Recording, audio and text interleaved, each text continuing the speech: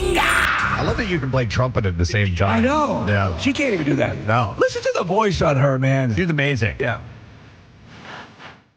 But don't go in. He loves only gold. There was, we've said this several times.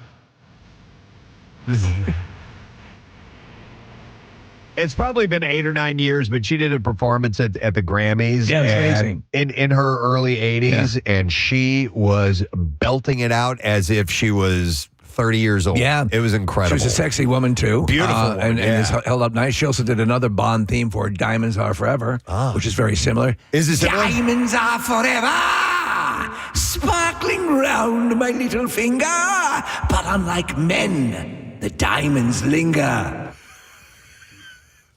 I love your tribute to her. I wish it was her birthday every day. I know. Shirley Bassey, 89 years old. All right, we will try and get an answer to the stupid question this morning. See if someone knows what brochettes are, or brochettes. I'm not really sure how you pronounce it.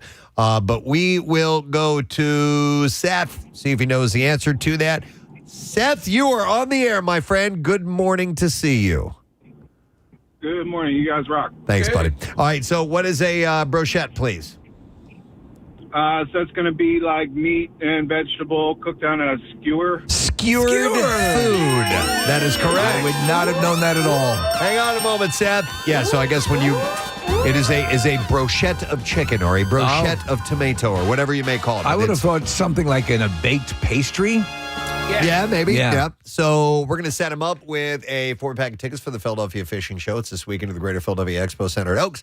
You can get the best deals on rods, reels, tackle, travel tips, boats, and more. It is the 9th through the 11th at the Expo Center at Oaks. Tickets and information available at phillyfishingshow.com. All right, we're going to start with news about Nick Reiner. He will now be represented by a public defender after his attorney abruptly withdrew from the case. Reiner, of course, faces murder charges in the stabbing deaths of his parents, Rob and Michelle Reiner. This came out of left field. I was reading about this, and apparently a lot of it has to do with the fact that this guy's super high priced, and the belief is they don't want to, throw up the money because this really kind of looks, this is a slam dunk case, really. And they wanted the best defense for him. But the fact that it went right over to an assigned public defender, that's what that indicates. His former lawyer told the court that his team had no choice but to step aside, and Nick did not enter a plea. Prosecutors say Nick could face life without parole or death penalty, though District Attorney Nathan Hocham noted no decision at this point has been made with respect to the death penalty. And the way I would see this go likely would be like an insanity plea or something like that, right? Yeah. If they're looking for the... if he pleads not guilty, most likely I would imagine insanity will be a part of that.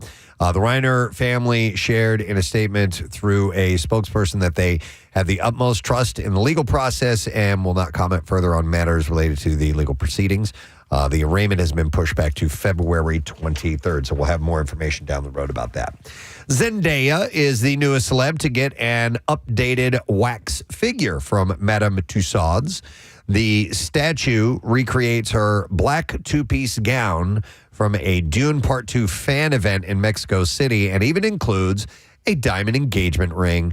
And some have pointed out how that whole thing isn't super realistic because she wasn't actually engaged to Tom Holland at the time of the fan event just yet. Yeah. But the museum seems to have done good work. People are commenting on how realistic it looks. The new wax figure comes more than a decade after her first wax figures debuted in 2015, which she called a major, major honor at the time. The new figure is now on display at Madame Tussauds in New York. They chose an outfit where she had some underboob hanging out. Oh, no kidding. But the wax figure does not have said underboob, and they have covered it up with like a bra. I wonder, Marissa, how sexy they would get or what they would allow as far as like plunging neckline. If they're doing like they have Marilyn in her, at least for a while, had her in her 7-year itch. Yeah, with the skirt flying up. Yeah. I wonder what their rules are. Maybe they would. Can you show beef? Cleavage, no underboob is wax what it looks like. Yeah. I've only been to one wax museum, and that was and I think it was in Madame Tussauds. It was in Hollywood, and some of it is extremely impressive. Others, they're off just a little bit. Yeah. But I thought it was kind of neat. They're the state of the art when it comes to this stuff. Yeah. Yeah, so here's an old one they have of her, and she's, very buxom, I guess you would say. She has cleavage, but then the underboob, no go. No go on the underboob. All right. Hillary Duff's big sis Haley Duff is now wading into the mama drama. Just a day after Ashley Tisdale's bombshell essay for The Cut suggests that she cut ties with her celeb mom group over toxicity, a simple like has dialed the drama up a bit. Eagle-eyed netizens spotted Haley had liked The Cut's post promoting Ashley's essay, suggesting she has picked her side in an unspoken fight. Imagine you've got the time on your hands to sit and notice when something gets liked. I know. Haley's like adds fuel to the rumors that she and Hillary her own sister, had a falling out since they haven't been pictured together since 2019. And Hillary herself said to Rolling Stone that she is dealing with, quote, family drama. An insider told Dumois that Hillary's husband, Matthew Coma, allegedly does not get along with Haley's husband, Matthew Rosenberg. Oh, boy, there's a whole bunch of problems going on here. Yeah. Are you Team Hillary or Team Haley? Team I don't give it up. Wow.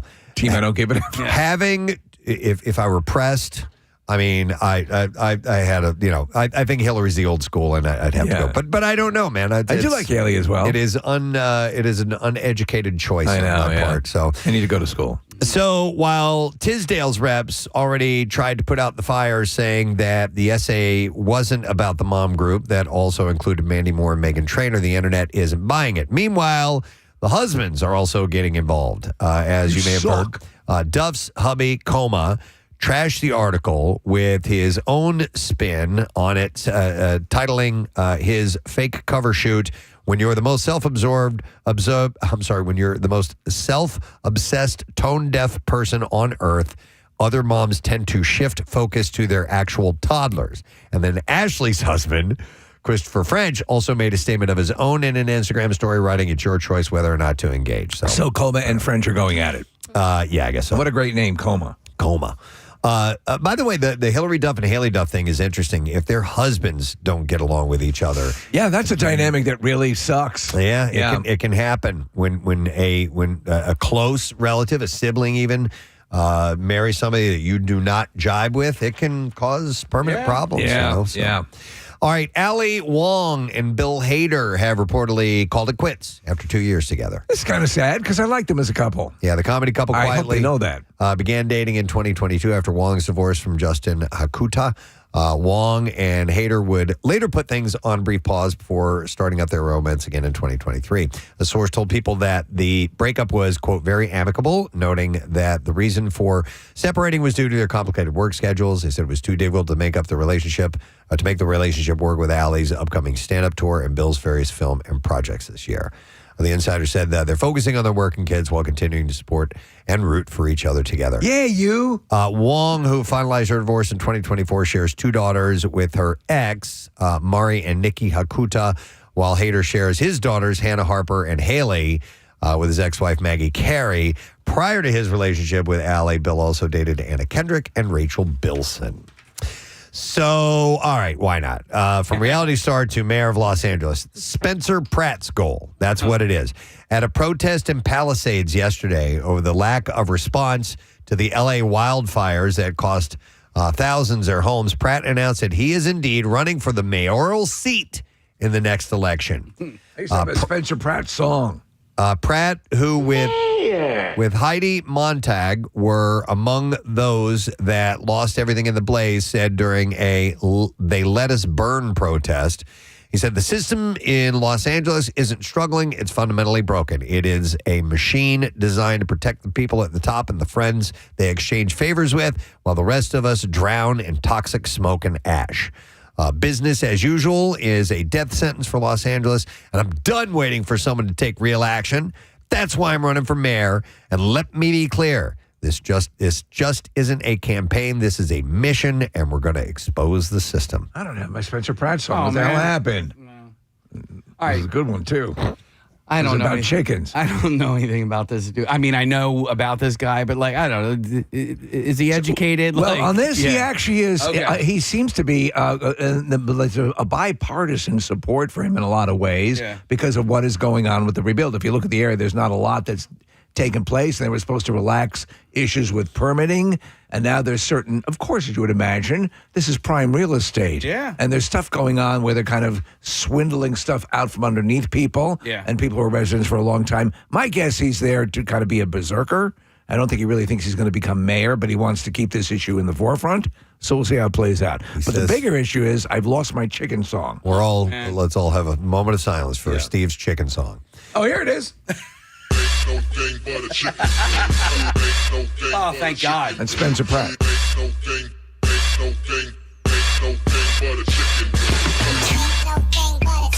Ain't no thing but a chicken wing. It was worth the wait.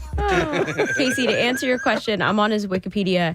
He has 6 different TV shows listed, and the fact that he won Snapchatter of the Year, but no Snapchatter of the Year? college education. No, I saw it at the top. He went to USC. Where if you did go it to say the that? education, alma mater, University of Southern California. It was hidden. I'm sorry. I got stuck on Snapchatter of the Year. All right. Yeah, why wouldn't you? Well, I mean, that's what stands out for sure. I was so devastated about the chicken song thing. I was. All right. Legendary and controversial actress Brigitte Bardot passed away December 28th. She was 91 years old. And yesterday, her husband, Bernard de Morel, had revealed the cause of death. According to him, Bardot had been diagnosed with cancer shortly before her passing and underwent 2 treatment surgeries before dying with him at her side.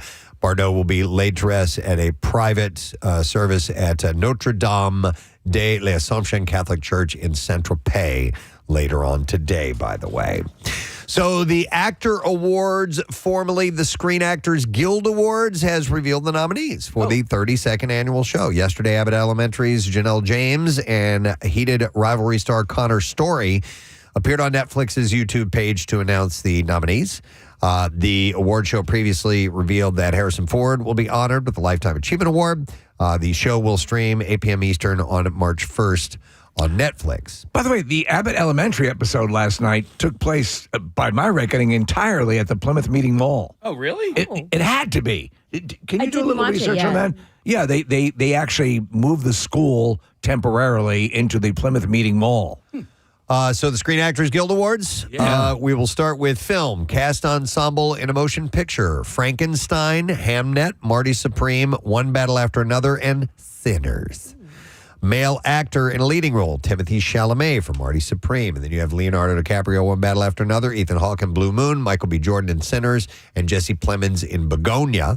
Female actor in a leading role, Jessie Buckley in Hamnet, Rose Byrne in If I Had Legs, I'd Kick You, Kate Hudson in Song Sung Blue, Chase Infinity in One Battle After Another, and Emma Stone in Begonia.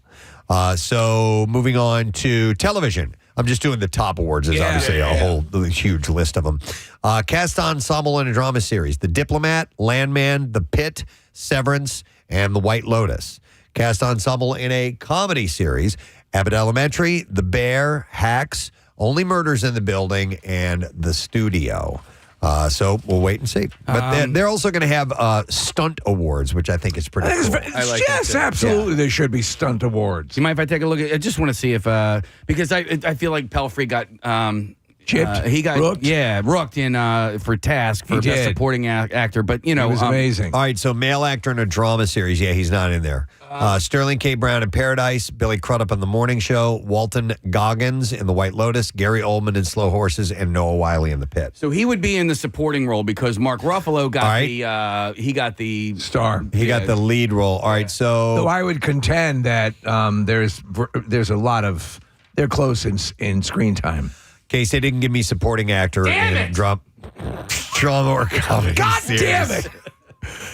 Yeah, he certainly deserves it. He was excellent on that show. I thought he was the best in the show. I agree. And Maeve was really, really good too. Yeah, they were all wonderful, but there was something about him that I personally felt stood out in that regard. So, All right, I have a couple of other things. Case, this will speak to you. Okay. Well, wait, Marissa, do you have a follow-up? Well, those are movies. These are movies. This just in. But I can say that, unfortunately, Steve, the Abbott Elementary was shot in California in an abandoned mall. Wow, because Yeah. it looked like Plymouth Yeah, Meeting. that's funny. All right.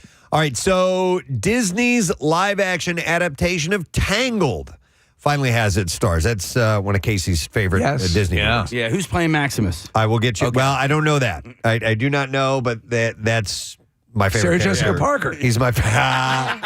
He's my favorite character in the movie.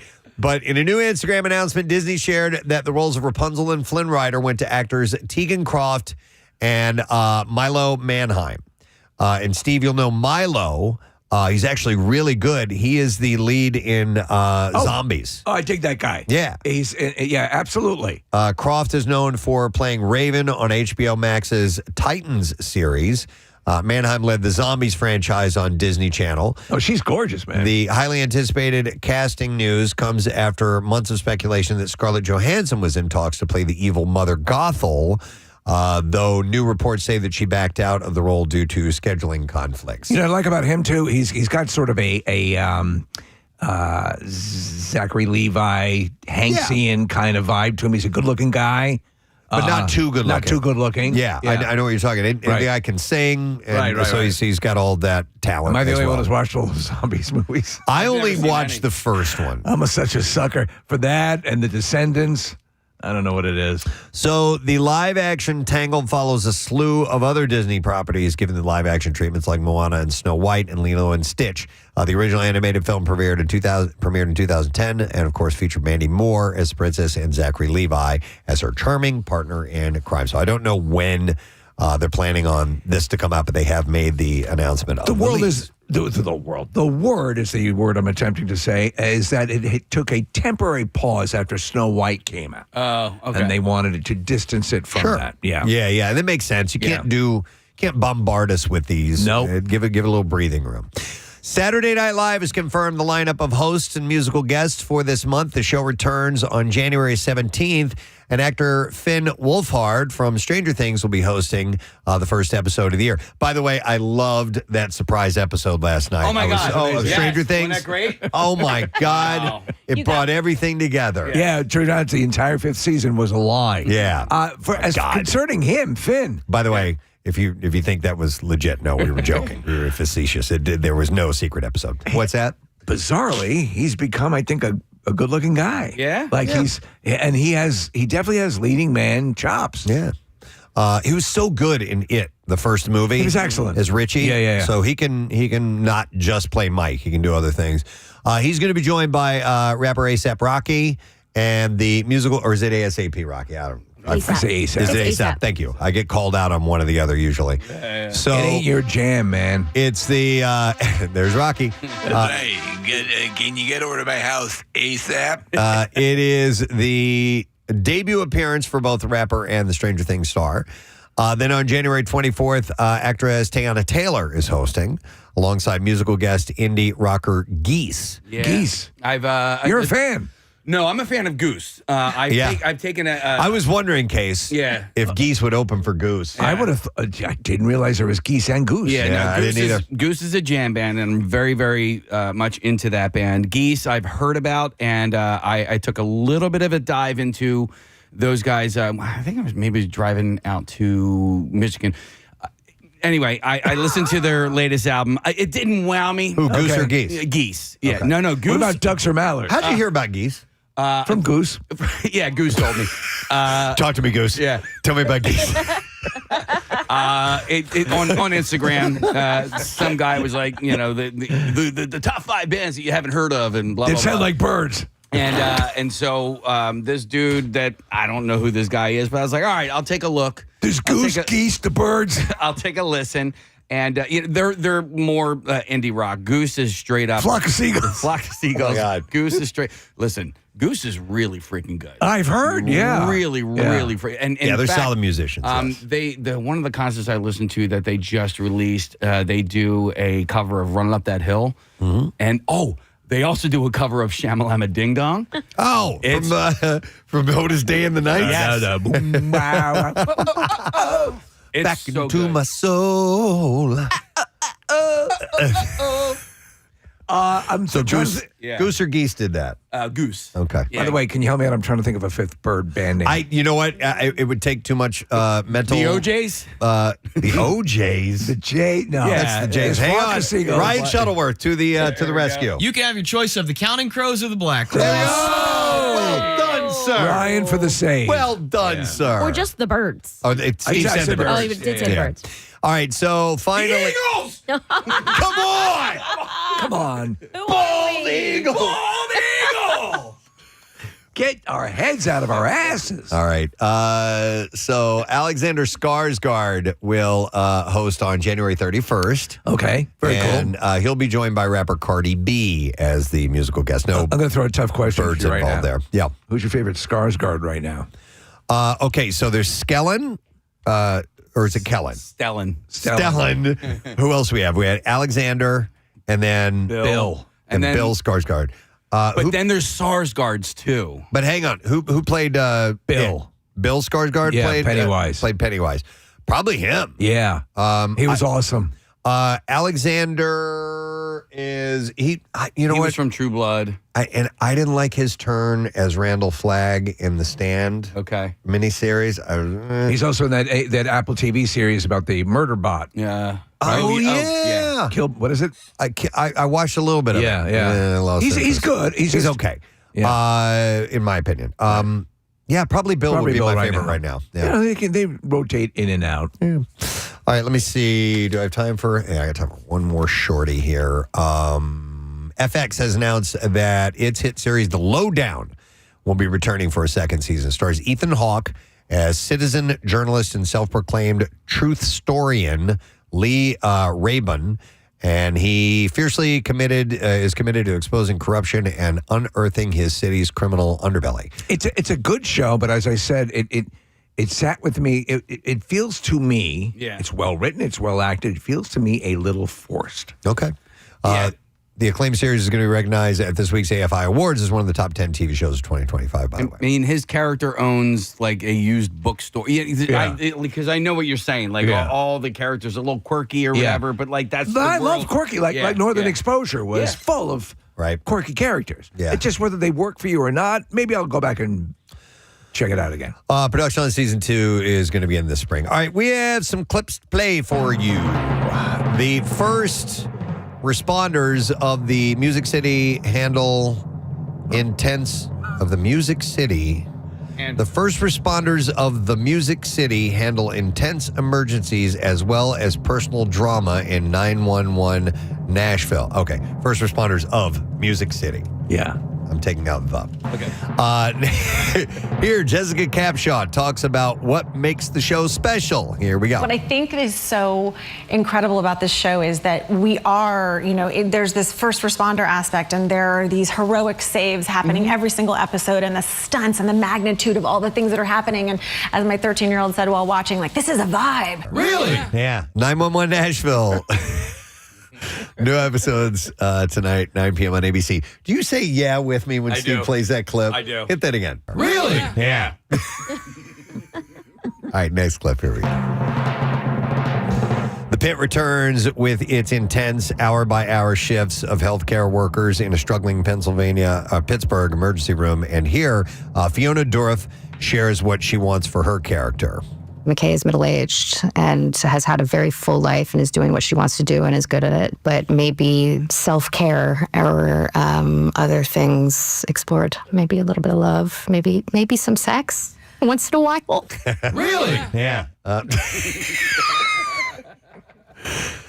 Season 2 premiere of The Pit is on tonight. There you go. 9 o'clock on HBO Max. That show is incredible. I've convinced Claire to dive in. Oh, great. So we're going to watch How does she handle medical room gore? So that was the thing. Okay. And so I think, though, when I told her that it's, when I said, think of it as a hybrid of like 24.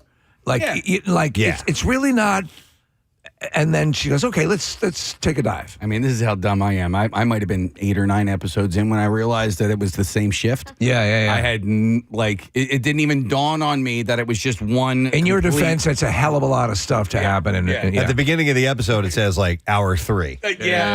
Sometimes I don't pay But attention to I get things. it. No, I totally get it. It's like in Law and Order. I never read the screens, and I didn't realize that it was like months later they were in court. Oh, really? For years. I don't know. I didn't watch Law and Order, so really? Yeah, that was good.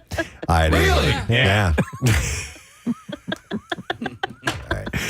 And on that note, we'll take a break. We'll come back in a second. We have daylight beginning to appear on this Thursday morning, which is always a good sign. Really? Yeah.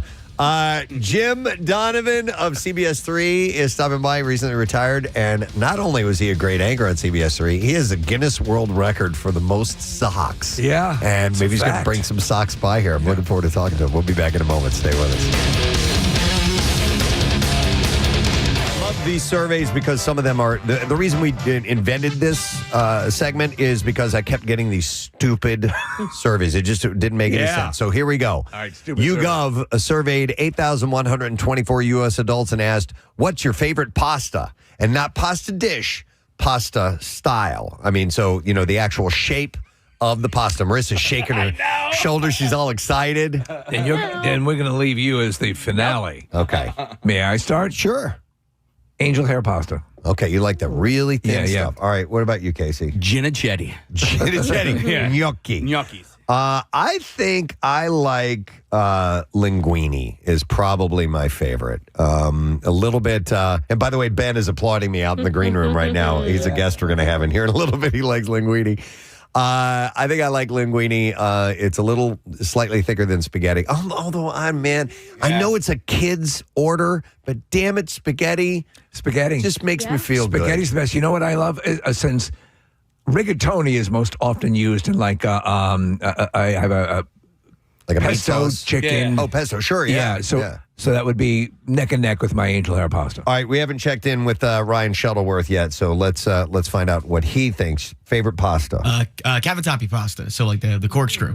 Okay, Yeah. And you know what is interesting about pasta shapes is that they are specifically for certain sauces because something like that will hold like a bolognese. It will hold the little pieces of meat in the spirals and stuff like that. And same with some ones that maybe like rigatoni that have, the slots that go down the side of them. All right, Marissa. Go ahead. What's your favorite? I mean, oh my God, I could talk about this for hours. It's fusilli, but there is a specific fusilli that is more of a corkscrew fusilli. Yeah. And it's really, really tight. And it is it's like the yummiest. Like if I walk by it at the supermarket, I just have to buy it. And there's one brand who actually makes spaghetti length of the corkscrew fusilli. Stop it, really? And it is my all-time favorite. Wow. Yes. So, Marissa, I know never seen exactly that. what you're talking about. There's one of my favorite dishes of all time. It was what they call tricolor fusilli. Mm-hmm. And it was a place called Bocce in New York would make it, and it was one of my favorite Italian restaurants to go to. It was delicious. All right, so here are the results. Let's hear. Number one is spaghetti. 33% had voted for spaghetti as their favorite. Number two is penne. Penne's always a good go-to. Bye-bye, penne. Yeah. Well, bye-bye, penne. Number three is macaroni. Whoa. Yeah. It's a classic. It's a go-to. And I guess you have to, I don't think about macaroni as pasta because I don't really think about macaroni in Italian cuisine. I think about it as an American, I agree. Cheese, So yeah. maybe I don't know if this is an aberration what I'm doing, but I always when I have my angel hair pasta, it's kind of like a spaghetti. Like I'll have it as with I'll have it with a meat sauce. Yeah, that's absolutely fine, Yeah, right? absolutely. You can do Or am I whatever you committing a want. crime? No, you can do whatever you want. Number four is tortellini.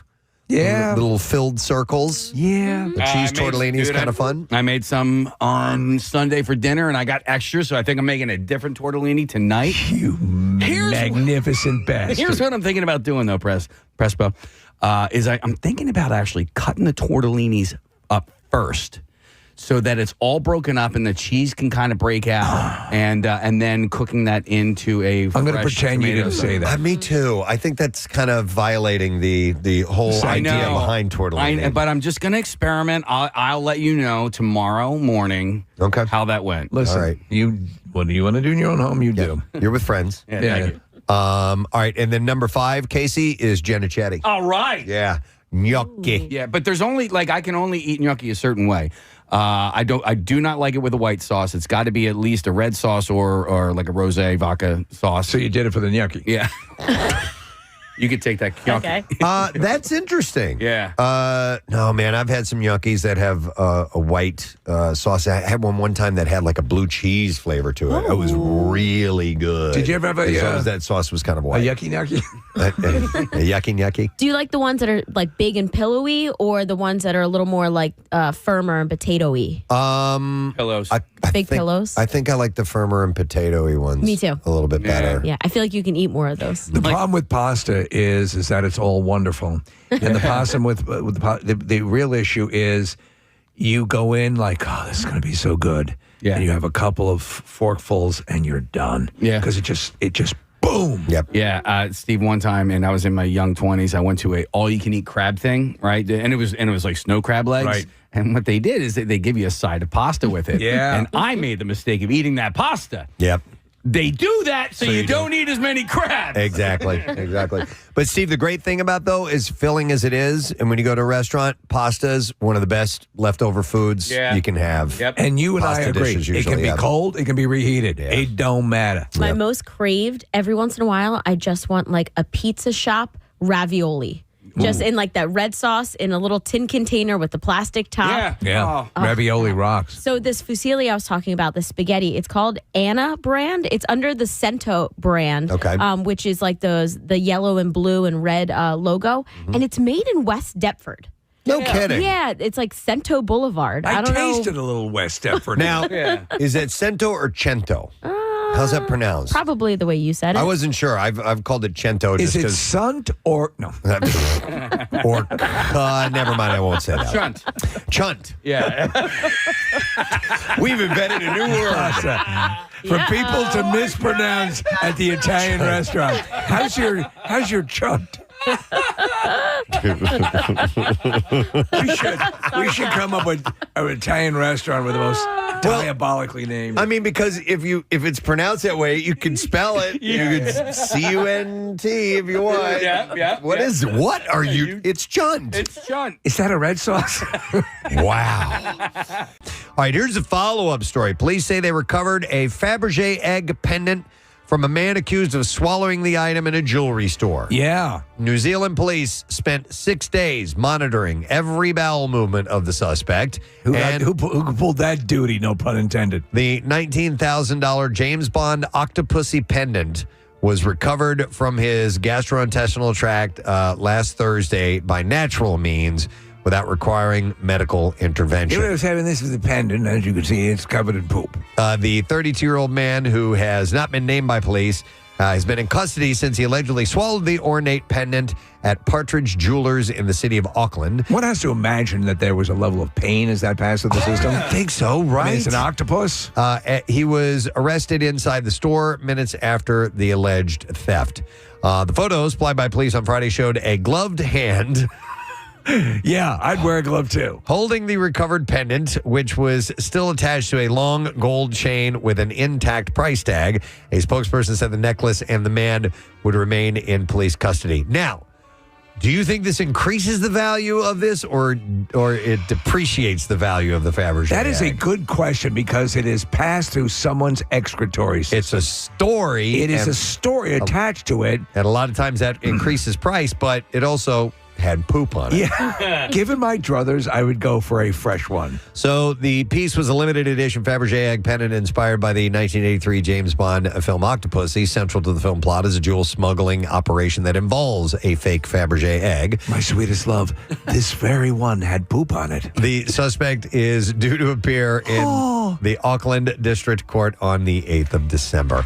You want to willpower your way through like better mental health or listen, mental health is mental health, but mental well-being. you set a foundation, set your alarm a little bit earlier, get up, meditate, maybe read some positive literature, things along those lines. Rub one out. I think that helps. I think that, and then you take a little nappy poo afterwards. To start? That's like midday, right? The rub one out? Yeah, why not? There are a few different ways you can do it. Yeah. Sometimes it's beautiful if the sun's rising through the window. It's funny because, I talk to a lot of these people, and I'm talking like, people that I've met in like 12-step programs and stuff, and this is their foundation. They get up, they have a cup of coffee, and they read some literature, and they get a good foundation. They surround themselves with positive people, right? Yeah. And I sit there and I listen to this. I'm like, I already get up at 4:30. I can't get up any earlier to read this sort of stuff. So I have to figure out what sort of foundation would work best for me to set my mental well-being for the rest of the day. I get up at 3:30 and I read poetry and I have my cup of coffee and I meditate and I rub one out. No, you. I rub one out while I'm meditating. That's what I do. Instead of a mantra. Yeah. Do you think anybody is right now while they're listening to us? Oh my God. Yeah. I'm doing it right now. Yeah. Hey there. How you doing? I wonder if someone. I know I'm going down this path, but I wonder if someone uses the show as sexual stimulant. Listen, weirder things have happened. You've seen Pornhub.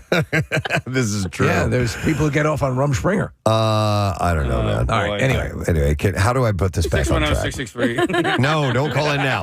We're good. I saw a video yesterday, and it looked great for a moment, and it was think of a piece of grid paper, and the person was filling in with colors what their anxiety level was every single day of the year, if they worked out, if there was a rest day, and it was great for one flip, and then she kept flipping and flipping and flipping, and she would have spent 10 or 15 minutes of her day just classifying what that day was to her. That's too much work. That becomes that very act of doing that, Marissa, would prove stressful to me. Oh my gosh. So again, I think you and I kind of do the same sort of thing. We pick our things, we lock, we're very habitual. Yeah. Any deviation from routine can be very alarming. So I try to get a little better with that. But, I always say, to people, do what's comfortable in a smaller way. Like, you see the people, as we talk about many times in January, who are sitting there with the salad without any dressing or anything on, and I'm going to eat cardboard, I'm going to lose weight, and whatever. Do something. Cut back on one thing. Right. Eat at a different time. You don't have to slam yourself. A January 1st or January 2nd complete abrupt. WMMR. Jesus, thank you, Marissa. All right, so we have ourselves a Thursday morning. The MMRBQ pre-sale is going on today at 10 a.m. And you can go to WMMR.com. And you can get yourself the password and get yourself those tickets. And you can wait for the general on sale tomorrow as well. But this is just a kind of way to make sure that you get those. If you really want those optimum seats, you can go ahead and get those now. So just a heads up on that it is indeed taking place. All right, I would like to bring you into the world of our esteemed establishment known as the Just Sayin Institute. The Just Sayin Institute, home of the Bird, Band, Avian, and Rock and Roll Museum. The entire museum. Yeah. All the bird bands. All right, man, there's been some really interesting things that have occurred in the world of science. And I'm going to start with a fairly serious one here, which now listen, when you hear about discoveries that have not yet been fully tested, it can take a long, long time for things to actually pan out. Yes. But I always think that it's nice to have a kernel of hope. And a team of American scientists claim that they have done something miraculous. They have cured lab mice suffering from Alzheimer's disease. Wow, really? Cured. And the word cured is in parentheses here, and I'll explain in a moment. They've made a lot of steps forward in slowing the progression and other things that they've been working on. There seems to be a good story popping up about Alzheimer's and dementia treatment every couple of months now. So they seem to be dancing all around this. So hopefully this is something. Yeah, the researchers achieved this feat by administering the rodents with the powerful compound, which is known as P7C3A20, which they announced in a new paper in the journal Cell Reports Medicine. Scientists from Ohio's Case Western Reserve University Hospitals, and the Lewis Stokes Cleveland VA Medical Center undertook the study. Andrew A. Piper, who's the study's principal investigator, said the key takeaway is a message of hope. The effects of Alzheimer's disease may not be inevitably permanent. Like they're talking about reversing it. And I've heard this. There are other things that have been mentioned that you've mentioned that talk about the reversal. Now, how does one meter Alzheimer's in a mouse? Yeah, really. Do they not recognize family members? I can give you the rundown of it. It's a lengthy article, but the damaged brain, he says, can, under some conditions, repair itself and regain function. That's incredible. I just think of preventative, as opposed to reversing it. So my mother-in-law passed away from Alzheimer's. She was later on when she got it, but it's something that sort of looms because there's it can be a family component, and there's all these things. One of the spots earlier, Preston, for and I wanted to mention it to you in passing, brought up about hearing aids and that the ability to hear can impact you. Have you heard this in one of the spots we play? It's for the company. No. And that can have a significant sway over whether you are susceptible to Alzheimer's or not. Okay. And I'm sorry, I'm half-assed quoting it, but it caught me off guard. Is that really something? Well, that's interesting because I just learned that hearing aids are not covered by most insurance. Okay. Which just seems crazy because they're very expensive. Yeah. And if it does have medical implications they're like less this. expensive now than they've there are so many companies that are making them and that are making them like you could just go in and interesting. My dad, before he passed, had purchased kind of these general that he loved that were great. Costco has a hearing aid section, believe it or not. Yeah. And a whole where you can go in and get tested. And have, I took my dad in there when he was living with us for a little while to get his hearing aids fixed and all that. So, well, Dad, if you're listening to this right now. Yeah. This research is part of a growing wave of very promising lab studies that point to a tantalizing future where Alzheimer's and other neurological issues could be a thing of the past. Besides this P7C3A20 research, others have scored remarkable lab results using different compounds and treatments. So this has made normally cautious scientists so excited that they are making bold predictions. University of Edinburgh neuroscience professor Tara Spires-Jones said that this month she thinks that the scientists are closer than ever to a truly life-changing treatment in as little as 5 to 10 years. You need stuff like this. I mean, this specifically robs you of when family members or people are dealing with this and someone ceases to recognize it. The whole Bruce Willis's thing, it's not exactly Alzheimer's. Right, but there is a similar aspect, and it robs the person, It's a horrifying thing. So regardless of the cause, previous research has suggested that Alzheimer's is a form of inflammation, and that means lessening or zeroing out inflammation in the brain could be key rather than managing symptoms. So let me get to the whole the mouse thing. Yeah. So for the study, the scientists focused on the impact of the crucial molecule called NAD+, or I'll call it NAD. Yeah, I know. Right. Sounds like a ball, right? Yeah. It's a coenzyme important for driving cellular metabolism, which decreases as we age. Patients with Alzheimer's suffer from a significant decrease of NAD+ in the brain, and hence their brain cells have trouble maintaining normal functionality, staving off inflammation, canceling other physical hallmarks of the disease. Hey, team go ahead. Yeah, they took 2 types of mice, lab mice. All right. That have been genetically bred to be predisposed to Alzheimer's. So they know how to do that. Treatment successfully prevented them from developing the disease. But the big news was they injected the compound into another batch of lab mice who were suffering from a relatively advanced stage of Alzheimer's at 6 months of age. After getting injections, the mice completely recovered their cognitive ability, and their NAD+ levels were restored to homeostasis levels. So that's amazing. That is amazing. So if the NAD levels are correct, do they even have to introduce the D's nuts? No. I don't think so. No, as long as your NADs are good, D's nuts, you don't even have to worry you about don't even have to concern yourself with them. What's also good about this study is that P7C3A20 offers an alternative pathway to boosting NAD levels versus taking over the chemical precursors for NAD+, which can raise NAD+ to such toxic levels that people could develop cancer. Don't want that. Yeah. That's where you would introduce the D's nuts. So I thought that was pretty amazing. No, listen, so much of just having hope, it really does help to have something to affix to. And I think this is very encouraging news Chris Hemsworth has an issue with this, right? Well, I think there's a family history. And he found out that, he found out he's very predisposed to it. Yeah. But I mean, listen, yes, this is encouraging, and I'm really happy. But then I also feel bad for the people that it's too late for. I know, and it is the sad nature of these things. But hope is hope. Yep. Yeah. So they want to obviously start human trials as they possibly can, but they obviously have to do more testing before you can find out if you can even try this stuff out. I wonder if you can could they talk to Rat Boy, because that's kind of a happy medium. Possibly. Already Eugene. there. Yeah. Eugene. That's from Rat Boy.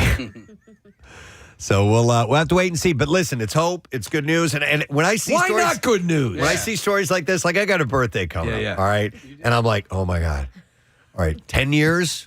All right, would that be available for me when I eventually have Alzheimer's? I have it all planned out. I'm going to keel over. We got a cure. Yeah, the next day. It'll happen. The guy's going to step over my body on the floor and go, we can fix it. It's like 10,000 spoons, but all you need is a knife. Right. Yeah. All right, Steve, here's a text from somebody. It says, an audiologist here. There is a link between dementia and hearing loss. So dementia. Lack of hearing makes you withdraw from conversation and you lack mental stimulation. And that's a quick explanation of it. There we go. Okay, So that makes can sense. Yeah, I could see that. The less engaged, again, I've seen people in my life where I know when they took the classic retire, kind of disconnect from society and engagement, it seemed that their dementia accelerated. And then here's a text that says, and yes, most insurance companies do not cover hearing aids, and it is criminal. So just a heads up, it can get expensive. All right, let's move over to orgasms. Yes, love them. All right, we go from... And how are the mice doing with this? Well, they're... Oh, man. Who's your daddy? Well, this is mainly in females. Female mice. If you've ever found yourself in tears or cracking up during sex, even if nothing was especially funny or upsetting, it's not uncommon. Having sex... Oh, she definitely got there. I can hear it. I'm going to make you laugh so hard.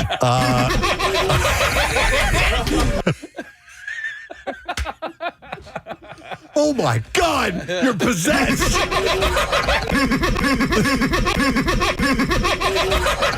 Oh, my God. Multiple laughters. And then we need the screaming orgasm guy on the other side of that. Oh, my God. Oh, it's too funny. So having sex can be weird.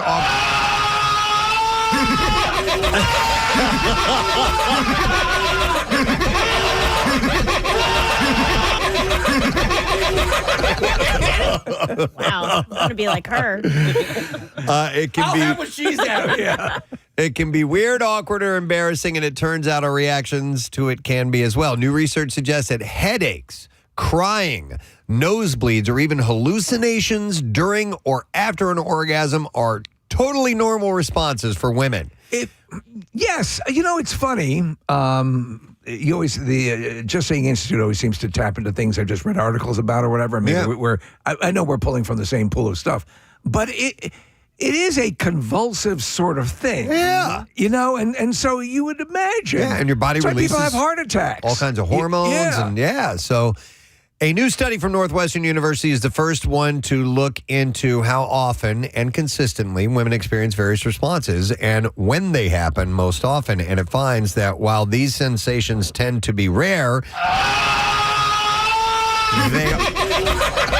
they are within the range of normal sexual response, even if they're surprising to the woman experiencing them. Dr. Lauren Stryker, a clinical professor at Northwestern University, says that women need to know that if they have uncontrollable peals of laughter every time they orgasm and nothing was funny, they're not alone.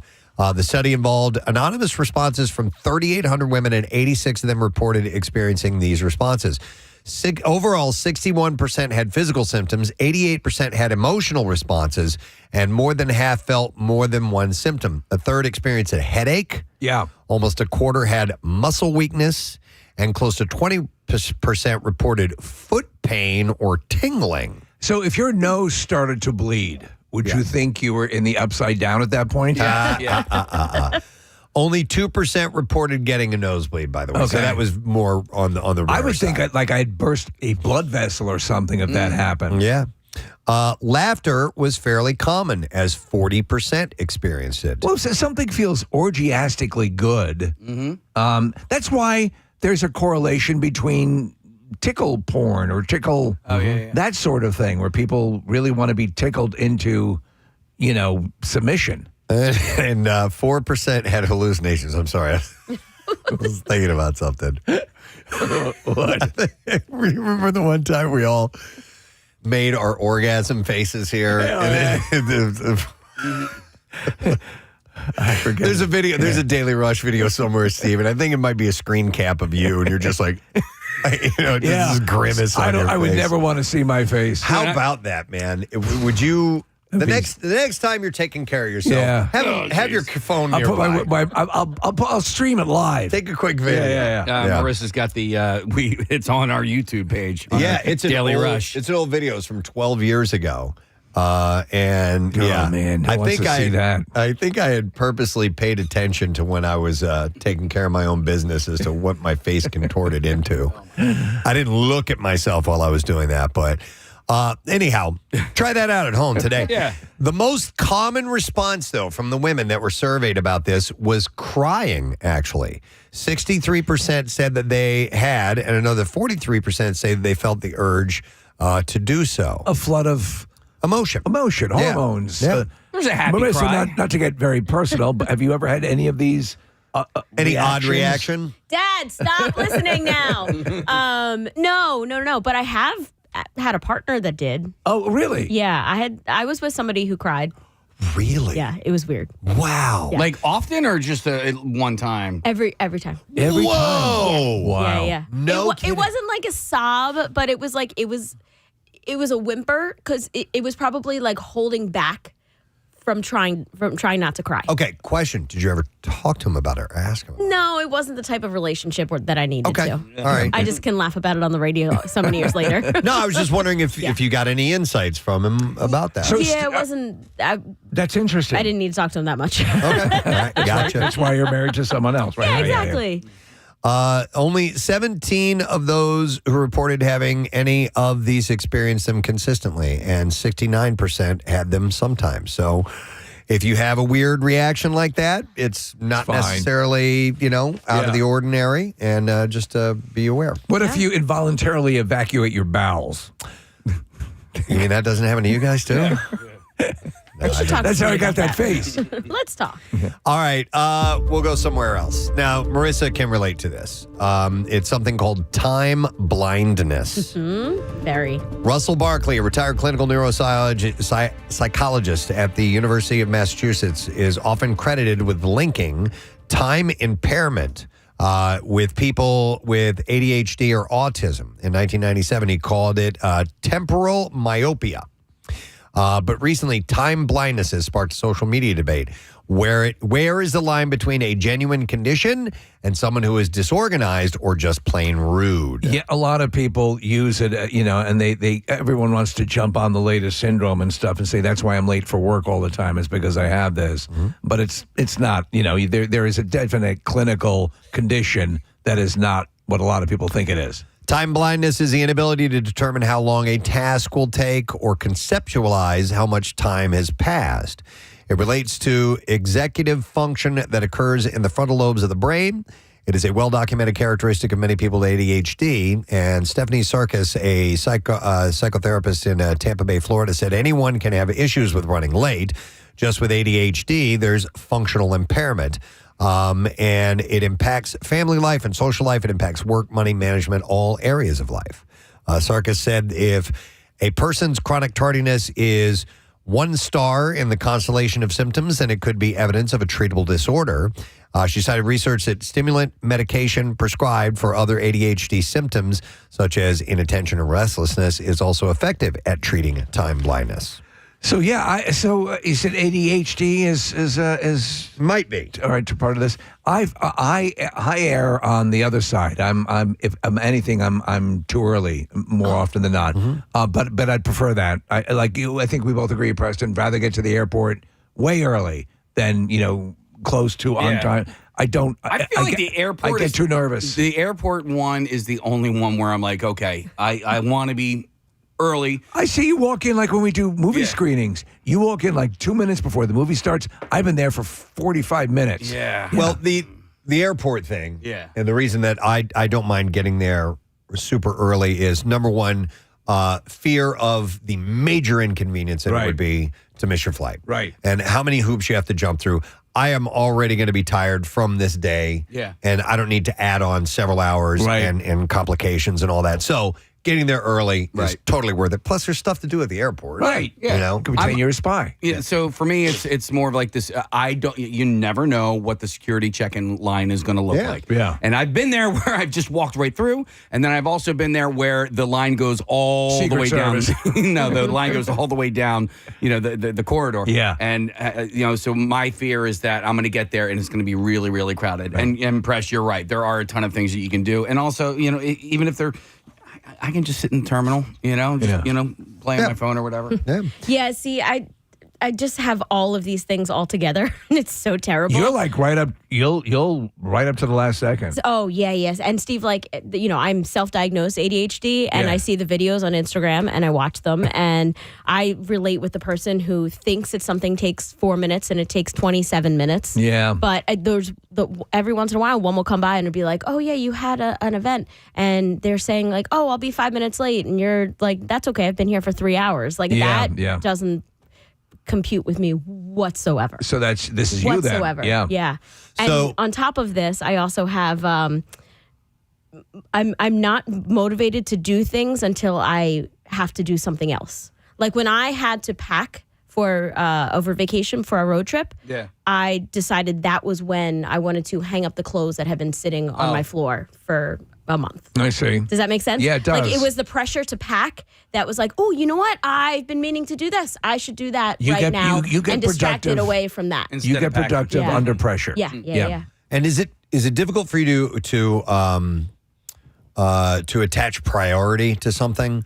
Meaning, like let's say this: if you had to be somewhere at 6 p.m. and if you weren't there on time, you were going to lose your job. That kind of priority would motivate you to be there early. I am so falsifying myself that I still think that I'm going to be on time, no matter what time I leave. Okay. I can convince myself that like I'm still leaving with enough time. Does that make sense? Okay, but what I'm saying, but if a heightened priority were put on something, would you make a mental note to I will not get there late, I will get there early?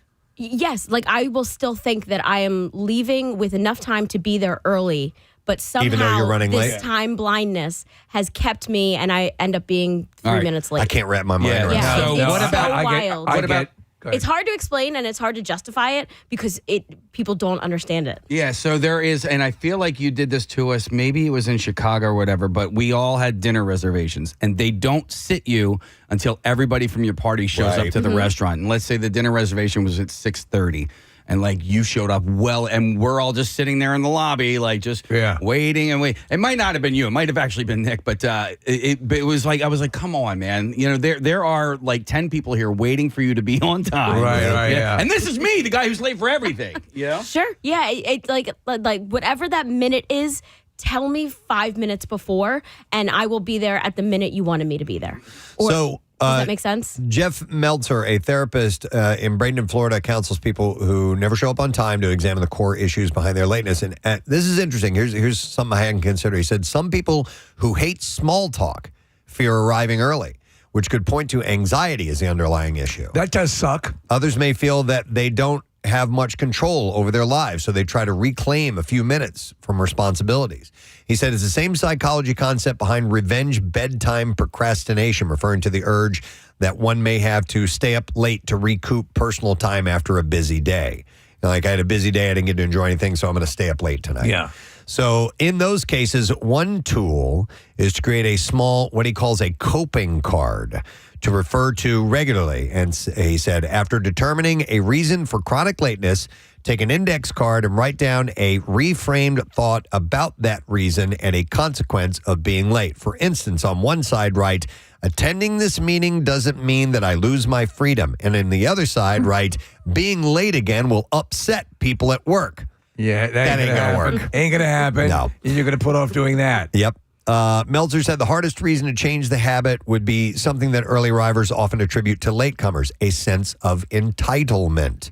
People who feel that their time is more important than others' time may give themselves permission to be late. You know what makes me feel a little bit uneasy is when we have a guest show up way early. And I know that there are certain guests that like, Mark Summers is an early guy. Right. I think Todd Glass is an early. And that's just who they are. They don't like to be late. Yeah. So let's say we tell them to be here at 8, to be on air at 8:15, and then they show up at 7:30. That makes me feel uneasy because now they're just waiting for 40, and I don't want them waiting for 45 minutes. I'd rather them wait for, I'll tell you, as someone who does arrive early, I never feel that the onus is on the person who's the event I'm going to, that they have to entertain me or.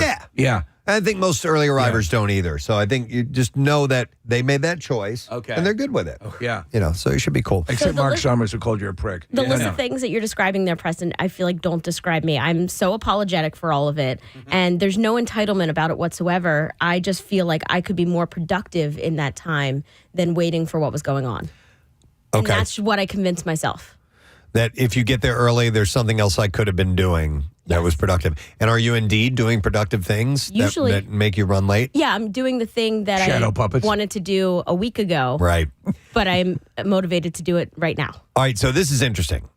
Particularly helpful, he says, has been making a list of how long things take. Getting out the door in the morning felt like it took 20 minutes until this therapist, Levat, listed every step from bed to door. So he actually timed it out. Walk down the stairs 1 minute, find shoes 1 minute. And he said, I had a list that was a whole page long of literally walking between rooms and learned that it took 45 minutes, not 20 minutes. Right. So if you actually twice.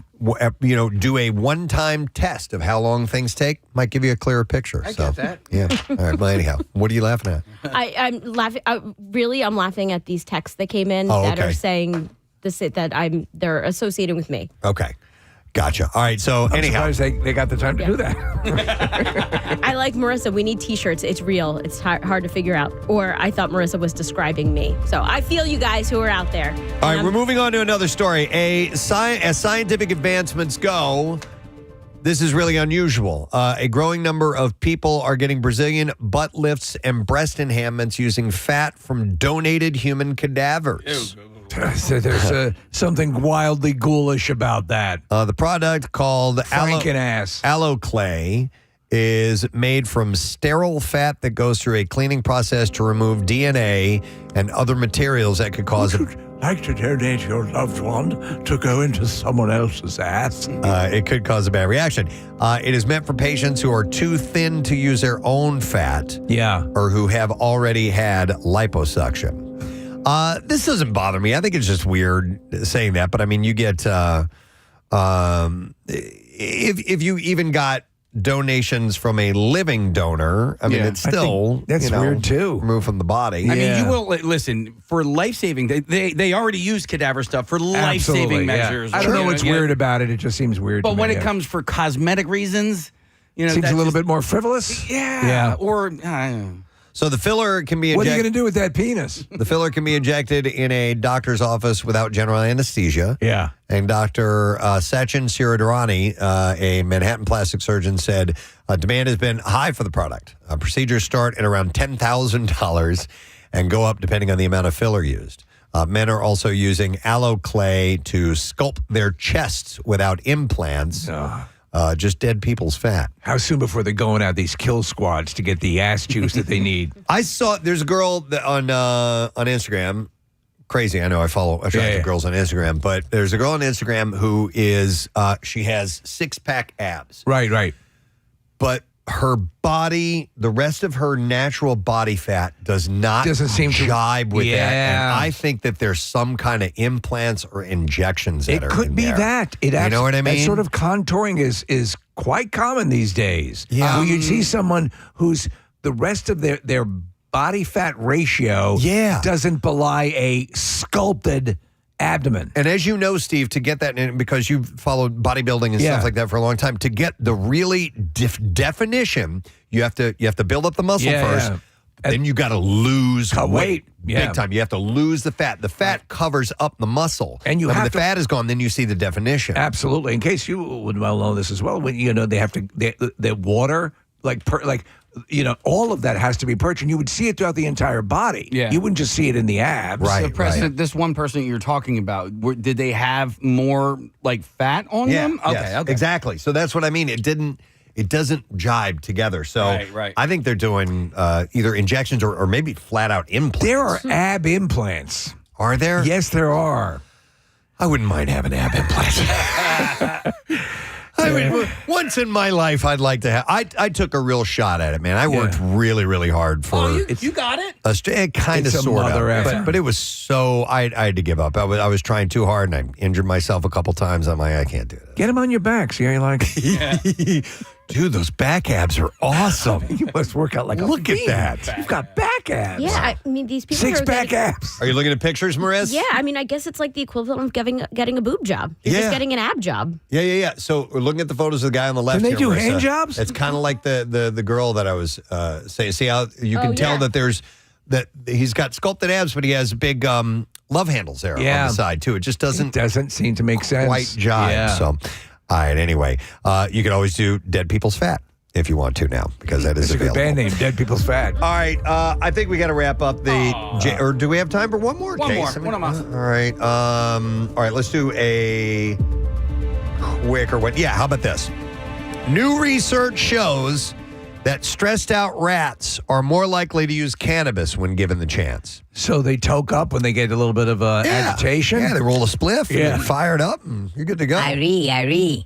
Scientists at Washington State University created Put on some Marley. Created a detailed behavior profile for 48 rats. Yeah. And then let them access cannabis vapor for an hour a day over 3 weeks. Why not just give them edibles? I know, right? Maybe they could. I'm not really sure. So the rats could get the vapor by poking their nose into a small port. Rats with higher levels of stress hormone cortisone use the cannabis more often than calmer rats. This cheese tastes so good. The connection was tied to their regular baseline stress levels. I'm in the mood for pizza. Not stress from specific tasks or puzzles. Researchers also found that rats who had trouble adapting to changing rules were more motivated to seek out the cannabis. It's kind of funny. Trouble adapting to changing rules. They're like, dude, I can't figure this out. Let's just smoke You're up. bumming me out. Scientists hope this information could help people understand their own cannabis habits and make smarter choices about use. Cannabis Rats. There's another band name. That's a band name. The Cannabis Rats. I love it.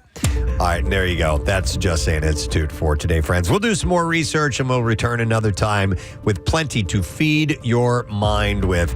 We're going to come back in a second. We have Bizarre File stories on the way. We've got Jim Donovan stopping by, recently retired from CBS 3, and has the world's largest collection of socks. I mean, Guinness Book World Record. It's been documented. So he'll be stopping by this morning. We'll be back in a sec. Stay with us.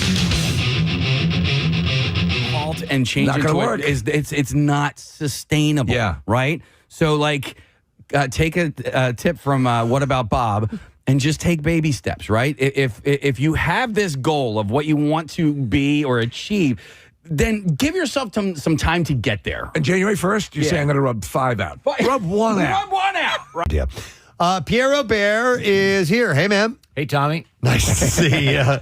He called me. So we were backstage at the 40th anniversary of a Live Aid event, and Pierre's walking around. He's going to be one of the hosts of this, and I hear him go, "All right, get ready, Tommy." And I didn't know he was talking to me. And he was referencing Tommy Tom Thompson. I was like, yes. And in fact, he brought it up during his intro on stage. I think we have a little clip of my intro. Do we hit Casey that Ryan sent over from, you already talked about the event, but it was one of the great honors of my life to introduce you. Oh, well, thank you, sir. The honor was all mine. Here it is. But to relive the reunion part right now, we would like to do a Led Zeppelin song and to bring a certain gentleman on from our WMMR morning show. He happened to be a great guy, first of all. Intelligent, wild, powerful, and he and Preston, or he is Preston, but he and Steve make for a wonderful combination on our show and have for a number of years. They're 20 years with us at MMR and even more than that in Philly. And it's an incredible live and local morning show that cares about the community, does food drives. By the way, sorry to interrupt, but one other thing, this is a benefit for the Leukemia and Lymphoma Society. You interrupted yourself, didn't you? Yeah, I interrupted myself, and of course, it took me forever to get around to the introduction, but I'll get there. Stay with me. Money, we'll go there. Martha has suffered from both of those illnesses, and that's why they wanted to make this, and she has recovered from them. God bless her. So there is hope. There's hope to feed the world. There's hope to cure illnesses when you come together. But at any rate, Preston and Steve do the blood drive, they do the food drive, they do so much for the community. But Preston also happens to be an incredible drummer. And Steel Panther, the mock heavy metal band, nicknamed him Thompson. And he is going to take the drums for this first song.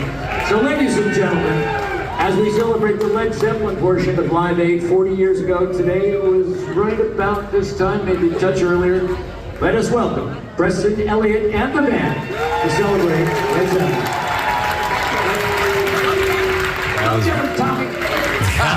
Go get him, Tommy. Tommy. My big intro. And I got to plug PJ Brown, the singer. Oh, my God. How great was she? So, I mean, I think you played a little clip of the sound of it earlier because it was, you know the song Rock and Roll from Led Zeppelin 4. Yes. Everybody knows it. And that drum intro.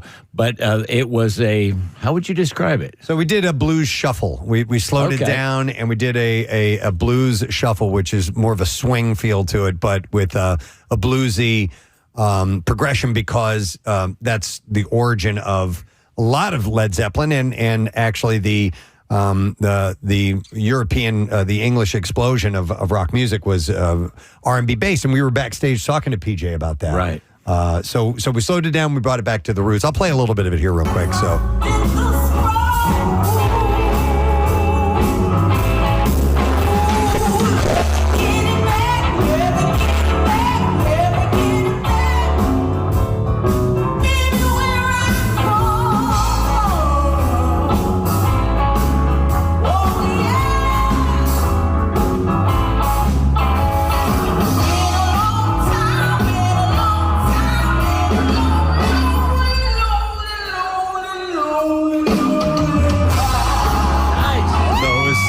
Done in that style. I love that. Really cool. There was and I didn't catch everybody's name, but there was a trombone player who took a solo during that song, and it was great, man. I was coming. I was inside. I went back for 1 second, then came back out, and I go, "Am I hearing a trombone?" Yeah. During rock and roll. Yeah. But yeah, it is said that it took the British artist to show America its own roots in terms of celebrating, the Willie Dixons and the Muddy Waters and on and on and on. So many artists that created that black sound, the R&B sound, the jazz, the blues, the rhythm, all of that, which is the backbone of rock and roll. Yeah, most definitely. And all those British bands embraced it, and Zeppelin particularly. So, but hearing that version of it, and you just nailed it. I might Thanks, add. man. So, that was cool. I had one run through with those guys beforehand, and then we went and played it. But. And then we were sitting backstage, and I have a picture. I think I just sent it over to Sarah to post. And Preston is sitting on the couch backstage and talking to PJ, and he said, "I think I need." What was it, a bourbon? Oh, yeah. Yes. Yeah. Whiskey. Yeah, I think I need some whiskey. And I watched with great interest as you went to the bottles that were available backstage, a little ice in the glass, and poured yourself a nice one and sat down and had a lovely chat with PJ. She's incredibly nice. Yeah. There's a nice picture of her and you and me and Paula. the other lady, Paula. Paula Holloway, who used to sing with Patti LaBelle. Thank you. Yeah. And did a wicked version of Over the Rainbow. Yeah, it brought the house down. It really did. And in fact, PJ said, I didn't know you were going on before me. We're both amazing singers. So it was a great night. And I think over $25,000 raised for Leukemia Lymphoma Excellent. Society. Thank you to Victor Fiorello for putting that whole thing together. Unfortunately, he couldn't play because he was sick. Isn't that the wildest? Yeah. But, he did a great job. I was curious, would people come out? It was a lot of really cool and talented Philly musicians, but they were not known, in the community as much as some other local musicians. So I'm going, all right, will people come out? And it was packed. It was packed. I love to hear that. That's great. And it's like a small electric factory. And it's just a great place to see a show, too. Yeah, it's a good way to put it. It is like the old electric factory, but a little bit smaller. I love it. In France, 2 inmates escaped from the Dijon prison detention center's disciplinary wing early Thursday, and they did it after sawing through their cell bars with blades that were believed to have been delivered by drone to the prison. Aha! Yeah, the escapees are a 19-year-old under investigation for attempted murder and a 32-year-old accused of threats and aggravated habitual violence against a spouse.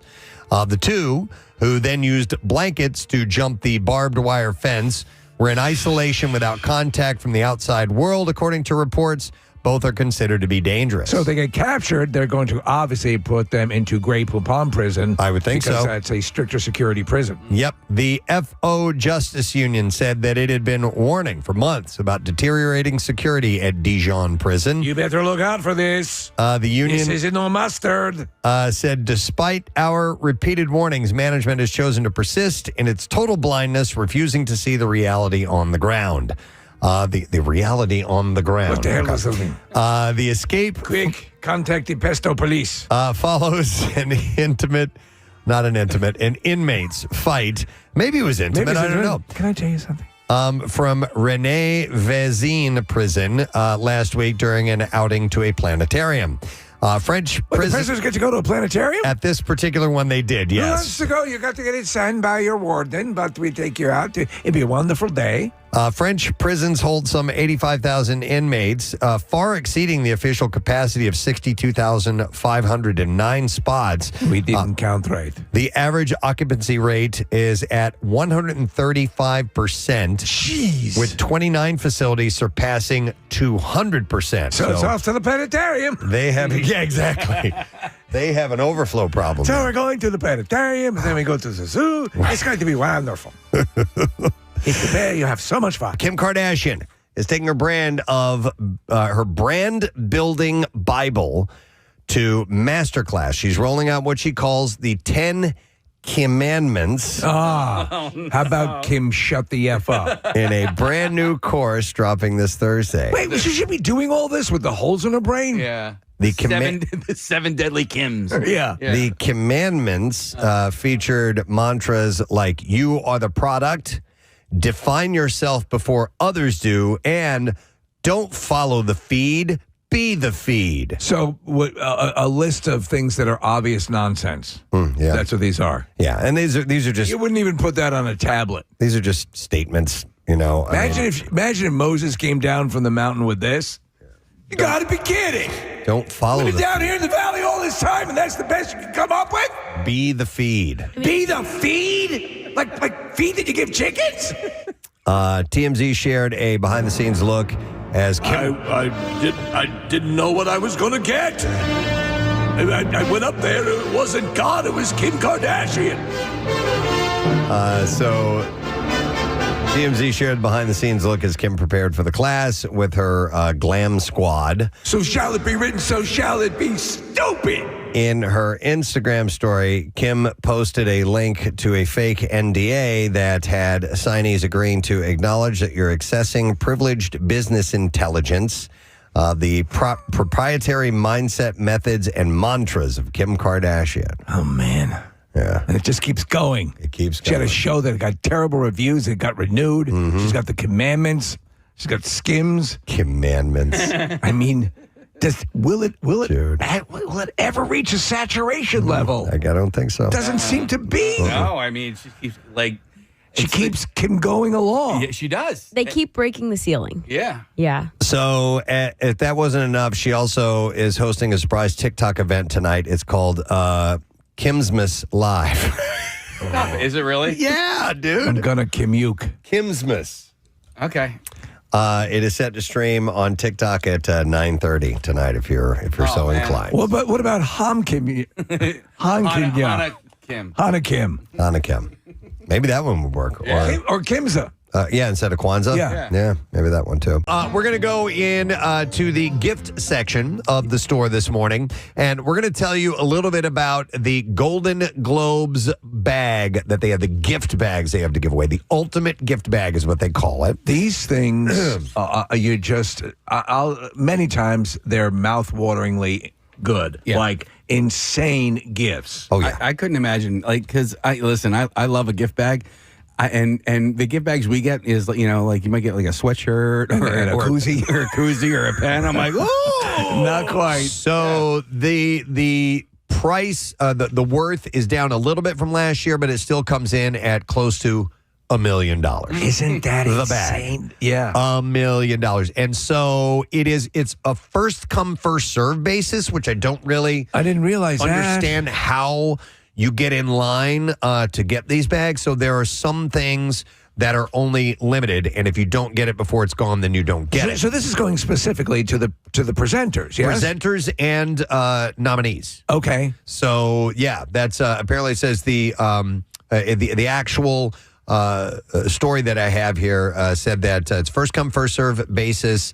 And it is for, I believe, winners and presenters. So, and part of the deal where the dollar value is so high is because you have these major sponsors. Yes. They know they're going to get traction by being part of this bag. All right, it may not be nominees. It just says winners and presenters. Okay, all right. All right, so listen to this. So they make us envious. Well, they have, it's big time. They have them broken down into a couple of categories. They have travel and experience, beauty and wellness, and then wine, spirits, and cigars. So the travel sometimes blows me away. Oh, yeah. Well, get ready. All right. I won't even go through all of them. There's too many of them. So Do they have koozies? Here's one of the trips. Casa Belmar by Destinations in Paradise. So, you have to mention these sponsors, and that's what they get. So, it's a 3-night stay in San Jose del Cabo, Mexico, at a beachfront villa. It's available to 5 recipients. It's a $25,000 value. But that's just the beginning. It gets more intense. So, Celestia Finici is a 5-day luxury yacht charter through the Coral Triangle in Indonesia. I mean, come on! That is a $60,000 gift, and it's available to all participants. I get excited for my Dunkin' gift. WMMR. All right, some stories from the world of the bizarre are right now. Bizarre. WMMR presents Preston and Steve's Bizarre File. Brought to you by Horizon Services. They offer same-day emergency service with no emergency fees, and you can book now at horizonservices.com. Help is on the way. All right, not too surprised to see this, but a 37-year-old man was arrested weeks after allegedly stabbing someone during a fight over an Uno card game at a family party in Clark, New Jersey. Stabbed him? Yes. Daryl D. Busby of Newark was charged with aggravated assault with a deadly weapon, and weapons offenses following his arrest on Tuesday. Isn't it a family fun game? It is. It's so much fun. The victim was driven to an area hospital in a private vehicle to be treated for injuries not considered life-threatening. It was Uno. The stabbing at an apartment took place around midnight following a dispute over the card game. Police were called after getting a report of fight involving a baseball bat. The altercation then moved outside where the victim was stabbed. I got to believe it was over a draw 4 card. It would have to be, right? Yep. As people arrived, several vehicles were leaving the area, and the fight had ended. As officers investigated, the driver transported the stabbing victim to an area hospital, had called 911. Busby, who is represented by a public defender, is next scheduled to appear in court on March 4th. Authorities are investigating an alleged assault at Disneyland after one group of guests reportedly cut in line and then violence ensued. According to a statement from Anaheim, California Police Sergeant Matt Sutter, the incident took place in line for the Indiana Jones Adventure attraction. Sutter said, according to reports, one group tried to pass another that was standing in line. A verbal argument led to a physical altercation. So the better action was actually outside in the line. Yeah, much more exciting. As a result, one male was injured, received first aid, and remained in the park for the rest of the day with his family. Meanwhile, the other party involved fled the scene and has not been located. Cutting lines, anything like that. People waiting in line for a long time. Yeah, of course, people are going to freak the F out. Yep. Authorities are following up on leads to make contact. Anyone with information or eyewitness accounts or video is encouraged to contact the police. A Reddit user who claims to be an eyewitness said the whole incident lasted about 30 seconds and that there were several people intervening to stop the guy. He said that he managed to get some hits in even with people blocking. Then he stepped back a bit so others did too, and that's when he jumped in for one last sucker punch, which drew blood, and then he ran off with his family following. And then he produced a bullwhip. In the comments, a woman claiming to be in line at the time of the incident said that her husband ended up with 4 stitches and what she said was a wicked shiner after the altercation. How'd you get those stitches, Indy? Also shared to the forum was a photo of a young man showing the reported stitches with a large bruise above his right eyes. Junior, what are you doing? How'd you get those stitches? Were you in line at Disneyland? The woman claimed that her husband refused to fight back because he didn't want to risk false assault accusations, risk us being blacklisted, and family getting removed and ending our Disney vacation early. As they say, archaeologists get stitches. So a smart move on their part. Yeah. The wife added in a separate post that after the incident, a cast member took the kids at the side and gave them lightning lane passes for the rest of the day. The hubby got vouchers for replacement clothes because some got destroyed and soaked in blood from the shops as well. Have you seen the footage of the? It's happened a couple times now. In that presentation, there's the boulder. Yeah, the stunt guy is running in front of, and sometimes the boulder catches him. Get out! Yeah. No, well, in this video, the thing is made of rubber. It bounces. Yeah. And you can't tell that until it came off of the ramp that it was on, and there was a staff member standing there and tried to block it from going to the audience. Dude got rocked. He got clocked. Really? He got knocked across the room. Yeah. They said it was like 400 pounds. Yeah, he protected. Yeah, we're looking at a video of it. He protected the audience from getting hit, but he took one for the team for sure. It's like a giant exercise ball, but it's huge. It's like 10 or 12 feet tall. All right, here's a local story.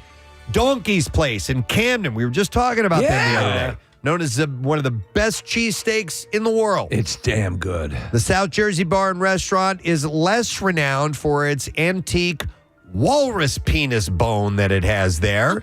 And owner Rob Lucas Jr. said that the Donkey's Place has kept a walrus baculum, which is a bone in the penis of many mammals, behind the bar for as long as he can remember. The popular conversation piece sits alongside a megalodon tooth and several other artifacts. Is that all the donkeys?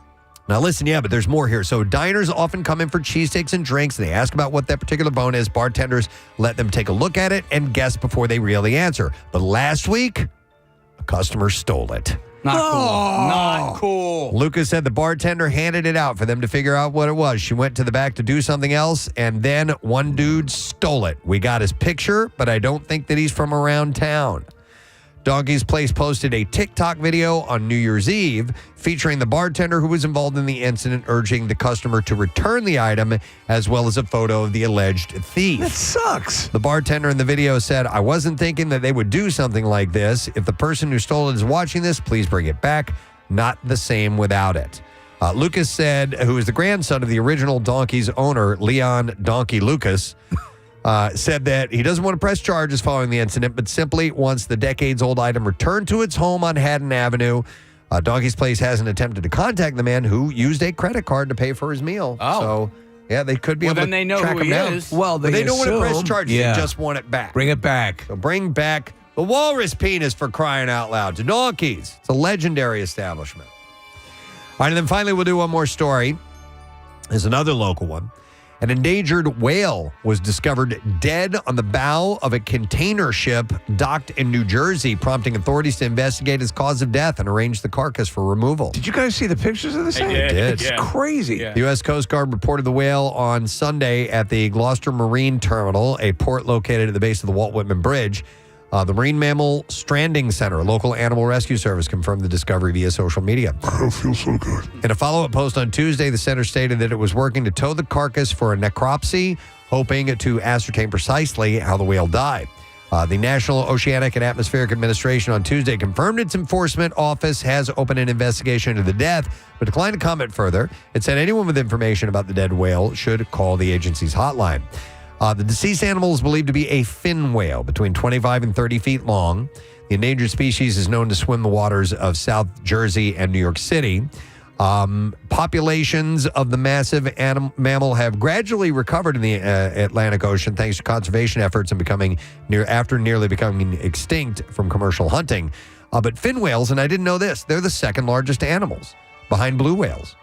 Fully grown, they can reach up to 85 feet long. I would not have guessed that. No. And that's pretty startling. They weigh between 40 and 80 tons. So this one was, I guess, a smaller one at 25 to 30 feet, but they're the second largest animal in the world. I didn't even know a fin whale was a thing until I saw this story. Yeah, and had no idea that they were that whales that big were around here. So apparently the case. So they're looking into it. That's your bizarre file for you, friend. All right, we're going to take a quick break and come back in a moment. A reminder, if you haven't gotten the details about the Cardboard Classic yet, you can do it. It's coming up Friday, March 6th, and we would love for you to be a part of this whole thing.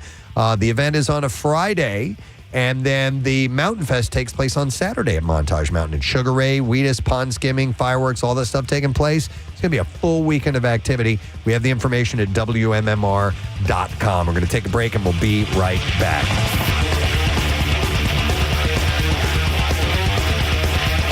Then you have the Conrad Koh Sumai, which is 3 nights in the Gulf of Thailand at the Royal Villa. It's a $15,370 value, available to 3 recipients.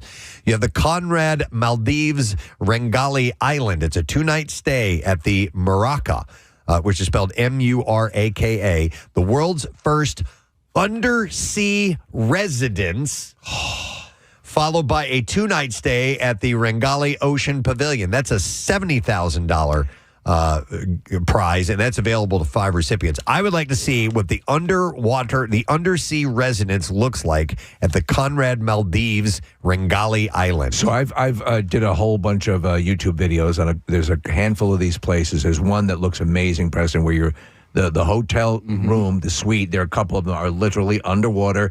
Big, huge windows, like the toilet. You're literally looking out at the coral reef. Yeah, it's pretty amazing. I don't know if that's this one in particular. Yeah, but it's something that is a bucket list item. There's one down in Florida called, and it's for scuba divers, but it's called the Jules Verne. My cousins stayed there because they're big scuba people, and you just dive right out of your room, and you're underwater. So is it just the room? Because this was kind of like a suite underwater. Yeah. And I think it's just the room, and just when I was looking at pictures, it didn't look like super extravagant, but it was just kind of cool. I think this is what you're talking about. That's what I'm talking about, Preston. I found a photo of it. That's it. And this is outrageous. I mean, unbelievable. Yeah. Wow. Imagine if you wake up and you forgot you're in that room. Oh, my God. Oh, my God. Drowning! All right, this is a lot of fun. GameStop, the store, says that it accepted more than 80,000 items during this weekend's Trade Anything Day event. So it's a Trade Anything Day. So they shared images with IGN of the weirdest items that they accepted, including a bobcat, a goose, and a physical Netflix disc for the Nintendo Wii. The chain's big trade event was the latest publicity stunt from the company, this time designed to highlight its trade-in program that provides customers with store credit or cash for a range of home entertainment items. Now, normally, the range would not extend beyond entertainment items, but GameStop this past Saturday advertised it would provide some sort of credit for almost anything that customers cared to bring into them. It's a smart move. In a statement to IGN, GameStop ranked its more memorable trades from stores across the country as including items such as a tiny Jesus, a speed limit sign, Air Jordans, and tapes of Friends on VHS. And over social media, customers celebrated shifting various unwanted items in exchange for credit, including McDonald's Grinchmas socks and what looked like a replica of the United States Declaration of Independence. Another customer seemingly joked and claimed that they tried to trade in a live pet dog, which they said had been refused. But perhaps most bizarre of all, with a taxidermied goose and bobcat, both of which appeared to have seen better days. Last week, GameStop hit headlines with another trade-in story as it paid out more than $30,000 for a rare Pokemon card. According to the retailer, the transaction was evidence its trade-in program offered fair value, though it simultaneously admitted the card had actually been worth at least $3,000 more. They said any trolls who publicly claim that GameStop trade-in values are bad are hereby factually and demonstrably incorrect. So they have a trade-in policy. GameStop was on the precipice of going completely under, and I guess they fought their way back. Yep, they're doing all right. All right, allegations that people can only describe as disgusting and nauseating are coming out of the Baltimore County Fire Department. The situation has now sparked a police investigation, raising major public health concerns.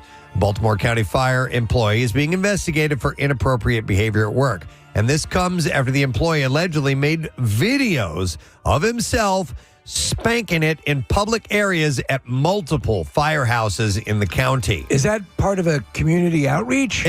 For all I know, it is. But you can jack it in front of this one or that one. Verify. So in a letter, Baltimore County Fire Chief Joseph Dixon says that the county health officer and experts told him even if the allegations are substantiated, the risk to employees is minimal to none. But even so, fire department employees are encouraged to get tested at the employee health center. They initiated hazmat cleaning of all career stations and fire department offices in the public safety building. And it includes door handles, push plates, light switches, bathrooms and fixtures, water fountains, kitchens, surfaces, sinks, appliances inside and out, bunk rooms, the beds and furniture, inside and out of lockers, floors, several vehicles will also undergo professional cleaning and sanitation. Remember, a good firefighter always brings his own hose. This guy was rubbing it out all over the place. Yeah. They're also working to replace all station ice machines in response to the allegations. Replace. This guy was filming himself. I'm thinking he took videos of him spanking it in these areas. This is an incredibly thorough cleaning. 3 stations ice machines have already been replaced at the time of the publication. You know, I haven't jacked it by the bell yet. So Steve Redmer, the president of the Baltimore County Professional Firefighters, Local 1311, said that the actions were a serious breach of trust and it has no place in the department. Baltimore County Police say that an investigation is on. Apparently, they had to hire a therapist for the Dalmatian. All right, how can you tell if you're good in bed or you need some schooling in the sack? Ask the pimp. There are some warning signs to watch out for, according to sex coaches, therapists, and counselors. And your neighbor was watching through the binoculars. Oh, and that guy, too. It's Steve next door. Raise your pelvis. Yeah. All right, so here are some things that might be some warning signs. You struggle to stay in the moment. It says a lot of us struggle with this, but psychologist and intimacy coach Dr. Lori Beth Bisbee points out that great sex requires all parties to be present, connected, and focused on each other and what they are doing. They don't have any examples of what not being in the moment in the middle of sex are. No, this is something you can do if it's protocol, if it's frowned upon. Can you ask the cuck how? You can talk to the cuck. Well, I don't know if you can or if she can. Does this look right? It depends on who's cucking, I guess. Yeah. I don't really know. Are there official rules to cucking? I don't know. There's Canadian rules. Not official rules, but I think it's home field rules. If it's Bill Weston, you can ask him questions because he'll give you answers. I use your index finger.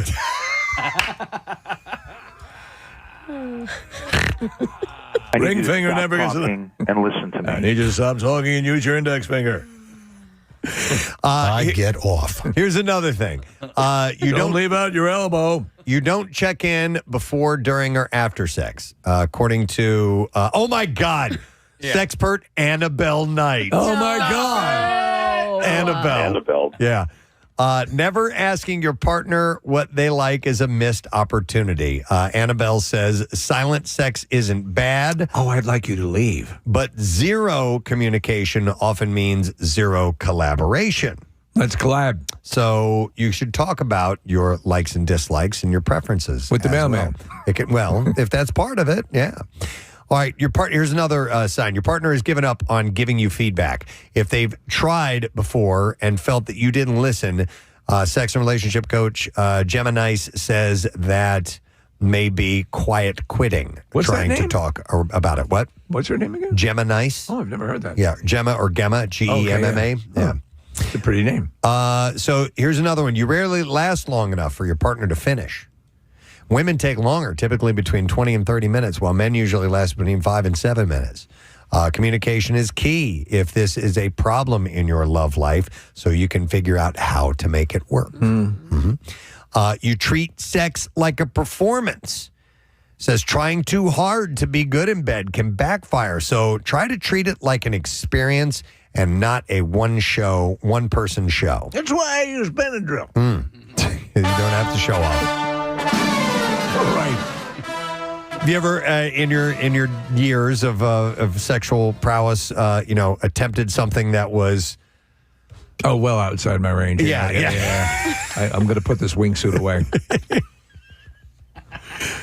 I remember, and I don't know if prowess would ever apply to me. I remember a couple times like saying things that were out of like porn and not realizing that porn is porn and it's not real. Sex is different than porn. Formaldehyde. I mean, no, you know what I mean. I know what you're talking about. And just having it, and in the middle of it, I'd be like, well, that's not how that was supposed to go.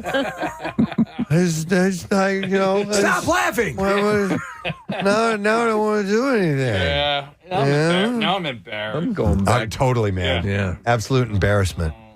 Yeah, don't believe porn. Porn is not a good instructor. Porn is a liar. Yeah. So in Washington state, health officials warned residents that heavy rain and floodwaters could sweep rats into the sewer system and up into their toilets. Awesome. The Seattle and King County Public Health Department issued a warning in a Facebook post on Thursday. They said the heavy rain and floodwaters may sweep rodents into the sewer systems. If a rat visits your toilet, take a deep breath and follow these tips. And it added along with infographics outlining what to do if a rat appears in your toilet. Hi. The infographics instruct residents to stay calm, close the toilet lid, and flush. If the rat is still there, you should pour dish soap into the toilet and flush the toilet again until the rat is gone.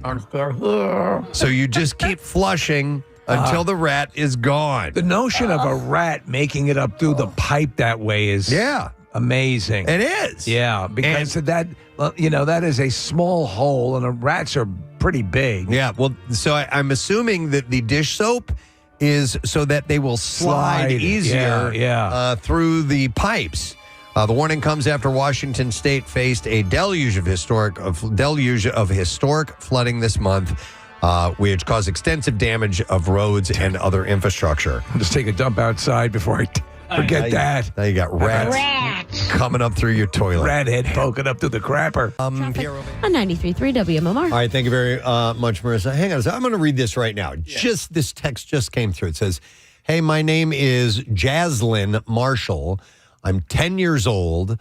My dad's birthday is this Saturday, January 10th. He's turning 40. And I wanted to ask if you could give him the best juicy shout out before or even after the 10th. He listens to your show every morning, and when he takes me to school on Fridays, we always turn it up really loud when the Friday song comes on. Thank you so much. And he says, I love you, Daddy. Oh, man. That's Jaslyn. I don't know if Jaslyn is boy or girl. Maybe Jaslyn is a girl. I'm not really sure. It's a cool name. I love you, Daddy. And so can we give a shout out? Yeah. All right, here we go. Real deal. Yeah.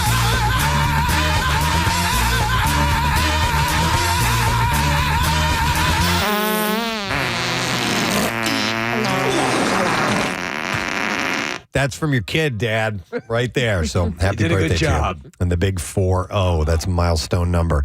Speaking of milestone numbers, something I wanted to share with you guys. It's a realization I actually just made yesterday. It hadn't even dawned on me until I saw an article that on Tuesday was the 30th anniversary of the Great Blizzard of 1996. Yeah, man. Yeah, remember it. Yeah, We all it was have really vivid memories around here. Of, most definitely. Yeah. And I have an extremely vivid memory of that because it was about a week after that I moved to Philadelphia. So it will be this coming Monday will be 30 years ago that I moved and started working in radio in Philadelphia. 30 years, and it's your home. It's my home. Absolutely your I've home. lived here longer than anywhere else in my life. So for me, I would have to do the numbers on that. But, born in New York, but I consider, I worked in Philly doing stand-up for so many years.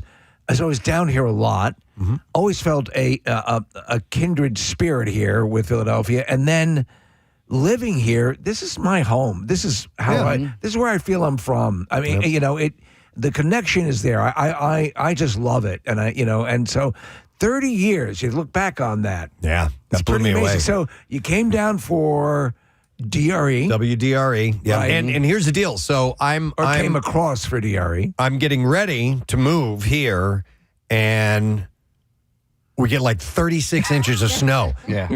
Right before I get here, I'm like, dear God, Jesus Christ, where am I going? Yeah. Because I'm like, oh, this must be common. Yeah. I did not realize that it was anomalous It was in the way that definitely an anomaly. it was. But I'll never forget it because that first week that I worked at DRE, one of our salespeople was there. His car, now, right after all of that snow melted and it flooded Manayunk. Yeah. And one of the sales guys that was there, his car was parked down by the old river deck, Steve. His car got flooded, and then it froze. And expanded. It froze his car solid. Happened to my wife's ruined car it. too. Okay. Yeah.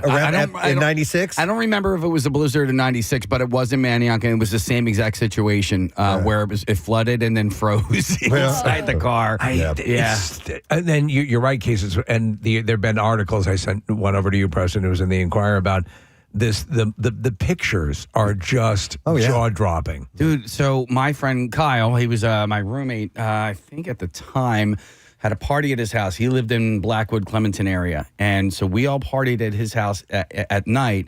And then when the snow started, we ended up driving back, and we had to drive somebody back to close to Ursinus College. And so my friend Sean was driving his Ford Escort. This is probably like a 1988 Ford Escort. And we're driving on 422 in the middle of this blizzard in this car that has no business driving in the snow. We had to pee, so we didn't even have to pull over to go to the bathroom. There was nobody on the road. So we just stopped and we peed in the middle of 422. And then we ended up crashing at this house and then drove back to my house in this Ford Escort.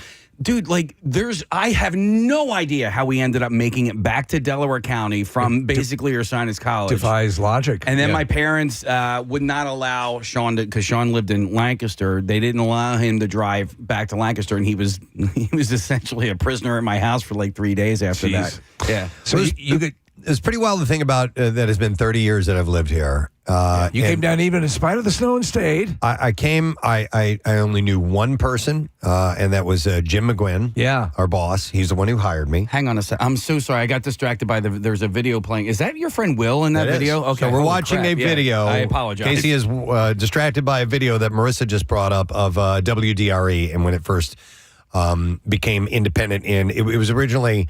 Not to go through the full history of the radio station, but it was originally simulcast out of New York City, and then eventually they broke up that simulcast and they had a live staff here in Philadelphia. And this is a video of that. Yeah, Mel Toxic had done it. I apologize. Anyway, I forgot what I was saying. I can tell you what you were saying. You only knew one person here in Philadelphia. Yeah. I only knew one person, Jim McGuinn. You knew him from St. Louis, moving across. Yeah, I knew Jim from St. Louis. He was a program director there. Not my boss, but he was at a rival radio station, but I got to know him.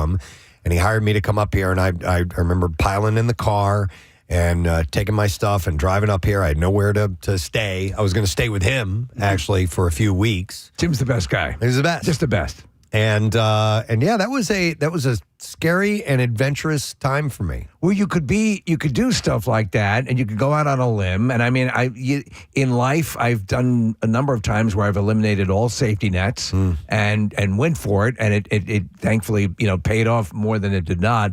But you got here, and then in short order, you convinced sort of a new romance to come with you as well. Dude, Rochelle and I have been dating for 2 months. How long were you here? I mean, that's insane. How long were you here before she ended up coming out? She moved in September. Okay. 2 months. Yeah, so I was here in January. Right, but I'm saying with her. Oh, yeah. We'd only been dating for for 2 months, and I'm like, I got this job. Yeah. I have to take it. Yeah, It was too good of an opportunity. I was spinning my wheels where I was, and I wanted to get out of top 40 radio. I wanted to get an alternative rock radio because it was an emerging sound that was happening at the time. And I'm like, this is an opportunity. I got to take it. And I'm like, you wouldn't by chance want to move with me? I know we've only been dating for a couple of months. She said yes. Yeah. How often did you go back and see her between January and September? None. Or did she come out here and visit? I don't remember. Okay. I'm not sure. All right, so you were on the air in St. Louis, and listen, you would cut your teeth in Jefferson City and some of these other like smaller areas, but you were in an established city. I know you were in a format that you didn't want to be in. Yeah. But like, how alluring was? I mean, listen, St. Louis Alluring is enough to move. I know, but like you were also in your mid-20s. I'm just thinking, like, how exciting that must have been for you. I know it was scary, but it was. And here's the thing too: is I really. Other than the Liberty Bell, didn't know anything. And cheesesteaks, maybe Rocky. Right. I didn't know anything. You didn't know about Move? You didn't know about... But I didn't know anything about Philadelphia. To be honest, I would have had a hard time telling you on a map where it was. Yeah. I did not realize it was this far east and this close to the ocean and this close to New York City. I didn't know. I had no idea. It just wasn't wasn't on my radar. So for 30 years, obviously DRE, Y100. I was at DRE in New York when, there was that begot DRE Philly, which became its own station unto itself. And then you and I have been weaving in and out of each other's orbits at that time. And then, together at DRE, but together but apart. Yeah. And then Y100. That's a big amount of time. And so how would you want to... Are you going to do anything? It's Monday? To mark the occasion? Yeah. It's Monday, as far as I can recollect, is about when I got into town. Because I had an idea, and I kind of floated it out. Okay. Monday morning, a police escort into work. I don't know if that's outlandish. Yeah, I think we should do that. I don't know if that's outlandish at that time. Hey, it's at 4 a.m., Yeah. If the neighbors would like that. I'm guessing most of the highway patrol isn't doing a whole lot at that point in the day. You're probably right. Maybe they could, turn. I say let's throw it out. Because, listen, we've all, it's something that needs to be... I mean, it's going to be 10 years since the next 10-year milestone. That's right. So let's, we know if we've learned anything over the past couple of months is that you can't count on anything. So how do we I don't know. Celebrate the this state milestone. police. Yeah, we'll contact the state police. Because, or state police contact us. Let us know if it's not the police escort, what do we do on Monday? I don't know. Press, was it even, did you even give it a second thought or was like, I'm doing it? Oh, no, I'm doing it. Yeah? Yeah, for sure. Because number one, I knew Jim. Yeah. I knew how talented he was. And he was a great program director. I loved watching what he did at the station he did in St. Louis. And I'm like, I want to work for that guy. Yeah. And I also wanted to change my tone as an on-air personality, too. I wanted to be more myself rather than Kenny Knight. Kenny Knight! Q106.5. I wanted to stop yelling into the microphone like that. And so... Now we farted. So Case, it was easy because I had always longed to get into a higher profile market. Chicago was my dream city. You didn't want to do oh my God. More and more and more. I used to spin this song. Yeah, you did. Why Chicago? Just because it was closer to you and you knew it? Well, number one, it's an awesome town. Sure. It is. And I had been there, and it's just a cool city. And it was number 3 in the market. Yeah. It's very, very big, high profile in the radio industry within the trade magazines and things that were out at the time. And I didn't feel like doing. I felt L.A. and New York were too big, and you're tiny compared to the city. Yeah. And I wanted to be. I wanted to be a name, you know? Medium fish, medium pond. Yeah, more of that. But I mean, Chicago's a big fish, a big pond, I'm sorry. But I felt I could be a bigger fish there than I could be in Los Angeles or New York.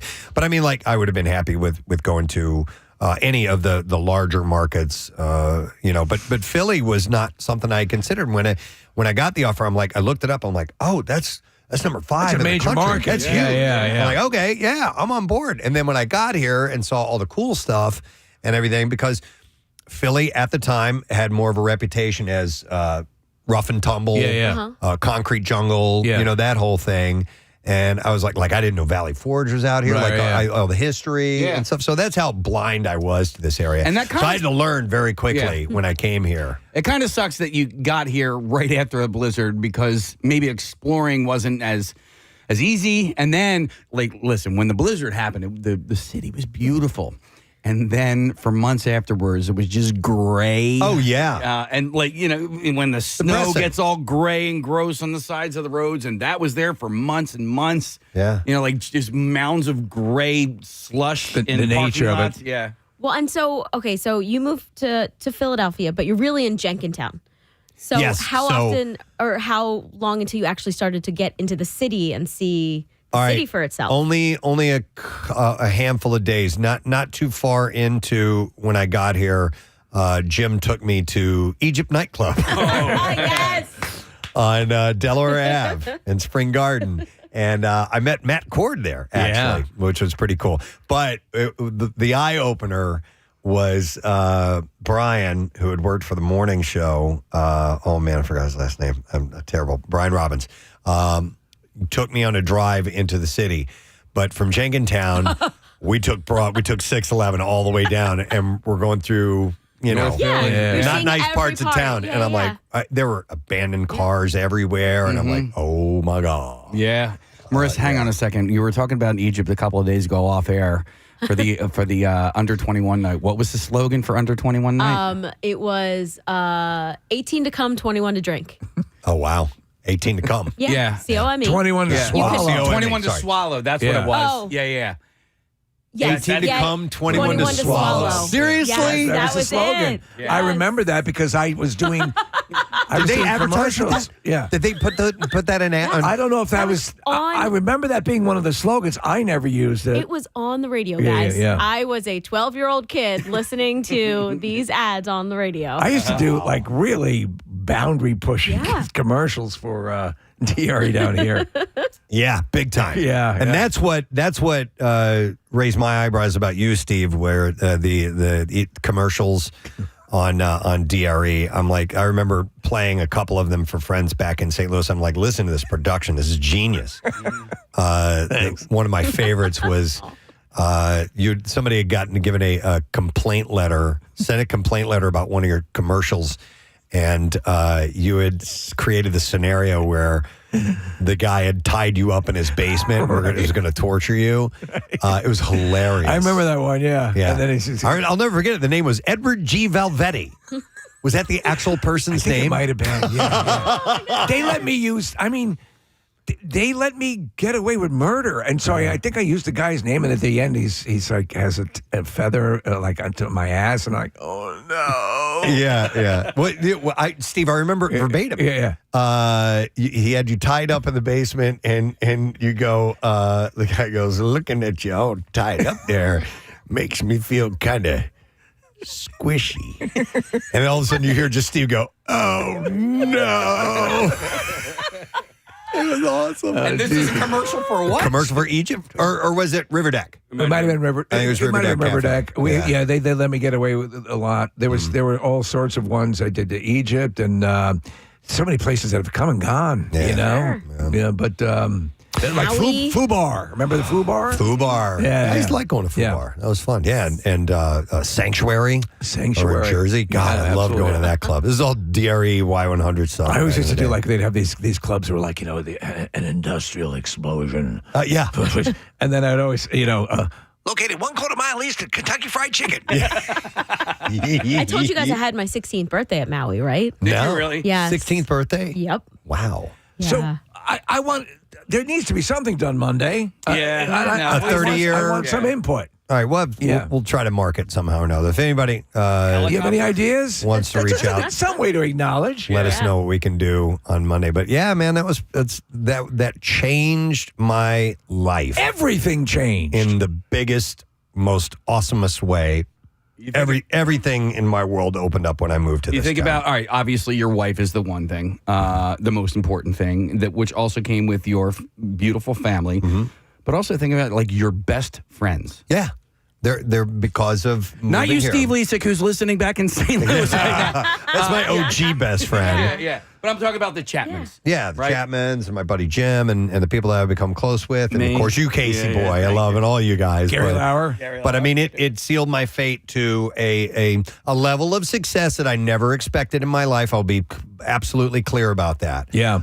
Rochelle goes on record many times to say to me that when we moved here, my plan was a couple of years and then we were going to be moving on to somewhere else because that's kind of the nature of what we do or has been in the past, that you work for a little while and then things change and then you have to move on. We got really, really lucky. We are an anomaly, that this would happen this way and that we, and thanks to you, enjoy, good exposure and good numbers, as they say. We never say that. And it doesn't matter. Either you like us or you don't. Either you listen or you don't. It's okay. It's fine. It's the way the world works.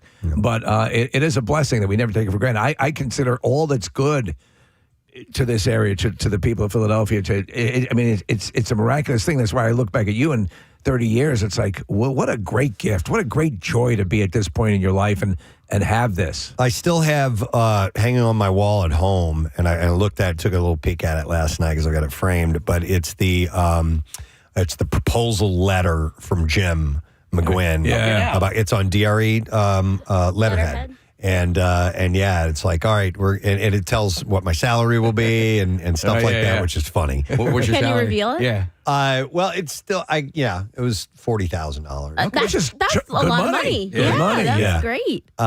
So Yeah, I'd move across the country for that in 1996. yeah, at the time it was definitely a good pay. Yeah. And still can be a good pay now for some people. Yeah. But I still have that, and I look at it every now and then. He's like, "Get here, man. We need you as soon as possible." You know. You remember those? Yeah. I remember. It's a different thing, but it was my first on-air morning gig was Manhattan, was Market One, which I still contend was like radio in New York. Market One sucks, and that's why people are saying, "Why are you going down to Philly?" I go, "Because it's better. It's just better." And Preston, when I got the first gig on air, this morning show with a good friend of mine. I remember going to a phone booth I had to go to and make the call to my new wife Claire, and I can't believe this. It's one of those moments like. And you didn't know what to say. It's like this. I never thought this would happen. Not to exclude you, Marissa, but I'm just thinking about this now. But Jim McGuinn was the linchpin for all of us. Yeah. Really. Yeah. And he's that's actually why- going to call in a second here. Really? Yeah. Oh, I thought maybe we could wait till Monday. Yeah, I didn't know. So during the course of this conversation, I was like, I didn't know we were going here right now. So I texted him. So he's going to give us a buzz now. I can tell him to wait until Monday if you want. Should we wait till Monday? Wait till Monday. Let's wait till Monday. Yeah, if that's okay. Give him a couple days to this think way of he some can stories. compose a song and really write something heartfelt. Yeah, Jim, right. wait till Monday. Jim is a musician, by the way. Yeah. But All right, hang on. okay. All right. No. I'm sorry. Everyone wait while Casey texts. I was literally typing the words "hang on." I didn't mean to say it out loud.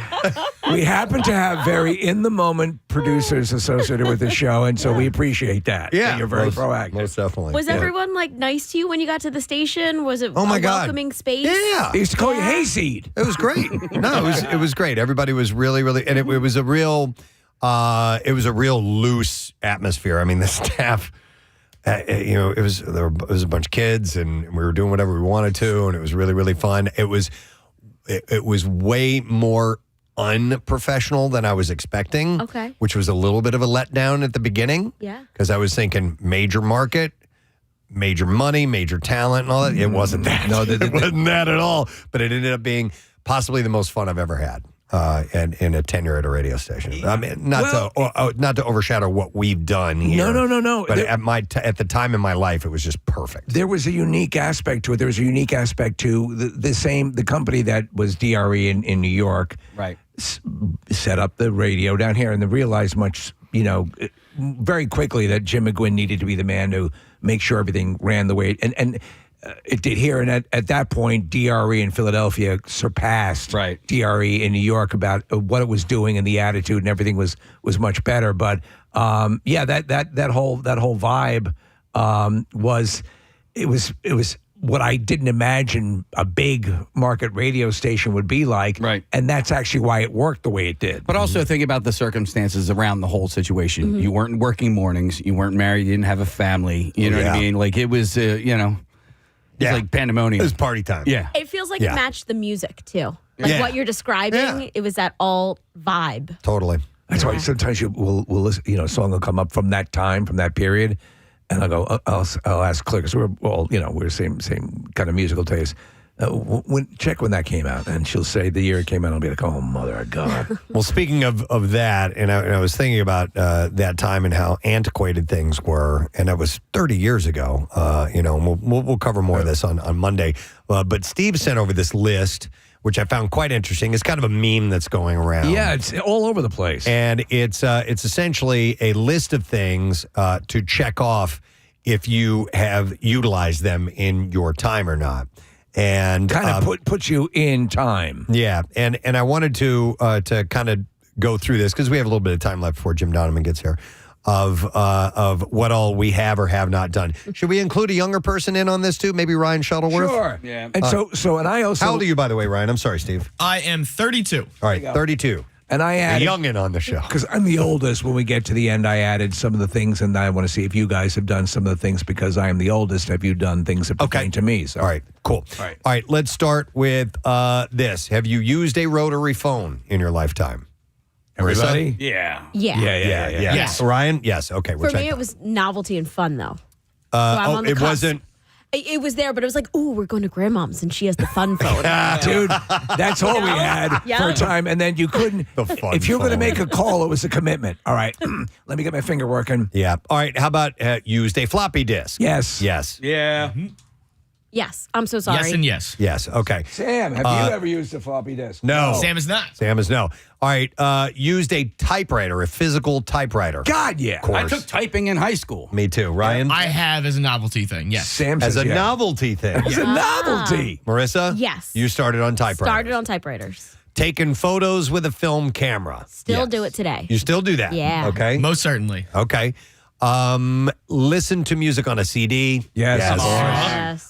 Listen to a cassette tape. Yes. Definitely me and Steve and Casey. Oh, yeah. Absolutely. Okay. Yeah, my first music was cassettes. Not only did we listen to CDs, music on a CD, we could probably all recount our first CD purchase. Do you guys know what your first CD purchase was? Ooh. What's yours, Marissa? I had bought 2 at Sam Goody in Ardmore the same day. It was the Lion King soundtrack and Janet. Janet. That was Is that one where Janet she Jackson? was holding the boot. So the guy was holding her boobs. Yeah, Janet Jackson. Yeah. Okay. I got you. Mine was a Sharp CD player that I got because it was dinged. I bought it from a place called PC Richards in New York. It was my first CD player. And it was Billy Joel Stormfront. Yeah. Okay. Casey? Eric Clapton Unplugged. Nice. And Ryan? Master of Puppets, Metallica. Nice. I don't remember. No? I remember what my first... I remember one of the earliest ones I purchased was Mother's Milk from Red Hot Chili Peppers. But I don't know if that was my first one. All right, so hang on a second. Did you have a CD player before you moved to Philadelphia? Oh, yeah. Okay, all right. Yeah, definitely. All right, so listen to a vinyl record. Yeah. Always. My thing. Yep. My jam. Marissa? I hadn't queued up a vinyl record until like a year or 2 ago. No kidding. Yeah. Your first one ever? I revealed it to Pierre, and so we did it as a vinyl cut one day. Oh, that's awesome. Yeah. Ryan? I played a vinyl record last night, so. Perfect. All right, so listen to music on a Walkman. Yep. I mean, like a Sony Walkman. Yep. Oh, yeah. Okay. Yeah. I did it on a skateboard, just I just remember skating around my neighborhood doing that, so yes. Listen to music on a boombox outside. Yes. Come on. Yeah. Dude, never? I mean, yeah, I probably. You never walked Probably. around with the boombox on your shoulder and I mean, it was probably like bringing the radio outside to the backyard. but like to a listen. boombox. No, I mean straight up boombox. Yeah, we would take our boom box. I had one, and my friend Johnny had one. We'd go to our friend Christina's house. We'd sit on our friend's steps in the summertime, and we'd listen to like MMR, listening on Perfect. that way. All right, watch the video from a VHS tape. Oh, yeah. Oh, yeah. Sent or received a fax. Yes. Absolutely. That's how we used to take requests in radio. We still get some across the hall sometimes. Do we really? Yeah. We still have a fax machine? The copier is a fax machine. Okay. Yeah. Do any come from listeners like requesting things? Not anymore. I think now they're like more spam. Okay. Play Harvey Danger. The fax line used to be 215-771-9333 or something like that, or WMR, yeah. All right, how about this? Recorded music from the radio to a cassette. Yes. Absolutely. I was recording you guys. Aw. 100%. Yeah. Okay. How about rented a video from Blockbuster? Yeah. Oh, most man. definitely. I actually missed those days. We used to Sam, no way you ever rented from Blockbuster, Blockbuster? right? My dad did. Oh, Yo, we used to have a guy that would drive to your house, and they would bring the tapes to your house. Like a Yes. milkman? It was. Now make your daughter dance for me. He had a van, and there was like so many cassette or VHSs in the car, and he would open the door, and you would say like, "Hey, do you have Ninja Turtles tonight?" And he would spin around, and if he had That it, you could sounds rent it. illegal. Blockbuster? No, he had his own company. Oh, okay. Yeah, and you call him up. It was Here. like ordering pizza guy. Snort some of this powder, make you feel good. All right, access the internet by dial-up. Yeah. Yeah, most definitely. Used a phone book. Ryan? Yes, I need to sit on them on the occasion to see things. Yeah, you don't necessarily have to get a number out of it. Yeah, Just yeah, sit yeah. on it. Just Yeah. to prop yourself up. But What yes, about I've Sam? used the phone. All right. Sam, phone book? No. That's a no on Sam. Oh, Yeah. Sam, have you ever like seen a phone book? I've seen people rip them in half. Yeah. Okay. Oh, like a feats of Strong man. strength. Yeah. But like you've never seen one just sitting on a stoop somewhere because that's how they used to get delivered all over the place. No, never once. Yeah. How about sent a postcard? Yes. Yeah. Definitely. There was a guy that I used to work with when I was a Postcard Pete. I was not no. But there was a guy that I used to work with. He was the bartender at the restaurant that I waited tables at. That he used to go to Amsterdam once a year because he liked to smoke pot and smoke hash, and he would send himself postcards. This is how he would sneak hash back into the United States. Is he would find postcards that had like foliage of stuff in it, and then he would smear the hash on the postcard over the foliage, and then he would put like contact paper over it, and then send it back to himself, and that's how he would get it back. Wow. Yeah. Okay. Yeah. That's Have ingenious. every one of us done that as well? Yeah, of course. Yeah. Yeah. I just put it in my bra. Used a paper map to get somewhere. Absolutely. I was thinking about this. My car used to be littered. I had Hagstrom's and Rand McNally's, and I would plot out the way Magellan would plot out a trip. I mean, that's how I got around. When I did pizza delivery, Yeah. and I was fresh out of high school, you had to use not only a map, you had to use what was called a street guide. Yes. Which you could get down to detailed neighborhoods, and so that was a chore. What was the usual? You'd print out the directions. The go-to site. MapQuest. Yeah, MapQuest. Yeah. But what was the one before it? Tip tricks? Yeah, something like Yeah. There'd be the AAA would provide you Yeah. with. Yeah. Ryan, have you ever used a paper map? So MapQuest is a big one. When I was flying airplanes, that was huge for that. It was right before everybody jumping over. Like a lot of people were using big iPads to do it. But oh yeah, I remember. And there would be so many, and you would be like, oh, what airspace am I in? And trying to juggle that while flying a damn airplane. So Yeah. And actually, when I was driving across the country with Bam Bam, I went and bought paper maps just because there are sections of the country that have like no cell service and stuff like that. Good point. And I was like, just in case we don't have, our, what is that? GPS? No, I know GPS. What's the Cell service? No, the app that we use. Oh, Waze. Waze, yeah. In case Waze. So, and for those who don't know about paper maps, there was an absolute art to refolding them once you open them up. And I was the master. I bet you were. It was like a camping tent. Then we have owned a dictionary. Many. Yeah. Yes. got it. Owned an encyclopedia set. Couple of them. Yeah. I was the generation that started on encyclopedias, like books, and then went to the CD-ROM. The CD-ROM was the big Yeah. thing, and the conversion over to that. So like middle school, high school, I started on CD-ROMs. And then the last one is paid with a paper check. Yeah, I think we've all done that. We don't do it anymore, though. Our wives do it. Yep. Oh, You yeah. still know how to In your fill it life, out. but yeah. But Steve is the oldest on the staff here, so there are things that go beyond the rest of us. And Just so to see if Steve you has guys have done this. listed these things that he has done, and let's see if any of us have actually done it or not. Used leeches to treat a headache. Never Any have guys? done that. No. That's a pass from me. All right. Too icky. Served as a second during a duel. Anybody? No. Wait. Okay, somebody's gonna have to explain to me what this means. This is the person who's with you when they conduct the mechanics of the duel. Oh, are they the ones who determine count it time, off and right? stuff? Right. Okay. Your second is your person who's. You didn't there. learn that from Hamilton? Yeah. No, I didn't really pay attention. I thought his name was second. Pleasured yourself to a painting. We didn't have I'm open to interpretation. JPEGs or anything magazines. Just pictures, but not a painting. No. Offered a human sacrifice to a solar eclipse. Well, we were scared. Yeah, and sure. We didn't know. And the world was a mystery. We thought we had offended somebody. Chosen Barabbas over Jesus. Yeah, I happened across this gathering, and there was Jesus and Barabbas. And you went with Barabbas? I didn't know. It's what the crowd was yelling out. Yeah. All right, here's my favorite one. Visited McGillen's when it was a new ale house. Anybody? I wish. Not me. My FOMO is high, Steve, Okay. that you got to do that. Had to run for cover to avoid a flying reptile. No. And one thing that Steve did, and I'm curious if any of us has ever done, purchased a milkshake from Nifty 20s. Oh no! How was it back then? Back then, it was a much different thing. Yeah, much more rich, probably. Yeah. Natural ingredients and everything. So, well, anyhow, this is just a peek into whether you're old or not. So 30 years Monday, you know, that's.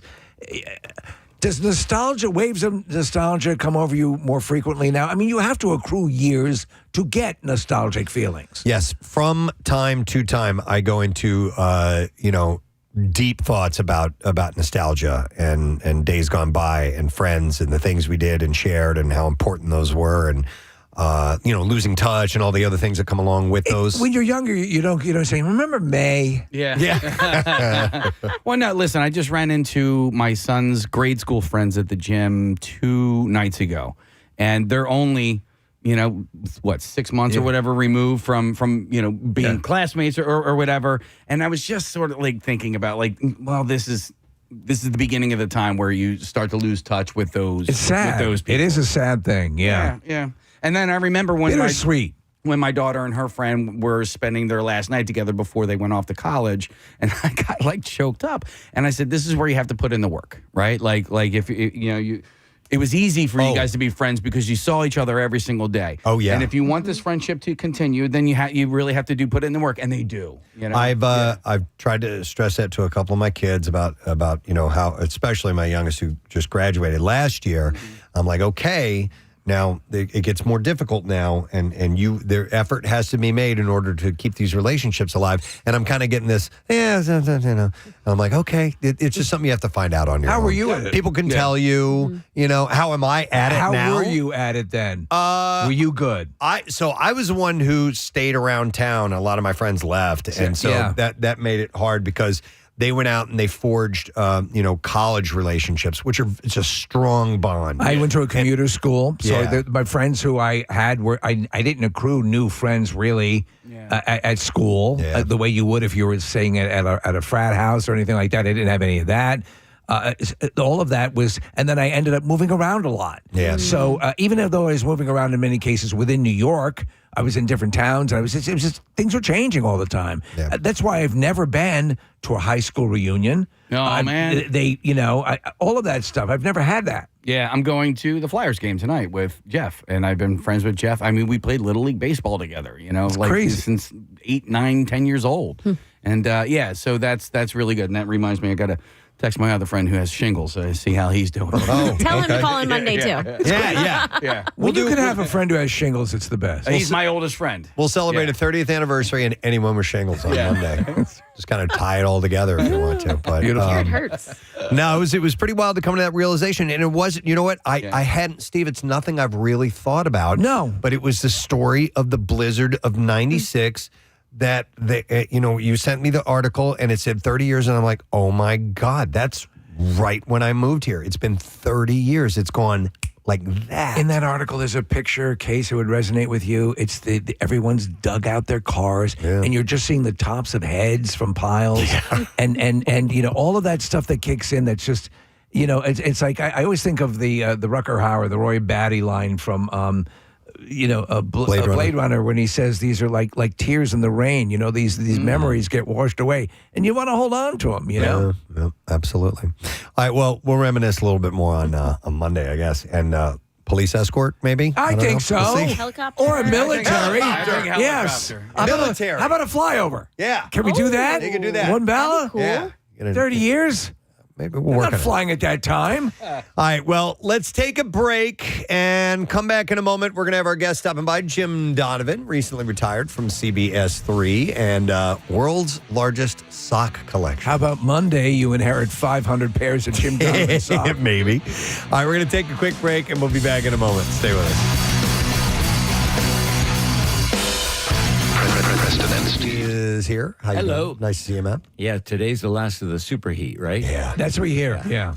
So tomorrow a little bit better, like a cooling trend. Yeah. It's almost like Christmas. It really is. Yeah. Yeah. I was just having some eggnog. Yes, me too. And and like at Starbucks, they're already doing the pumpkin flavors. The pumpkin, yeah, in anticipation. You're under the mistletoe. Oh. What? What are you talking about? I was just playing along with this stupid theme that you guys were doing. That's all. Sorry, I didn't mean to join in. I thought. It's summer mistletoe. It's invisible. It just was so believable when you were saying it. You were so convincing. I go, is this some bit I've missed? And then I looked up and I didn't see anything. I go, oh, maybe they just have it on the screen. They've been doing on the mistletoe bit. I was unaware of it. brought YouTube it channel. What is Preston talking about? I swear to God, sometimes he just goes on and on. He doesn't make any sense sometimes. It's like verbal diarrhea. Oh, my God. What tangent is Presbo on? I got an idea. How about keeping the show on the rails? Exactly. That's why I am here. Yes, professional. Tighten it up, baby. Yeah, man. All Working right. on it. Come on, you can do it. All right. So they've been together for a while, haven't they? Yeah. You said you forgot. I didn't even know. So you can't forget. I can't. Can't forget. Yeah, it's actually close to the taint. You can't forget something There's that you the didn't know forgot. to begin with. Yeah. I forgot. I totally forgot that.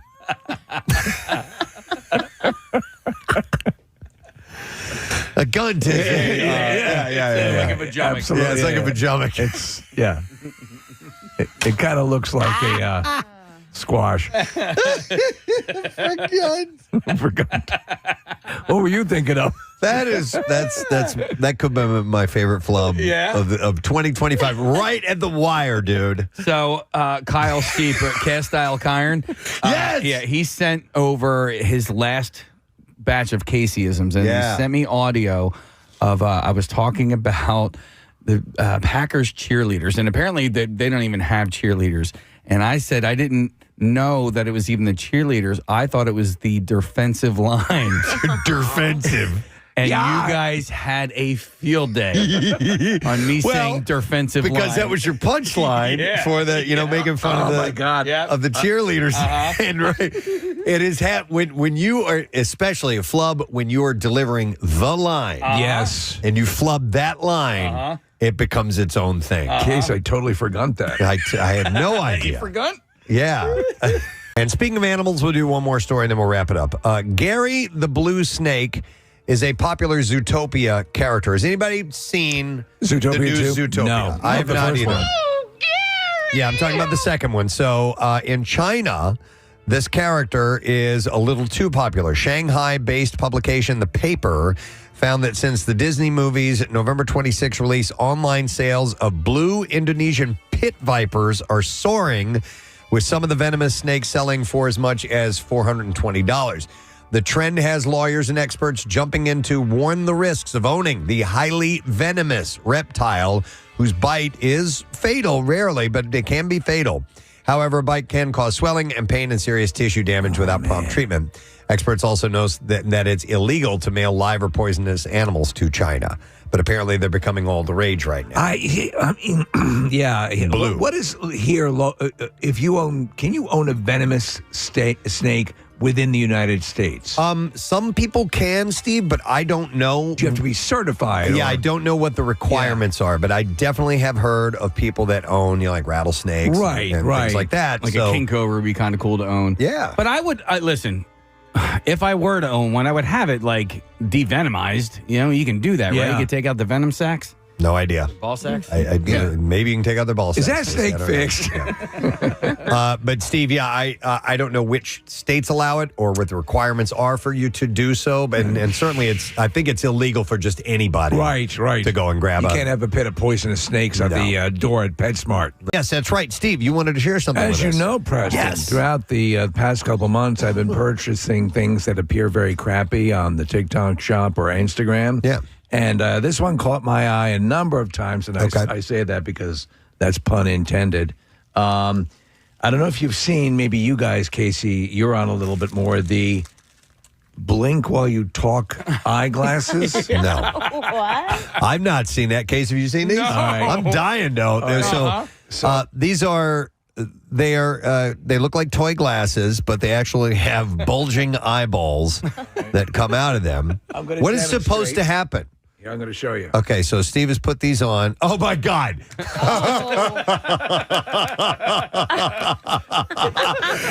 There's a strap that goes around your chin that triggers the eyelids to close anytime you open your mouth. So now just talk normally. No, without. Yeah, so anyway, as I was saying, and oddly enough, this is the most successful purchase. I think so. Yeah. Do we all get one? Yes. Yay! Oh, man. The fart cup Here's was yours. You should all put them on. Yep, definitely. Marissa. Thank you. Thank you, Steve. The fart cup from a couple years ago. That was pretty And good. Ryan? What was the fart cup? It was like a travel mug, but it had a thing at the bottom where you could twist it and it made fart noises. And then you also had the whistle cup. Or maybe it was a whistle cup. That's what it was. That was it. Yeah, it was. I remember that one. Yeah, you would blow into it and it would go. I just assume everything Steve gives us is farting. Well, this was not. We did get the pooter, the one that apparently this is not that good. All right. This is but the glasses I think are pretty good. Yeah. Ooh. You got to just make sure it's strung through every part of that thing. It's a little pain in the ass to get it out.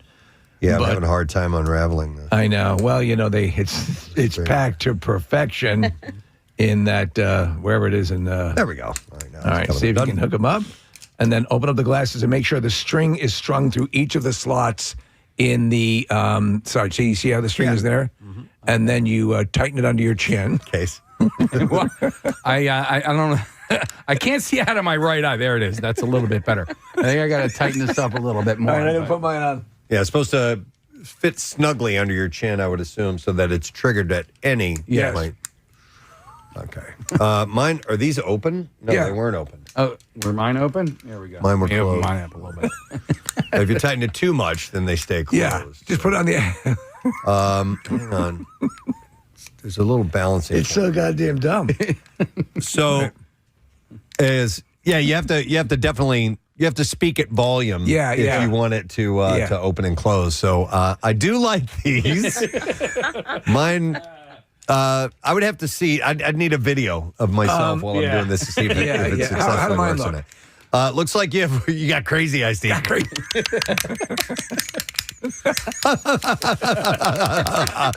Now, if you do like a Jim Carrey type of movement with your chin,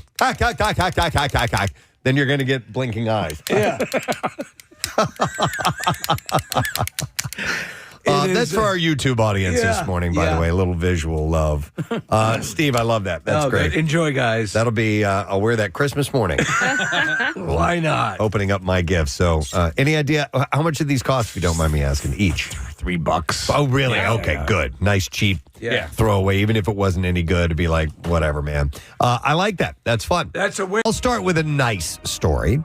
A little dog named Chaco has been reunited with his family in Sacramento nearly 5 years after he disappeared. Chaco was found tied to a fence in Detroit, Michigan, more than 2,000 miles away from his home. Wow. And nearly 5 years since he had gone missing. Does it mention what kind of dog, Preston? No. He was microchipped And a rescue dog group flew him home after he was taken to a shelter. I need to see a picture of this because when I was in Detroit just a month or so ago, I was driving down this highway and there was a dog on the side of the road, and I hope it was this dog. You know what I mean? Choco? Yeah, because I was, and I was just going down, Choco, down, Choco.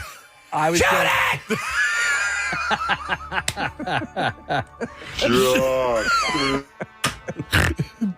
Sorry, it was a big snort. Choco! He's gone crazy. Kill him. He's got foam in his mouth. He's rabid. Shoot him. All right, we found a picture of him, Casey. Sam pulled him up on the monitor. Is this Choco? Or is that's the dog? That's not your Choco? That's not my dog. Okay. Choco is adorable. He is. All right, Choco's owners had nearly given up hope after they had thinking they'd never see him again. His owner said, "My heart is beating out of my chest. I'm extremely shocked."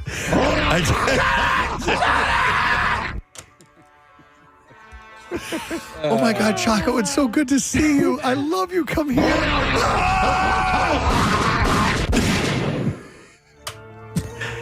He turned bad. He turned bad. No, they said I called the number and he's like, yes, he is in Lincoln. They said, you're talking about Lincoln, California, right? No, They the said, president. They said, no, Lincoln, Michigan. Oh, wow. No one knows how Choco got to Michigan, but his family is just happy and grateful that he is back. He probably joined a religious cult. That's cool. All right, a woman in the UK was hospitalized after an ad on her... Choco. I keep thinking about Choco. All right, this is a wild story, but there's an unfortunate angle to it. But anyhow, a woman in the UK was hospitalized after an ad on her Samsung smart fridge made her think that she was having a psychotic episode. According to a Reddit post from her sibling, a woman who has schizophrenia, she saw a message on her refrigerator and it said, "We're sorry to upset you, Carol." And it was on a creepy yellow background. The woman's name is Carol, and she thought someone was trying to communicate through the appliance. So she has schizophrenia. She knows about this. She sees this message, and she thinks she's having an episode. Exactly. So she spent 2 days in the hospital while doctors adjusted her medication. Her sibling later saw the same ad on Facebook and realized it was a promotion for Plurbus. Yeah. Oh my God! Because Carol, yes. Yeah. And wow, when they told her, did it help? Well, they adjusted her medication and they got her straightened out. So, but yeah, we have a picture of here. So this is on. You're schizophrenic. Your name is Carol, and you see this on your refrigerator. You're going to think, oh my God, I'm lapsing back. You're going to. So not to go off on the show Pluribus, but it's really there's a point later on in the first episode where somebody high in the government is giving an address, and you think he's going to address everything that's going on in the world, and he says, "We want you to calm down, Carol." Okay. And so that's the tone. I'd freak out if I saw this. Yep. So Samsung began showing ads on its smart fridges earlier this year, though owners can turn off the feature in the settings. A lineman in Cochise County had a brave encounter with wildlife last month.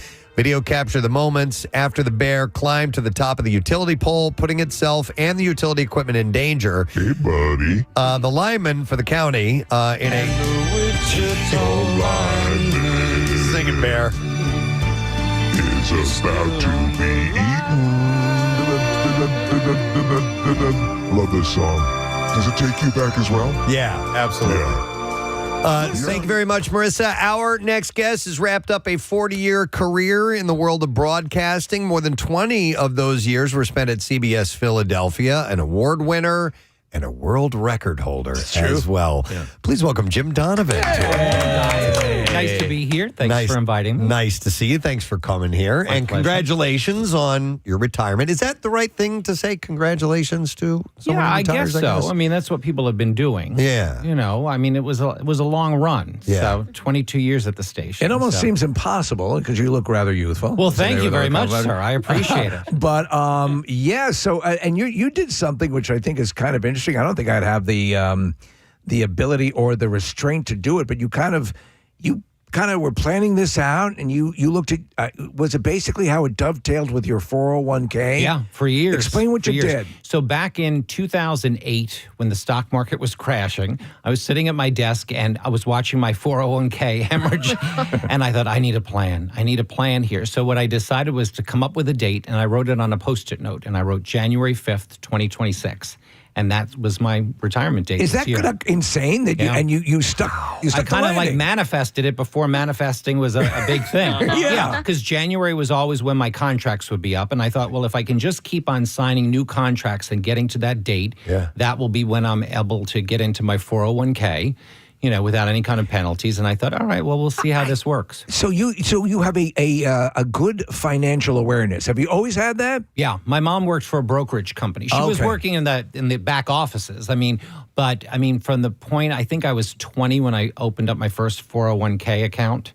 And just kept on watching. And over the years, I worked at CNBC for a few years. Yeah. So that kind of drilled into me. And, so everybody else, when you get a new job that you're talking about, salary, vacation time. And I'm like, well, what's in the 401k and what's the match like and all the other benefits of the station? You had your eye on the ball. Yeah. I tried to stress it. Thank God my wife does. Okay.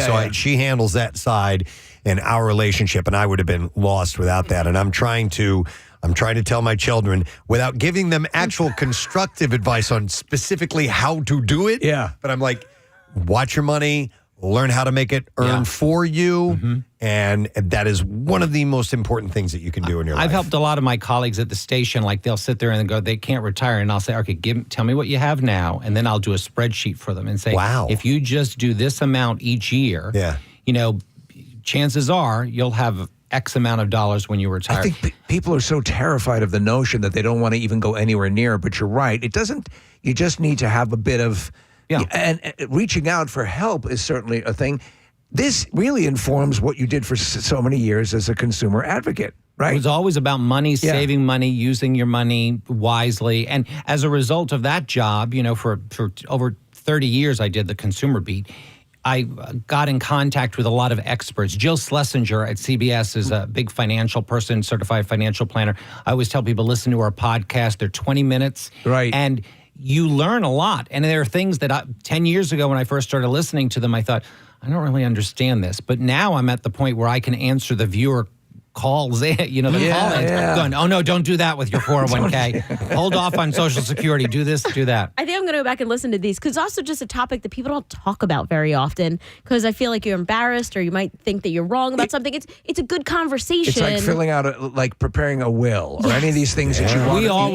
We always spoke about money at my house, though. I mean, when I was a kid, my mother would, you were talking about writing checks. When she'd be writing out the checks for the bills, I would check the math. And occasionally she would purposely do a mistake to see. And I remember there was one time there was 2 cents off. And I said, well, it's only 2 cents. She goes, 2 cents adds up over the years. Yeah. And I was like, okay, Mom. I mean, that's very cool. Jim, I wanted to ask you about this because you mentioned it, and I've always felt that on a television news staff, the only person to be feared on that staff is the consumer reporter. I always enjoyed watching your consumer reports, but did you have a little sense of power with that? Because when people would see you come knocking on their door, they'd be like, oh my God. There were cases where I mean? I would tell people, just use my name and say that I'm interested in doing a story and they resolve things. Listen, I had, it helped me out one time. A rival network, NBC 10 locally, Tracy Davidson was doing the consumer reporting. And so I had a moving company take advantage of me. And I didn't even really present it to her. We were just talking about it on the air, and I'm like, man, this thing happened, and I think I got scammed. And either she got wind of it and reached out to me and took care of business for me. You guys have a tremendous amount of power in that regard. Yeah, and it was fun. I mean, I always I like fighting for the little guy. You know, I did that for almost 30 years of my career, and I was fortunate when they transitioned me to the anchor desk, because there's a certain point that I'd done every consumer story under the globe. And, you know, squatting behind a bush waiting for someone to come out of their house for 4 or 5 hours. You'd literally be on stakeout. Oh, yeah. You'd have to go on stakeout. 8 hours in a car, and you can't go to the bathroom, you can't drink anything, and you're just waiting for the door to open up so that the doors of the car fly open and you chase people down. It was good stuff. It's funny though, Jim, because we'll see the 30 seconds that makes it to air, not realizing that an elaborate amount of work has come with you having to get that contractor who's scamming people or whatever. Yeah. And there's so much work that goes into it. With that, I was, reading and watching a few interviews with you talking about your years really on that beat. There were a couple of times where you really affected a massive change. There was one that involved a seatbelt you'd worked on. Oh, yeah. Yeah, that was explain what happened. Years ago in Columbus. There was a certain type of a design of the seatbelt. You know, like the little orange part that you push in? Well, apparently what was happening is people were getting into accidents and their arms would hit that button and disengage the seatbelt. Oh. And people would die because the seatbelt isn't on them. And there was a man out in the Midwest. It was Thanksgiving morning. He was on the way to go pick up something for his wife at the store, and he got into a T-bone accident and died. And they said he wasn't wearing his seatbelt. And he had a can of paint in the car. So when the car T-boned him, the paint can exploded as the impact and sprayed paint on the seatbelt, which the only way that spray pattern would have happened was if he was wearing it. Wow. That's wild. So, but the problem is when you're dealing with a TV station, a lot of the advertisers are auto companies. Yeah. So this was when I was working out in Ohio years ago. And I went into the boss and I said, this is the story. And he's like, okay. So we did the story. And did you have to fight for it? Were they an advertiser? No. Well, it was a national automaker. But I mean, he said, okay, people are dying on this. And then about 6 months later, another automobile story came. Cars, these particular vehicles were going from park into reverse and running people over. Yeah. And I went into him, I said, we've got another car story. He looked at me and goes, what are you trying to kill me here? And I said, well, your wife has the same vehicle. And then suddenly we got it on video. Yeah, right home. Anybody ever threaten you over those years? Yeah. No kidding. I had one guy in North Philly tried to run me over with a Hummer. What? Yeah. And the funny part was the only thing I kept on thinking of was, I hope my hair looks good. They're going to use this for a promo. Well, go to the seatbelt thing. Was there not a national recall that took place? So and I'm not going to mention the manufacturer, but the day before the story aired, and I mean, we had interviewed engineers and explained how this worked. We had victims, people had died. You did your work. We did all the work. And I called the manufacturer's PR arm and I said, listen, and we had been trying to get an interview with them. And the PR person said, if you air this story, we will own your television station. Yeah. And again, this was out in Ohio. And I went, okay, thank you very much. I appreciate it. And I went into my boss and I said, this is what they said. And he goes, are you sure? I said, I'm 99.9% positive I've got this. Yeah. I said, I don't know what else. There could be 0.1 that I'm missing. And we ended up airing the story that night. It was during sweeps months, which we always had at that point. And before the story, I went to the bathroom, I threw up, and I went on TV, did the story, and I thought, well, this is either going to make or break my career. The next morning, I came into work, and I walked into the newsroom, and the newsroom gave me a round of applause. Wow. And I was like, oh, this is nice. That morning, that manufacturer had recalled 800,000 vehicles for the problem that I exposed the night before.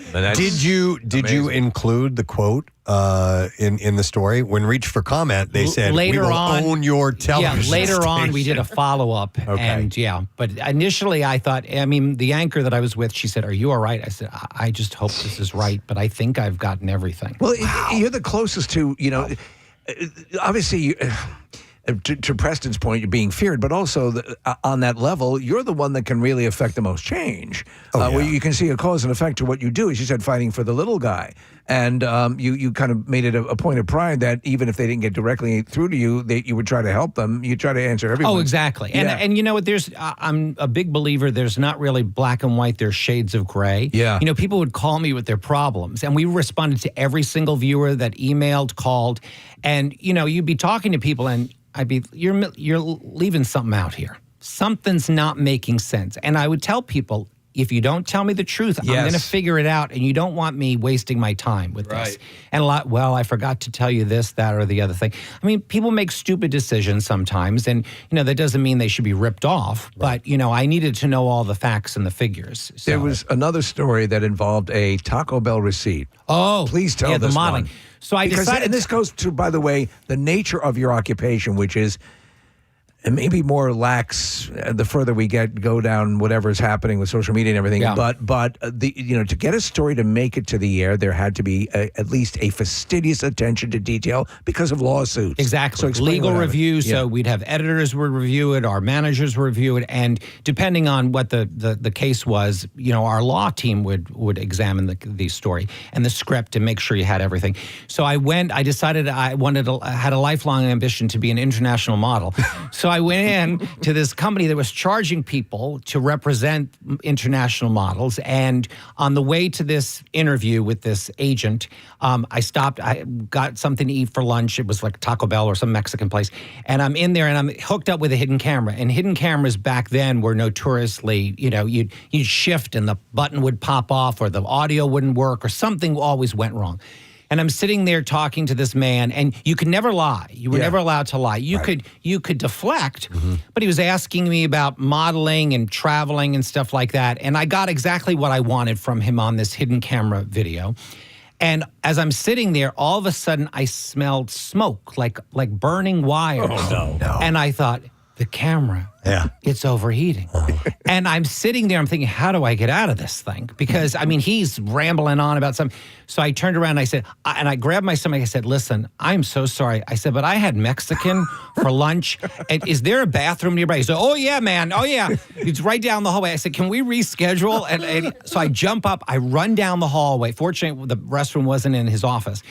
And sure enough, the camera, the wires had started to overheat. They burnt a hole through my T-shirt. Wow. So anyway, but I got everything I wanted, and I checked the video in my car. I'm like, okay, it's working. I got everything. Wrote the story, put it all together, sent it over to our legal team. And the lawyer didn't change one word. He said, but I have one question. Do you have a receipt for lunch? I said, what are you talking about? And mind you, by the time he had gotten it was a week later. And he said, you said on the hidden camera that you had Mexican for lunch. If this guy ever comes after you and sues us, he could say, well, no, he lied to me. He was being dishonest because everything else was. And I said, why would I keep a receipt from Taco Bell? I said, I paid cash. And usually you throw the receipt in the bag and you toss it out. And he said, then you have to go back and shoot the hidden camera stuff all over again. And I thought, oh my gosh, so I was all deflated. I went to my car at the end of the day and I'm sitting in my car and I'm thinking, please, what the heck? And I look over and in the side of my door handle was a piece of paper. It was the receipt for the Taco Bell. I was like, thank you. That's a gift from God. Yeah. I've always been a very big believer in positive thought and that what happens for a reason. If you send positive stuff out, it comes back. But that one was one that I thought, oh gosh. You also proved a fact, and it's something that I've said on air. Whenever you're calling in sick, make it diarrhea or something. no one stay home. Exactly. Stay home. He looked at me like I was going to have explosive something there. I'm like, I just need to find a bathroom. He's like, yeah, man, go down the hall. Yo, man. I think the attorney general or the district attorney closed them down a short time after the story. Okay. All right, so that was successful. Too. Wow. So we've had two stories. We've had vomiting. I have stomach issues after 39 years. Let's talk about, since we're reviewing your career, let's talk about the one-chip challenge. Oh, God, when they tried to kill me on TV. Somebody had texted in about that, and I wasn't familiar, and I went and I pulled up the video today. And so you remember this is a little while back. People were taking those super hot chips, and you try to eat one and abstain from either drinking milk or whatever. For 5 minutes. That was the thing. 5 minutes you had to. And who was on the air with you? Rahel Solomon. She's now at CNN. Okay. And she can eat fire. Yes. Her background, her family's from Africa. Okay. So it's like they're used to spicy. I'm Irish. Our people eat potatoes. Yeah. So they gave us this. I said, sure, I'll do it. And if it's good TV. So you open up the little, it's like a Doritos thing. And it was called it's like the hottest thing in the, as far as, the Scoville scale, it was way up. Yeah, way up. So you undo the little container that it's in and you pop it in your mouth. And, it's like Dorito dust where it kind of gets off, it flies through the air. So I'm chewing this thing. And at first few seconds, I was like, this isn't bad. But then it kicks in. Yeah. And I thought, oh my gosh, this is going to cause me major. I'm going to have to go to a gastroenterologist after this thing. And she's chewing away, flipping her hair, talking about some marathon she's running. I'm like, shut up with the marathon. Sweat's pouring off of me. And I kept on looking at the clock thinking, okay, I just have to get past the 5 minutes. Yeah. But it was crazy. And the funny thing was, weeks later, I was emceeing a beauty pageant, the Miss Delaware USA pageant down in Delaware. And the watch that I wore during the chip challenge, I was wearing that day on the air, and it had links in it. And the dust from the chip dust had gotten into the link. So I'm on stage emceeing this thing, and all of a sudden my arm starts itching. And I look down and I have welts on because the dust had been on the watch, and I hadn't worn it since the test. We had an intern that could take the hottest pepper. Yeah, could eat it like straight an up apple. habaneros. Yeah, there's some people that not me. It doesn't affect. No, it's nightmarish, and then the fervor to quell the agony just exacerbates Even milk everything. didn't help. I was in a corner thinking, "Oh my gosh, they tried to kill me." You went like 6.5 minutes or something like that. As long as I got past 5, I thought, all right, but that's then you ran out of the studio. Yeah. Did you throw up after that? No, Okay. I went into the bathroom. I was splashing water on my face. I'm thinking I'm going to have a heart attack here because I have acid reflux to begin with. So the Nexium wasn't helping on that one. And, and our executive producer Steve Lindsay, he would always come to me, I got this idea. I'm like, all right. And I, like an idiot, would always say yes, whether it was a costume or some kind of crazy challenge. But at one point that had like 10 million views on it. And people are like sending me these notes, go, what is your problem? I'm like, I don't know. Besides the success of that being, the fiasco that it was that one of the stupidest things you ever decided to do? It was, but it was good TV. Right, yeah. That's, you know what? Yeah. If it's good TV, good broadcasting, you got to go with it. We know it all too well. And you were talking about something about coming to the New York market. You started, it was at WOR in up in so I'm from New York, and I used to watch WOR all the time. It was a movie channel, and they show King Kong on Thanksgiving for some reason. But coming to Philly, your experience about coming to Philly and the way you were embraced, and it's something that kind of, if you can recount how you feel about the reception you got here in Philadelphia. It really was almost immediate because I had worked in other smaller markets. I worked in North Carolina for a few years, Ohio for a few years. And within a few days, people here watch TV. And I didn't realize TV reporters, anchors, they're like the sports people. They're celebrities. They are the just celebrities. Crazy. Yeah. Although the very first day that I got here, it wasn't exactly a warm welcome. I had just moved into my apartment. I was looking for Trader Joe's. I was over near JFK. And I asked 3 people for directions, and it was like a December sleeting day. And basically, people were flipping me the bird. And I'm just thinking, why have I come to this miserable city? And there was a mural on, I think it was Cherry Street, and it was from the Mural Arts program. It was called Reach High and You Will Go Far. So I'm on the corner, and I look at this mural, and I look at the name, and I'm like, okay, this is telling me I'll be all right. I will be fine. And it ended up, everything was fine. The first day wasn't great, but after that was fine. Well, what we noticed, and we said right from the get-go, if you come here and you act entitled and you act as if, you're owed something, you're going to get killed. Yeah. But if you work and do the work and spend, you'll have the most loyal, wonderful fan base and support that you can possibly imagine. I don't think people get that about this area. Yeah. And I try to tell that to the new people that would join the station. I'm like, look, this is like running for Congress. Yeah. I said, when you're in the academy, you people come up to you, you talk to them. Yeah. We're no better than anybody else. Yeah, and yeah. it's like, and I think it's because I had that consumer beat for such a long time. People would always come up to me in the stores and, ask my advice or, can you help me with this, that, and the other thing. But I was very, conscious of that. But immediately, within a few days, I thought, boy, these people are yelling out of the SEPTA bus, TV man. I'm like, hi, how are you doing? Yeah, we were just talking. It was Monday will be 30 years ago that I moved to Philadelphia and started working in radio. And I immediately wanted to get out and meet as many people as possible and talk to as many people as possible. It's part of what has led to such a long career. Yeah. You need to engage. Yeah, and you need to, when I first got here, I was the low man on the totem pole. If someone said, we'd like you to read to a group of senior citizens, there'll be 5 of them in Wilmington. You go do I'd it. be in my car and I'd be like, hello, everybody. Yeah. We first encountered you when you were doing the consumer stuff, and that was part of the deal. And then you got the anchor desk, obviously, which was a whole different animal. But the one thing I wanted to ask about and find out if it leads into the whole sock thing, which we need to discuss. Oh, yeah. Explain Bookface. So years ago, do you remember Misha? Yes. So Misha Johnson. So Misha was our traffic reporter years ago, and she was from Minnesota. Yeah. Sweetest person on the face of the earth. Like movie star good looks. Oh yeah. Sexy Bible reader. That's the way I described it. Because she would constantly be reading the Bible next to me. I'm like, this is not matching up in my head. And we became really good friends. And at one point we were trying to add Facebook followers and Instagram followers. And she would post herself after a workout. Well, you knew Misha was a knockout. I'm thinking, I can't compete with this. So I started what we call Bookface class. My mom called it Bookface by accident one day. I said, all right, I'm going to do Bookface. So every day when I was working Monday through Friday at 8 o'clock, I do a half an hour thing. And then COVID kicked in. Yeah. And it was really weird because I didn't realize how isolated people felt. Oh, they did. Yeah. And it took off. I mean, there were days that we'd have 100,000 viewers on this Bookface class. You might be competing with your own numbers for the actual. Oh yeah, it was crazy, and that was also when we were anchoring from the newscast from our homes. Yeah. Too. So here I'm on an iPad trying to get on TV, and then I'm doing Bookface later on.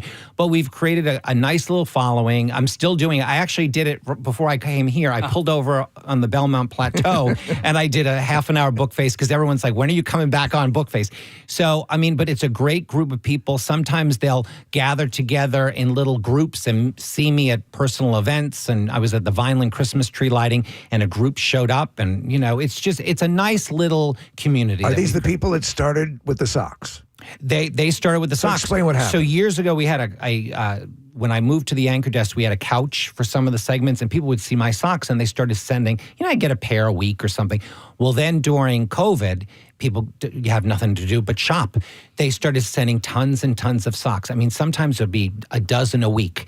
And I don't know how they did it, but there were very few duplicates. Yeah. So, for years I kept on saying, I should look into this in Guinness Book of World Record. And I was always ahead of the record for years. Right. But when I announced my retirement, I thought, oh gosh, I got to do this now. And I've got to do it before I retire because they're the ones that helped me get this thing. Right. So the total, it was 1,531 pairs of socks. Wow. And there are some, like there's a woman, she now lives in Maine, but I helped her with a real estate issue years ago. She's probably sent me at least 100 pairs. Oh my God. And you have them, from what I understand, in categories, tubs. Yeah, containers. 48 pair per container. What's the most eclectic topic you have for socks?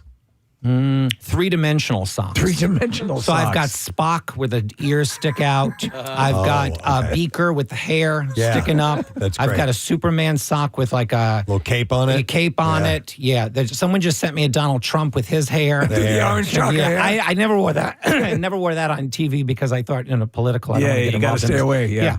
But it was crazy. But I will tell you, it was probably the most stressful assignment because it was literally 2 weeks before retirement. And we'd called Guinness and we said, well, how does this work? Because I didn't want to take any shortcuts. I wanted to do everything the way that they have everyone else do. It was a 262-page spreadsheet. Jesus.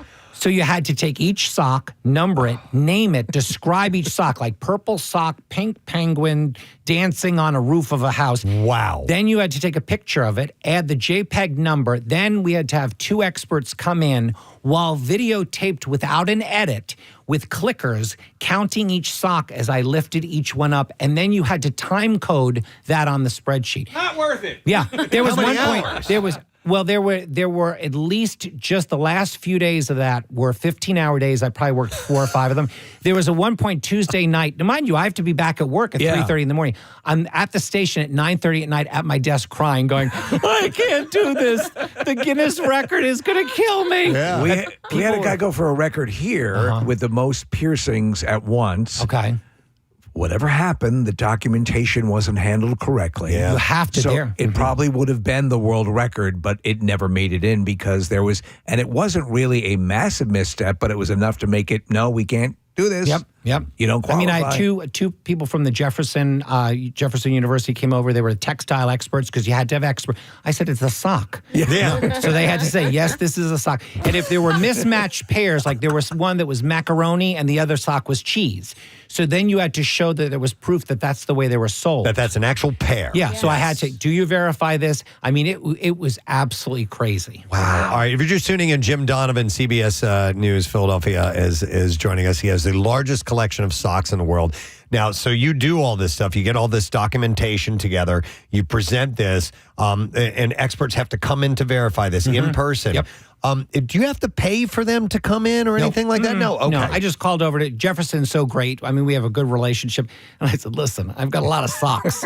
We need 2 people from the textile. And they're like, sure, we'll come in. I mean, they were so nice. And the thing was at one point, because you needed to see the clickers as they were clicking on video with the sock. So literally there were 5 of us walking in like this pod along the list.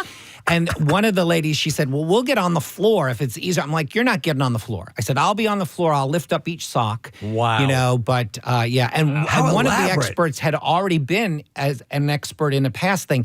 It was the most sweaters worn at a single time or something. She was a judge for something. I figured, well, this is a bucket list for them too. They're probably never going to judge Guinness record. Yeah. All right, Jim. So to visualize this, 1,500 pairs of socks. Let's take a regular plastic container. If you're moving and you have one that's about, your arms stretch out about this big that I'm showing right here. And for those of you who are visualizing, it's maybe like 1.5 feet tall, maybe 2.5 feet wide, something like that. How many of those filled do you think would equate 1,500? I'd say probably about 10. 10 of them. Yeah. Okay. So I've got 32 small containers. Okay. So a lot, but not you didn't have to not an buy airplane an extra hangar. house. Yeah, I have a closet. It's a sock closet. Okay, all right. You have a sock closet. It's just laying them out to display them. And they had to be categorized. So you had to, fortunately, over the years, I did keep them in categories. So I had my food socks, my celebrity socks, my holiday socks, my, geographic socks. Sports socks. So, and that was the thing. Like you could have I had 2 Eagle socks that were very similar, but the font was different. So that counted as 2 separate pairs. All right. Yeah. And were you sometimes conflicted on what category to put a certain pair of socks in? Yeah. So, yeah. Mm-hmm. All right. So my question then is, how do you choose a pair of socks for the day? Well, to be honest with you, I was just wearing them as they came in. I never wore them twice. Oh, wow. For the most part. Because, I mean, there were 1,500 of them. I worked 5 days a week. I love the feel of a good new pair of socks, too. And socks are great because they can clash with whatever you're wearing with, because they can you're kind of making a statement if you're wearing fun Look at that iconoclast there with his and every day I would post it online. This is what I've got. Some were just basic. But the weird thing was, out of the 1,500 pair, I think there were like 20 were duplicates. That's it. Wow. So I thought, are these people keeping some kind of spreadsheet? Right? Yeah. What do you receive once you get the Guinness World Record? So a certificate. They send a certificate which got lost in the mail. So I was like, are you kidding me? Because we wanted to show it on the last day, and it came the following Monday. But they expedited that for me because they knew for PR purposes. Broadcast, Do you have any idea what the previous record was? It was, I think, 1,300. Oh, you have a nice buffer. Yeah, or 1,030. It was something. Yeah, I mean, I'm like 200 or 300 ahead of. When the guy. will that information appear in the official book? So I think they just put out the most recent one. So unless someone comes up with another few hundred pair, I mean, and good luck for them, because I would never do this ever again. This is one and done. No, that's an arduous process. Yeah. But let me ask you. So broadcast, this part of your career, we're talking about retirement, but just simply this part of your life is retiring. What are you moving on to? Sleep, wellness. The plan is to write a book. Oh, okay. Partially on TV, and then also over the past few years, particularly during COVID, when I realized that all these people kind of like felt alone out there. Yeah. I've kind of gone on this path of, spirituality and why we're here, and good things versus bad, and cause and effect and stuff like that. So, You also, it's a cool thing you've been motivated about the truth. You said your dad's a Marine. He was a Marine. Yeah, I was a Marine and New York City cop. Right, there's these things that bind us together. Pursuit of truth was one of them. Knowing what's right, what's wrong.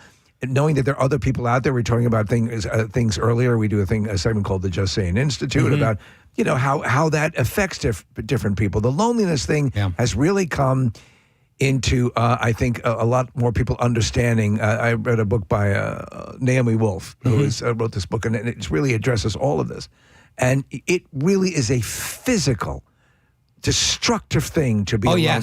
And it's something that more people should take an active interest in trying to counter. So that would be great work for you. You could run every day and go to the gym every day, but if you don't have personal relationships, that's going to affect cognitive decline and things like that. And, it's all about those relationships and keeping bonds. My dad's going to be 88.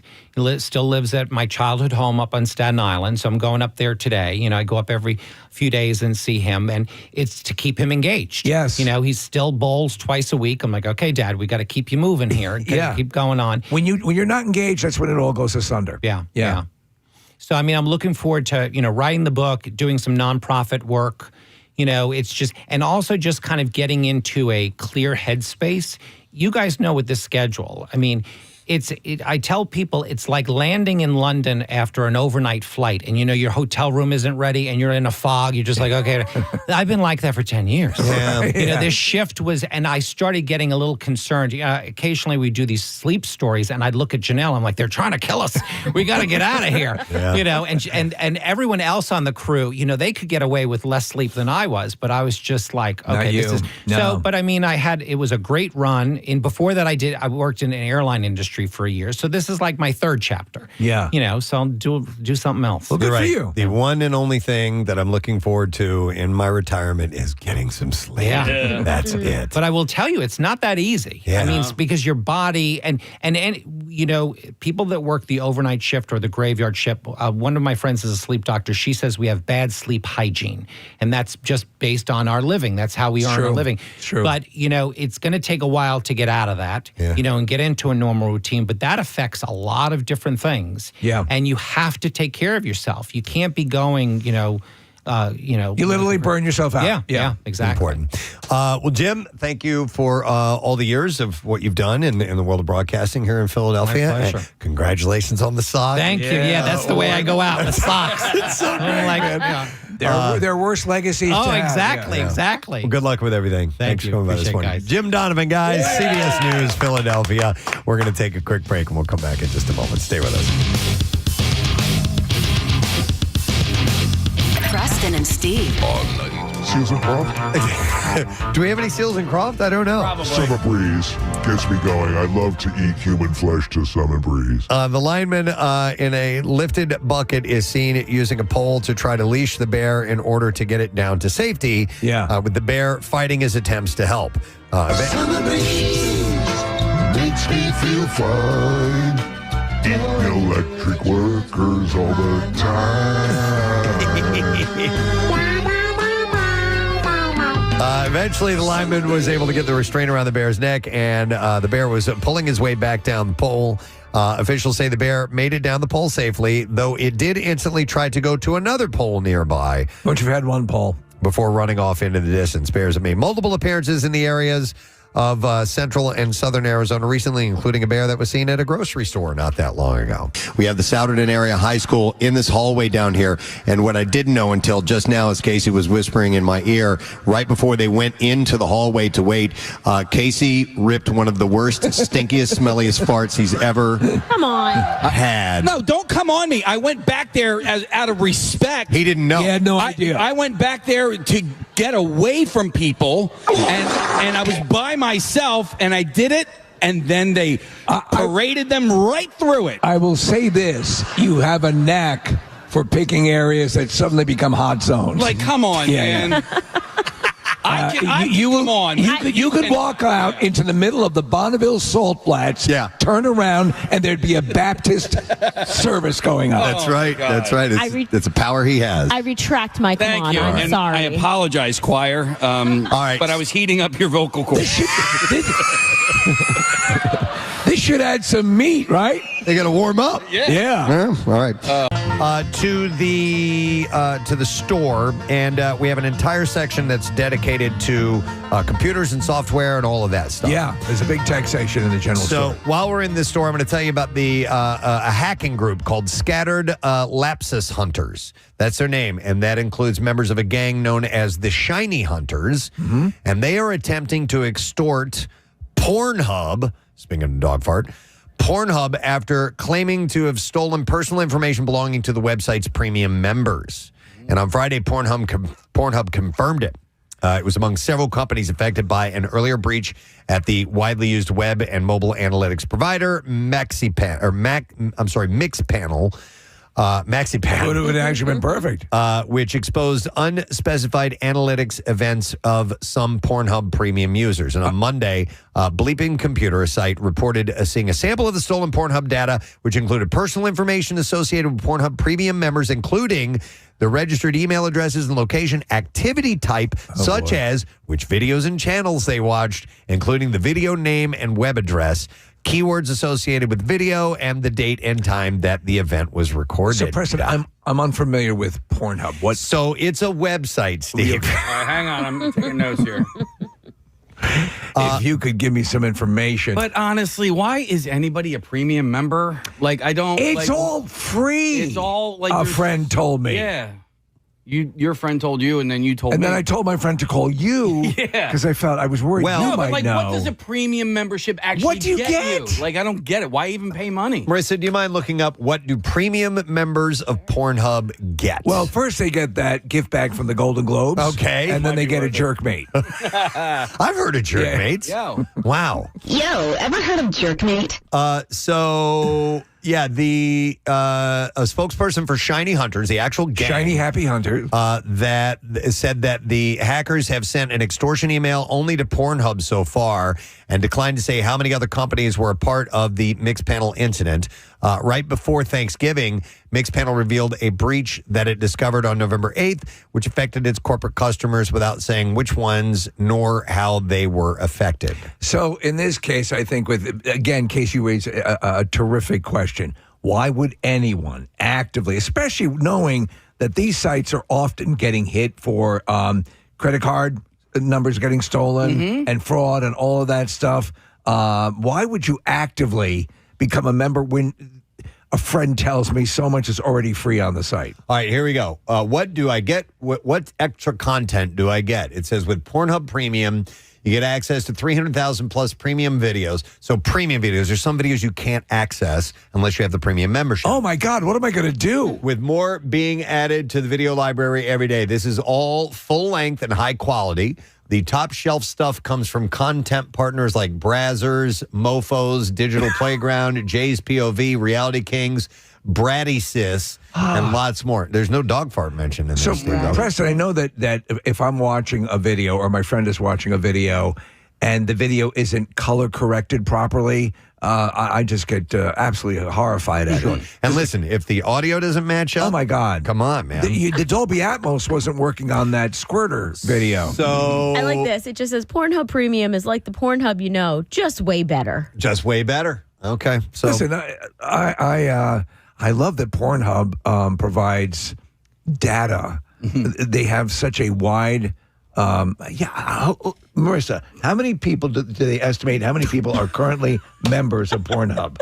Hang on. What is there that? Marissa's serving to the website, and I can see the monitor that she's on, and there's just a big oral scene just popped up on my screen.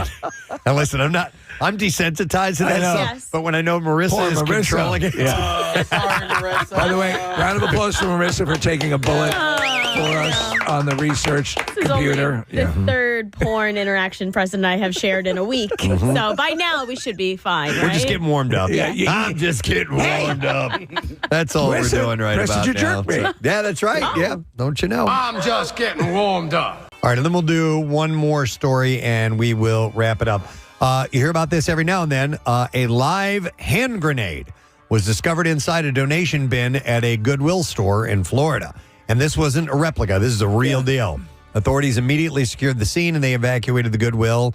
The device was then safely retrieved and remotely detonated in a secure location by the St. Johns County Sheriff's Office bomb squad. We can't take stuffed animals or hand grenades. The explosive appeared to be a donated item. An employee discovered it in a bin near the donation door.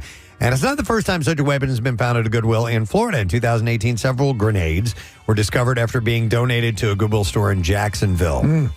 The police department said we want to remind the community to thoroughly check all items before donating, ensuring that hazardous items such as explosives, firearms, or ammunition are not accidentally included. My Goodwill has a box for bazookas. They said if you ever locate something that appears to be a hand grenade or other explosive device, do not touch or handle it, please. Honey, are we using this hand grenade or can I give it to Goodwill? I saw this article that it was a study that was done. These are Finnish researchers that found that Americans drop more F-bombs than any of their UK counterparts. Oh, yeah. Which is actually surprising, I think. I think, are they fancying the C word now more? Oh, it doesn't indicate that. It doesn't say which is preferred. This is mainly the F-bomb. All right, yeah. The C word in London has a different connotation. Yeah. It's not derogatory, right? I think it is. Oh, yeah, it is. I'm not going to. You're not going to see it pop up in Hallmark cards. Okay. Yeah. It's not. I thought it was a little more cheeky. It's still.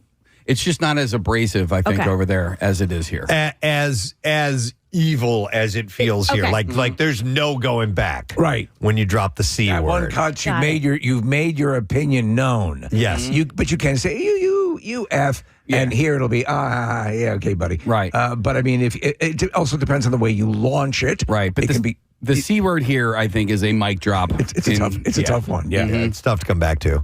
I think it's fun to throw that one out when it counts. Yeah. Absolutely. And it can cut Ryan. But sometimes when flowers don't say enough. So, Marissa, what I think you're thinking of, in Australia, the C word is kind of ubiquitous for friend. Like a lot of them will use that when it's one of your mates. They'll use that one in particular. So, and the interesting thing about Australia in this article, and I'm glad you brought that up, Ryan, is Australians apparently are the most creative in their use of the F word. Okay, this is according to this published study that was done. Yeah, we need to know this for the holidays. They don't say it more than us, which I found surprising. I thought Australians would say the F word more than Americans did, but they don't, but they are more creative in their use. This study was conducted by scientists at the University of Eastern Finland, set out to investigate the uses of notorious expletives on social media and across different countries. So to accomplish this, they examined 7.8 billion words that were posted on social media from the U.S. and the UK and Australia between 2006 and 2023. So it's a good long study. They focused on the F word because it is the most frequently used obscenity and the most likely to ruffle feathers in polite company per the study.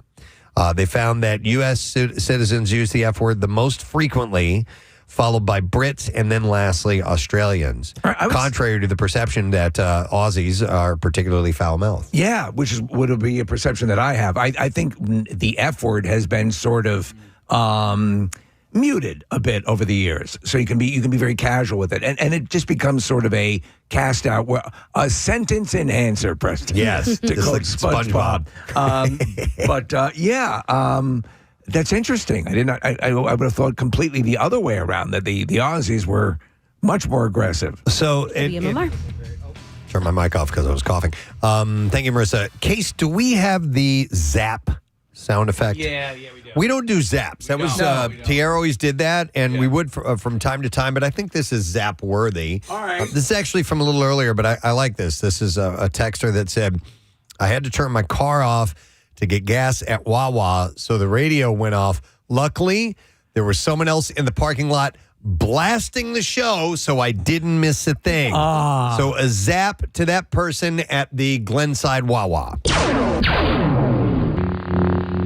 So I thought that was pretty cool. Their car goes off, and all of a sudden, boom, they could hear us because somebody else had it cranked up. I love when I hear, especially so we've had, Mr. Contractor and people out of the house working, and they'll say they'll be on job sites, and it's the nicest thing to hear that people are just out and about working or commuting or whatever, listening to the show. We really appreciate it. I don't know if this is a topic for another time, but I was in a Wawa parking lot. I was getting gas, and I hear someone talking through a speaker, and it was somebody that was across the parking lot. Yeah.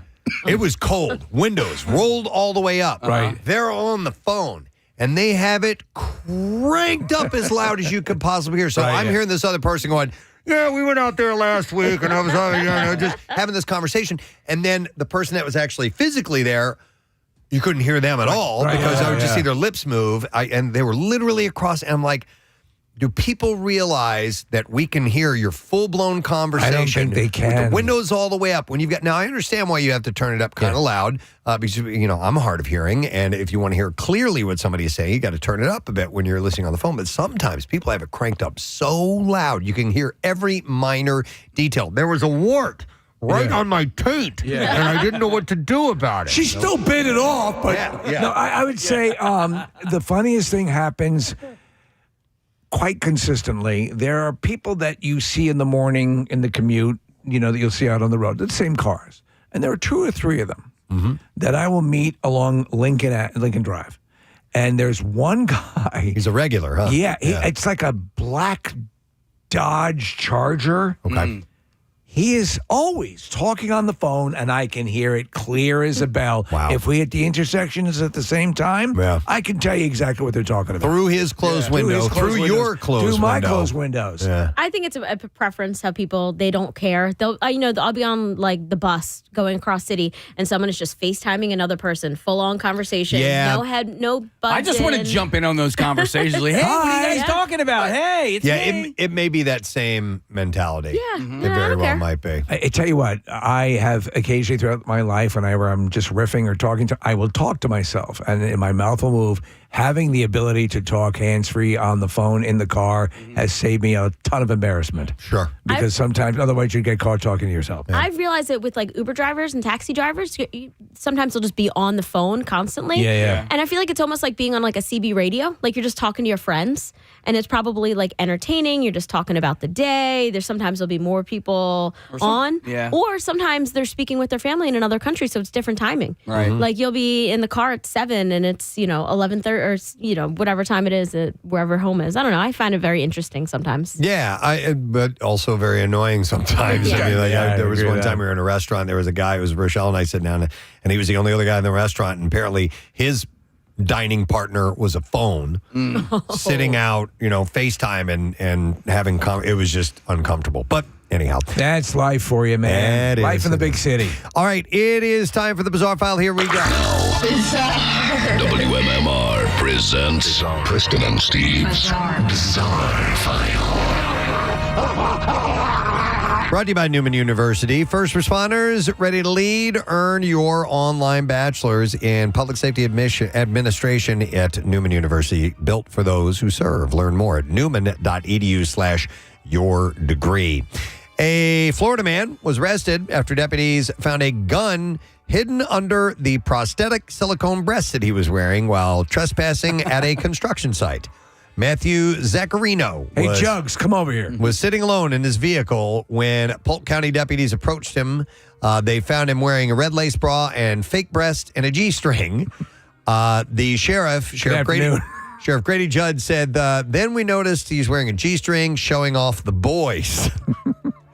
And when asked why he was there, Zaccarino claimed that he was heading to a costume party, but he wouldn't say where. He was charged with trespassing, loitering, and resisting an officer. In North Carolina, a Statesville homeowner is facing felony charges after authorities say he shot a child who was playing Ding Dong Ditch with friends on Saturday night. It was January 3rd, approximately 11:20 p.m. Deputies were conducting a traffic stop, and they just heard multiple gunshots coming from a nearby neighborhood. Within 2 minutes, they were in the area to locate the origin. While responding, there was a 911 call reporting somebody was shot. Upon arrival, deputies located an unoccupied vehicle stopped in the roadway with the passenger doors open, broken glass on the ground, and apparent bullet holes in the vehicle. Wow. Deputies then saw several individuals in a nearby field. When they made contact, they encountered 5 juveniles. One was on the ground, had a gunshot wound to the leg. They transported the juvenile to the hospital for medical emergency treatment. Deputies learned the juveniles were traveling through the neighborhood when an unknown individual fired a gun at their vehicle. One round entered and struck the victim in the leg. During the investigation, someone had approached the deputies and identified himself as the shooter, Craig Stephen Mason. Told investigators he had been asleep. He was awakened by loud noises coming from a neighboring residence. He stated that he retrieved a handgun and went outside to investigate the incident. He saw a vehicle driving through the neighborhood with no headlights on, so he shot it. Yeah. He just You sees a don't know. vehicle without headlights on and shoots it. Could have been a monster. The vehicle was struck 4 times, with one round striking the juvenile passenger. Detectives determined the victims had not approached Mason's residence or only in nearby homes, and they were just ringing doorbells. Deputies obtained arrest warrants for Mason for felony assault with a deadly weapon with intent to kill. A Toronto sex toy store got an unexpected piece of mail last summer. Not one, but 2 official letters from the Pentagon asking them to stop shipping adult items to Bahrain. The letters were found They're supposed to come to us. inside return packages that had been sent to a U.S. naval base in the Middle Eastern country, where such items are illegal. Now, Grace Bennett, the co-founder of the online store Banjaban, said that her company does not ship directly to Bahrain, so she suspects that American service members stationed there forwarded packages to themselves. The letters, stamped with the U.S. Department of Defense seal, explained that the items had been flagged during customs X-ray screening. They should ship through Abu Dildo. Yeah, Abu Dildo. Bennett found the whole situation hilarious, pointing out that the military should probably tell its own personnel what they can and cannot order. The letters now hanging in bedazzled frames at Banjaban's offices, like the trophies that they are. Banjaban's a cool name. Yes. Okay. The saying that all publicity is good publicity was introduced long before social media. A man in Sicily is suing a restaurant after a promotional TikTok video accidentally exposed his affair to his wife. The 42-year-old had told his wife that he was at a business dinner with colleagues, but the video showed him dining with another woman. When his wife saw the clip, she ended the marriage and kicked him out. And now the man is taking legal action against the restaurant, claiming that they violated his privacy by filming and posting him without consent. He probably has a case. An Italian consumer protection group representing him says that the restaurant was clearly in the wrong. They said the publication of a video can have very serious effects on a person's private family life. The group is seeking damages and considering filing a complaint with Italy's Data Protection Authority. The case could set a precedent for privacy and marketing rules. Imagine you're scrolling through TikTok and you see your husband or wife. Oh, there you go. All right, and then one final story. Scotland's largest hospital has apologized after a bereaved family was given the wrong body for a cremation ceremony. Morgue staff at the Queen Elizabeth University Hospital in Glasgow had passed an incorrectly labeled corpse onto undertakers. The mistake was only realized after the funeral service and cremation. I think we can put him back together. Greater Glasgow and Clyde blamed human error and said that the staff involved had been suspended. The family who thought that they were cremating their loved one are said to be inconsolable. The mistake also denied another family the chance to have their relatives' remains for a funeral. I understand you're upset, but I got some glue. Dr. Scott Davidson from Glasgow, Clyde, the medical director, said, I would like to offer my sincere apologies. I would like to apologize. I'd like to apologize to Chris again, the skull sealer. To both families affected. We have very rigorous process for the identification. To pool boy Ben Affleck. And labeling of bodies from arrival in our mortuaries until the release into the care of an undertaker. It's not rigorous enough, man. Said we launched an immediate investigation of this and to ensure that that learning is applied. I apologize. The Scottish government said that it was deeply concerned by the cremation incident. We learned our lesson good. A spokesperson said, we wish to express our sincere condolences to the families involved with this terrible incident. Gosh, we feel terrible. And that is what I have in your bizarre file this morning. All right, we'll take a break. When we get back, we'll see how you did paying attention to our program today. Lesson questions, some trash, some music news. Those things are on the way. Hang out. Preston and Steve. Their creative use, they were most creative with their spelling variants. They used 2,160 spelling variants of the word compared to 1,969 in the U.S. and 1,474 in the UK. This I'm not following. What do they when they talk about a spelling variant? They're just spelling the F word differently. Yeah. Okay. They there's one. Here's some of the iterations. One is spelled Furkers or Fukken or Fukkeng. FARC, which actually is a great website that I go to regularly, and the Irish-derived FECK. Right. Which I definitely know that. Yep. Our buddy Murph uses that regularly. So let me ask you, not that I suggest we test it out now, could we get away with saying the Irish iteration of the F-bomb? I don't think so. Why not? Why not? Well, go ahead. No, I'm not going. I'm not going. But like, I'm just I know saying, we like, can why say not? we can Johnny dangerously do it and Fargan, yeah. Fargan ice holes. Fargan ice holes. But like fact and fic, like like fiction, like you know. Yeah, it's so dumb that we have to do the dance around this. But I mean, like for example, my assumption is were you to say the Irish way, FECK, I assume it is, spelled in Ireland, you would get the same reaction, right? I mean, it would have to carry the same weight as I'm trying to describe it without saying it accidentally. But yeah. Do you ever remember dropping one in front of your parents and getting in trouble? You were different, Steve, because your dad didn't really care. All the time, but, yeah. Now, my dad said it too, but if I were to say it, different story. I don't think my mother's ever said it in her life. And yes, she has. No, I don't think she has. But I have accidentally said it in front of her. My sister has accidentally said it in front of her. And when you do, it's like, and it's not like I'm going to get in trouble. It's more like, oh, I've disappointed you. I don't. Your first tooth. Listen, I understand in certain company and saying in front of other people because it's considered a risque word, but I can't wrap my mind around why just saying a word. I agree. Is so, oh my God, I've done a terrible thing. You know what I mean? Why you're like your mom wouldn't say it by herself, right? And she would just feel shame or something like that for saying it. It's just a word for crying I think out loud. of my buddy's mother-in-law who says it all the time, and she's my mom's age and she drops an F-bomb like nobody's business. Listen, if you've had it beaten, sometimes literally beaten into you over the years that you don't say words like that, and you say it.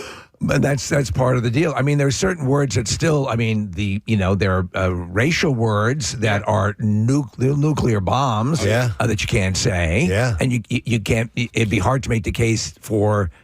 It's just a word, Sure. Yeah. So, absolutely. So, and I do think in the broad scheme of things, they are just words. But there's certain. In polite society, you can't get away with There's it. There's intention and meaning and what you have behind that word and how you're using it that can cause offense for sure. Absolutely. I definitely understand that. In Georgia, it was a hair-raising wake-up call for a family Friday morning as flames threatened their home. However, the homeowner, Erlene Rivera, said that she woke up to the sound of her bunny rabbit, Coco, thumping out a warning as her smoke detector sounded off. Like Morse code? She said, no, she said he knew something was happening. He started jumping and jumping. The house is on fire. The fire tore through the back of the home, entering the kitchen as she rushed to get everyone out. And she said, he was the first one that I pulled his cage with him inside. Rivera, her sister, alongside her 92-year-old mother. I'm sure they're happy to know she got the rabbit first. Well, I know where I stand. Made it out safely. Christmas gifts in tow, all thanks to a rabbit who had hopped into action before flames could spread. Could you go back in and get my vibrator? Fire personnel said that they believe the fire started on the family's back porch, the same spot where they had gathered just one day earlier for Thanksgiving. The back of the home sustained significant damage on one side, and the kitchen had moderate fire damage. And it appears, they said, the fire department said that they had a warming fire in the evening and had thought that they had fully extinguished it on a wooden deck in a metal barrel. Grandma was playing with her flamethrower. By the way, Rivera says that when they first purchased the home, they were renovating and they discovered a baby rabbit underneath it. Aww. And that rabbit would eventually become the family pet Coco, who is now their little guardian angel. So saved their lives. Pretty cool. We had our family cat save our lives one time. This is the first Hubert years ago who noticed that the pilot light was reacting to the gas building up in the house. Wow. And clawed at my parents' door, woke them up, and we got out. That's awesome. One Virginia liquor store had an unusual patron this weekend. It was an inebriated raccoon found passed out in the bathroom. Wow. According to the Hanover County Animal Protection Shelter, authorities found the masked bandit collapsed in the bathroom of the Ashland ABC store Saturday morning, where the burglar had ransacked shelves and drank multiple types of alcohol. He is face down, passed out in the bathroom. Even a raccoon knows that the bathroom floor is the place to go to when you're bombed out of your mind. It's my effects that are doing that, by the way. I was hearing a weird noise. Yeah. So in a social media post, they said that the very intoxicated raccoon, they took him back to a shelter to sober up before releasing him back into the wild. It was the whistle pig that did him in, Preston. That's good stuff. A Facebook post said, after a few hours of sleep and zero signs of injury other than maybe a hangover and poor life choices, he was safely released back into the wild, hopefully having learned that breaking and entering is not the answer. The Hanover County Animal Protection and Shelter helps rescued animals if they are found in the wild. So they helped this guy out. I mean, he looks like any human you've ever seen pass out on the floor. And there are broken bottles all over the aisle of the liquor store. He was having a good time. Absolutely. Pierre Robert, super nice guy here, too. Thank you. How you 6 doing? p.m. show. That's 6 p.m. show is a little bit on the earlier side. It's very doable. Yeah. Okay. Nice. When I went to see Barry Manilow the other night, it was done at 10 o'clock. Nice. For a certain group of people, that is very nice. You know, Preston's buddy Will, he goes and checks out live music all the time, and he has discovered these earlier shows. Yeah. So he doesn't have to go to a 9, 10 o'clock show. He can go see a show at 5 and be home by 8. I that's insane to me. Yeah, I don't know why concerts have to start at like 8 o'clock. Why? No. What you said. He doesn't like the early show. I don't like the early show. Yeah, Pierre's an all-nighter. 5 o'clock is mad. It's chaos. When it's light outside, I don't want to go to a show if it's light outside. I want it to be dark, and then I want to go in and be darker when I come out. Like the dark, filthy soul. There was Joan before. Hate Myself for Loving You, 93.3 WMMR. Preston and Steve show on Thursday morning. Inching in on No Sabro Friday, which officially starts for us when we end our program. So we're looking forward to that. And, of course, giving away our Word of the Week prize tomorrow. I'll get you details on that in a little while. In the meantime, we have something else that we would like to have a chance to win. Right now, it's the Lesson Question prize. Tickets to see the band 3 Days Grace. They are going to be playing March 1st at the Giant Center in Hershey. Those tickets are on sale now, but you can win them if you can answer this question. Everyone has gone to McGillen's Old Ale House, but where is Steve gone? 610-660-9333. Okay, if you know the answer to that, you need to call us right now because the prize awaits.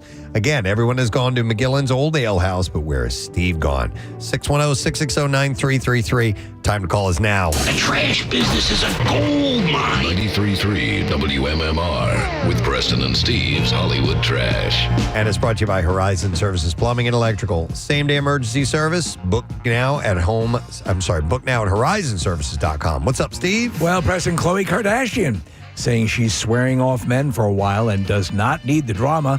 Khloe explains, saying men are always the ones chasing her away from the garbage cans outside of Pulaski's candy store. WWE star Nikki Bella denying she and Eagles cornerback Cooper DeJean are an item, even though the two have been seen out on a number of dates. Bella says she and Cooper haven't gone all the way, but did explain she considers all the way almost penetrating her lungs. Oh, my God. Oh, my God. And finally, NASCAR's first commissioner, Steve Phelps, well, he's resigned after a string of texts were revealed in which he called Hall of Famer Richard Childress an ass clown. Phelps had claimed his statements were misunderstood and that an ass clown is the best kind of clown because he, quote, has a big, brightly colored hiney. That's your Hollywood Trash. I like the ass clown. That's nice. All right. Let's see if somebody knows the answer to this question. Everyone has gone to McGillen's Old Ale House. Where is Steve gone? We will check in with Dave. and see if we can get an answer. Hi. Hey, Dave, how you doing, man? Eugene. A little call back. All right, so McGillen's old ale house. Everybody's been there, but where's Steve been? He's going to the new one. Yeah, McGillen's new ale house. That's correct, yes. Hang on a second, Dave. We are going to give you a pair of tickets to MMR Rock's 3 Days Grace. Alienation Tour is going to be on Sunday, March 1st at the Giant Center in Hershey. Tickets are on sale now via Ticketmaster. Now, Preston and Steve's Music News on 93.3 WMMR. Brought to you by Neumann University. You ready to take the next step? Advance your career with Neumann University's graduate programs. Flexible, supportive, and career-focused. Learn more at newman.edu/graduate. So you got to love it when you can work in a classic reference while nursing a broken foot. Foo Fighters guitarist Pat Smear will miss a few upcoming shows after breaking multiple bones in his left foot in what the band called a, quote, bizarre gardening accident. The band Spinal Tap nod. The band shared the news on social media with a fake tabloid cover showing Smear smiling and giving the finger while being carried off on a stretcher. I love that I get that reference now, guys, because I did watch Spinal Tap over the break, and now I'm part of the joke, You're guys. part of the joke. I love it. Somebody, one of their drummers died via a bizarre gardening accident in Spinal Tap. Guitarist Jason Faulkner, who has played with Beck and St. Vincent, will fill in while Smear heals.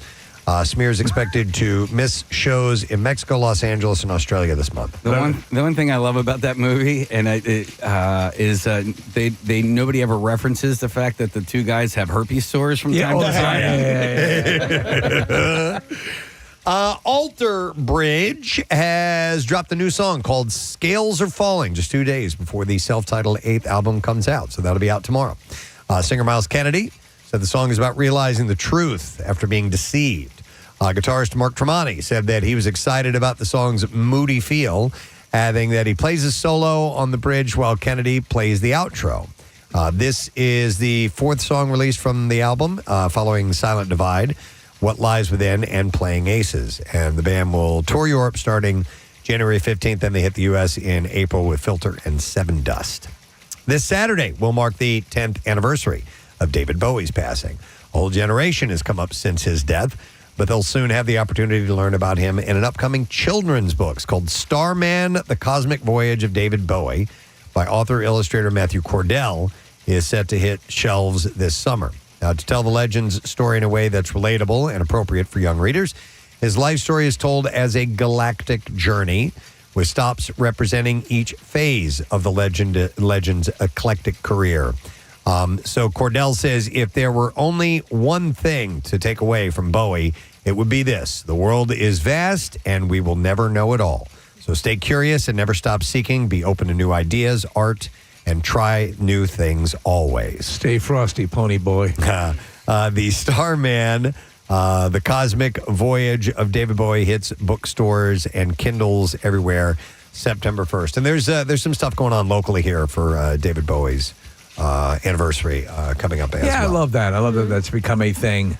And then the MMRBQ pre-sale has started now. Just a heads up that you can access that now and get your tickets and be ready to go. WMMR.com has all of the details, including the password that you'll need to get those tickets. And, of course, Godsmack, Alice Cooper, The Hooters, and Everclear are the headliners. The general admission portion of the show includes Des Rocks, Cami Keogh, Lilac, and MMR's local shots artist, the Circus Arts. And, of course, we'll have the Preston and Steve Show side stage. Jackie Bam Bam's going to do a set there. We'll do live band karaoke and a few other things as well. There are early bird lawn tickets available for $35.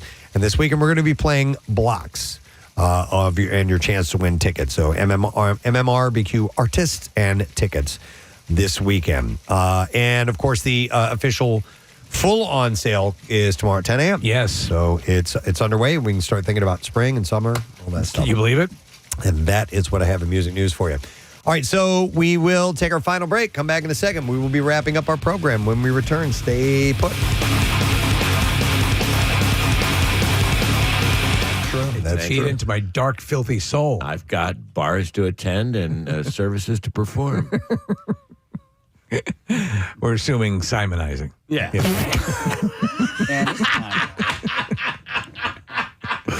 That's what he does. Yeah. Call me Simon. Simon. All right. My middle name, Pierre Simon Roberts. Wow. If you tune in to the Today Show this morning and for the near future, Savannah Guthrie will notably be absent. She told viewers Friday that she has felt like Peter Brady these past few weeks and months. She said, some of you have noticed that my voice has been very scratchy and started to scratch a little bit like Peter Brady. Yeah, and I noticed she had trouble saying pork chops and apples.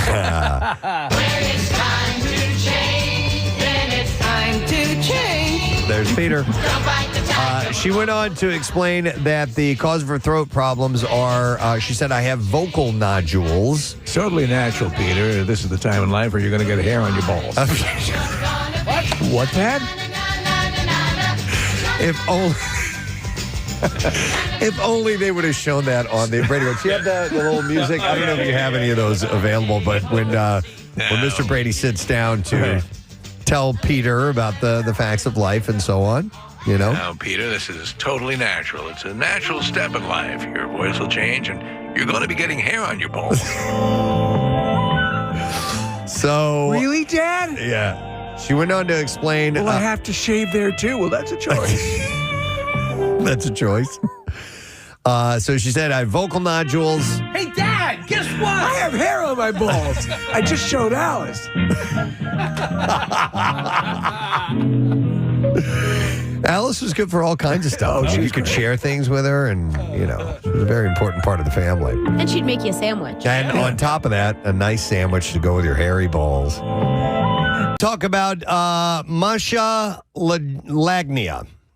Masha Lagnia. Is this a person? Nope, it's a thing, and I'll explain what it is, but it's spelled Maschalagnia.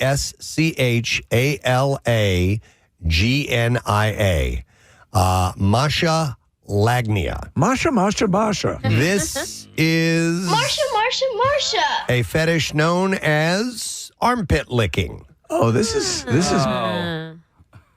No, you're not down with that? Steve, are you? No, judging by your immediate reaction. I don't want to sway your... No. So it ranked, and apparently it is one of the most requested fetishes, according to research.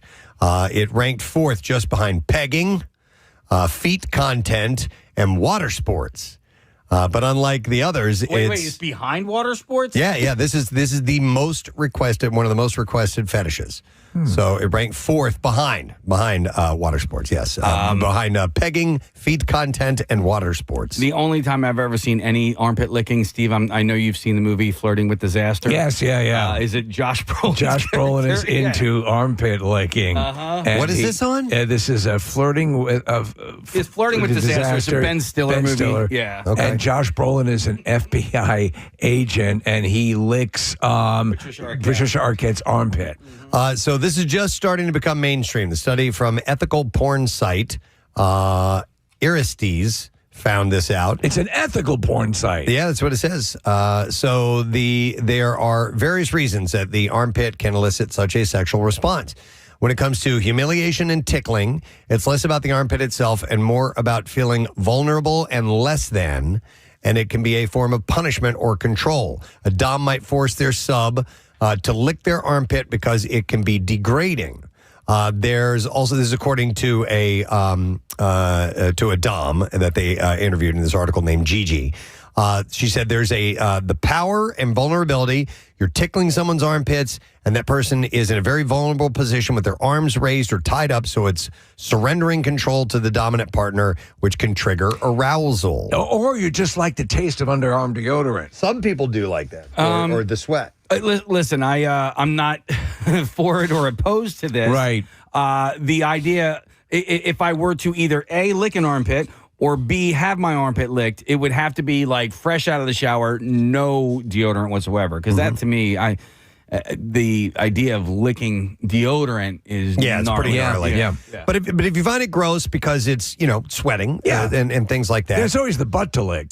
Listen, I was going to say, think about where other places that people stick their tossing tongue. the salad. Mm-hmm. Yeah, it ain't that gross compared to some other things. So the armpit group is going to get more of a pass than the pee on me or lick my butt. Yeah. But I mean, even and pardon me, I will use a technical term. By all means, cunnilingus. Yes. Just think about what you're doing at that point. That's where the pee-pee comes out. That's and that's a it's not that much more. So foot of fetish, a stretch. This would be akin to a foot fetish, licking feet. Yeah. Similar, right? Yeah, toes, sure. yeah. Same thing. And it's something that does nothing for me. It does not for me. But when I think about it, and I'm like, okay, it's really, not? It's not that bad. Are you talking about feet licking? Feet licking or armpit All right. licking, yeah. Because you guys have let your dogs lick your feet, right? Yes. My dogs don't lick my feet. I would if they would do that. Yes, absolutely. My dog Chelsea used to love to lick my feet, like emphatically the second I took my shoes off. And I'm like, I would not do that, but have at it, girl. Yeah. So Gigi goes on to say that there are definitely people who can orgasm from having their armpits licked. Oh, that'd be awesome. And there's also the anticipation aspect. Wouldn't that be great? It's just great. It's so easy. I'm going to lick one out. Yeah. Because you could lick your own armpit. Yeah, absolutely. You could lick your own armpit. Excuse me, I lick one out. Oh, my God. And she said there's also the anticipation aspect. If you know the stimulation is coming, you can interpret that as erotic excitement. And as for the smell of the armpit, 59% of daters say that BO is a turn on. That would not be with me. So I am hyper aware of my scent. I like to be as clean as possible. That's why morning sex is, I like teeth brushed, and everything, Who was the football player recently who was on the bench, told the guy he smelled like hot dog water? Did you see that? No. Oh, it was hilarious. And I thought about it, and I'm like, yeah, okay. Yeah, if you put a bunch of hot dogs and you boil it, it's kind of, it's meat. And fat and all that, and it would have a similar scent maybe to underarm armpit. I'll get a gag response off of rancid body odor. I mean, rancid body odor is bad, but standard a person's scent, I don't think is horrible. No. So they said they're asking the question, why would it be a turn on? Well, clinical and relationship psychotherapist Dipti Tate. Dipti? Yep. Says, while it might not sound particularly appealing, body odor can influence sexual attraction. However, it's not just any old scent that does the trick. Rather, it's the unique combination of pheromones and other odoriferous compounds exuded by our bodies that can elicit a primal response in potential partners. Have you ever caught whiff of something that, for lack of a better way to phrase it, smells like sex to you? Well, the trees, right. In the semen in the trees. spring, the semen trees. That'd be one of them. I want to say that I have. That it does remind me of just that. catch you for a second, like that. It smells like sex. Yeah. I know what you're talking about. Armpit licking also ties into tickle torture and humiliation kinks. So that's a big kink. Would you call it a kink or a? Yeah, I would call that. The tickling to orgasm. Mm-hmm. And it would fall under the BDSM umbrella, by the way. Are you easily tickleable? I used to be more ticklish than I am right. now. Jack White bringing us in for a musical landing on 93.3 WMMR. It's how I'm feeling. Preston C radio program. It's 10:28 a.m. and we are going up to about 53 degrees today. Partly cloudy skies. Tomorrow, rain coming in, but not till the afternoon, like 5-ish, something like that. And very, very mild. High 57. It's going to feel pretty nice. And then we get rain all day on Saturday, from what I see. Looks nice outside now. It was actually really nice yesterday. Yeah. With the sun comfortable. Wasn't too bad. Yeah. It was not too bad at all. I will take a moment to thank our guest today. We have Mr. Jim Donovan from CBS 3, the anchor that recently retired. Technically, I know he wrapped it up in kind of late December, but he was on vacation for a couple weeks, and then he officially feels like he's only been on retirement for like 2 days. Right. So freshly off of that comes into the show, and he had a lot of great stories. You can imagine he did 22 years over there, and he's done 40 years in broadcasting, and then he is the Guinness World Record for owning the most socks of anyone in the world. Yes. And certified. He now has that. So, but it was a cool conversation. And they all have to be unique socks, right? Yeah. And you can't go fastidious. out by bulk. No. Yeah, these are all unique pairs. So that was cool to have him by here. We got Matt Cord, too. Hey. Hi. Hi. Congrats on, is it 30 years? What, Monday? Monday will be 30 years that I moved into this wonderful town, moved into this community. Good for you. Yeah. I remember and you were one of the first people I met outside of the people that I worked with directly. I remember you. Jim McGuinn, we were all in Egypt, and he brought you in. I think you had a Flyers jersey on. I did. Yeah, it was heavy Preston. Yep. That was big boy press. Yeah. Yep. You were like, yeah. And then you said you went to Egypt, Marissa, for teen night? Or no, Maui. Or your birthday. My birthday party was at Maui, my 16th birthday, and the adults were at Cobalt.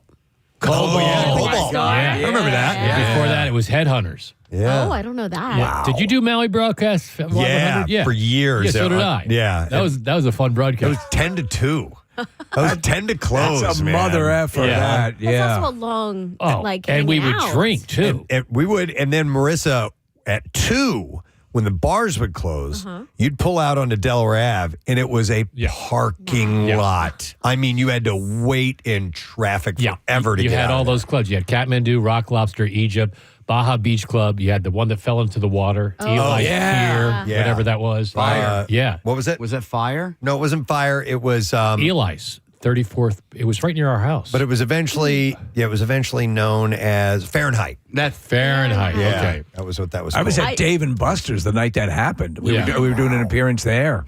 I love telling people about the Hooters, that the Hooters is actually like sunken. Oh, right. into That the was river the right ship there. right next to Kathmandu. Yeah. Is it right there? I thought they towed it out. They towed it out. Yeah, but it's like a couple miles out or something like that. But But it sat like- there listing Yeah. for a couple of years in Yeah. the water, if you remember. Yeah, but those Maui broadcasts were They were fun. They were fun, man. Because remember they had like penny drinks on like Thursday nights or something? And it would stop at like 11 or something like that, and you'd see all these people lined up at the bar right before the special ended. Well, It'd just be, they'd be coming back with 5 per person. I remember the flyer I made for my birthday said a Y100 DJ was DJing my party, and he had gotten his car broken into Probably like DJ a week Greg. before. Or it might have been like Steven Singer. The other Okay. DJ or whatever. Yeah, maybe it was DJ Greg. He'd gotten his car broken into, and all of his CDs were taken. Oh, that was Steve Singer. That was Steve Singer. Yeah, it was totally Steve. He listens. Yeah, I remember him be like, "Hey, my car got broken into," because he used to DJ at Sanctuary. Yeah, Sanctuary. And I would do Planet M nights there when I was first time at MMR. Yeah, Steve Singer. But yeah, those Maui broadcasts were. I would tape the first hour. Would you really? Well, the first hour would be the last hour. Okay. Oh, God, that's smart because that's real smart. Listen, you guys. We would like leave the club. Chuck was my intern. We'd leave the club and go to like Delilah's for a half hour and then come back. That's a good and we're idea. on the air. Like, I love it. What was the after hours club next to Delilah's? It began with an R. Yeah. All the dancers would come over. Oh, yeah. Afterwards. Nobody was in that club sober. Oh, yeah. No, that was a bad club. I remember that place. I never went in there, but I do remember. God, there was a Delilah's, but a whole scene down there that was so active. You used to do that Rock Lobster one all the time. every Friday. That was so much fun. And Philly Rock, I used to do a live broadcast. Philly Rock. Remember that? Yeah. On Delaware Ave? The Barbary just reopened like a year ago. It's across from actually where the Fillmore is. Okay. It's I guess you guys never went there. I didn't go Do there. you remember the cave? Yeah.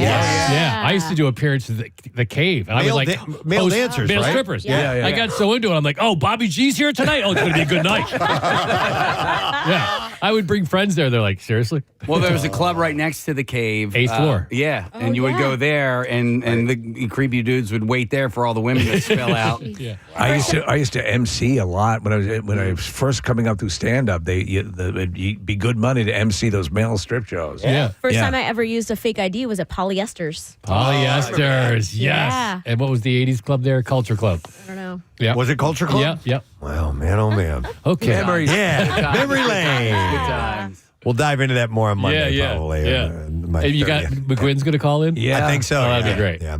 All right. Well, let's get our letter, brother. Yeah. Here we go. Preston and Steve on 93.3 WMMR. Now, the Daily Letter. All right. The Preston and Steve Show brought to you today by The Letter. T as in thrilling. All right. And it's a 4-pack of pit tickets for MMRBQ tickets that we're going to give away, that were for MMRBQ that we're going to give away tomorrow. Tickets officially go on sale tomorrow. Pre-sale is happening as we speak. WMMR.com to get the details. By the way, somebody texted in, it was not Fahrenheit. The name of that club was Heat. Heat. That's what it was. Yeah. The one that sank into the river. That was messed. A couple people died in that. It was absolutely. terrible. Big lawsuit. All right, what's up today, Matt? We got a block of Bowie. Would have been his birthday today. We got a block of The Doors. Robbie Krieger. Is he still alive? Yes. From The Doors, Robbie Krieger. Yes. Yeah. Robbie Krieger He's is the only alive. one. And- no, John Dinsmore is alive. Or, the drummer. John Dinsmore. Yeah. Johnny Drama. Yep. He played him in the movie, right? Yeah, Kevin Dillon. Yeah, every time That's I see right. Kevin Dillon. Is Robbie Krieger the member who stayed at Pierre's house? Don't know. Maybe. I don't One of the know. members of the Doors stayed at his house, and he had his signature in their book. Maybe. Maybe it was Jim Morrison. I Moon Dude, by the way, in Tahoe. It might have been Manzarek, I think. Okay. And then Green Day block, and then Vinyl Cut. We're going to do some Bowie from Station to Station. Excellent. And Thursday at 1:40, D Student Trivia. All righty. Gabby comes in. We read the questions. Matt's got it all for you. Let me thank our sponsors. Today, the program is brought to you by Dunkin' and the Preston and Steve Show runs on Dunkin'. Also brought to you by Acme Markets Fresh Foods, local flavors. Tomorrow, we celebrate No Sad Bro because it's a Friday. Comedian Dave Smith will be joining us. We'll hash out our first connoisseur of the year as well and see what else we can get into for a Friday morning. That's it. We're done. Rage on and have a great day in the morning. We'll see you tomorrow. Bye-bye.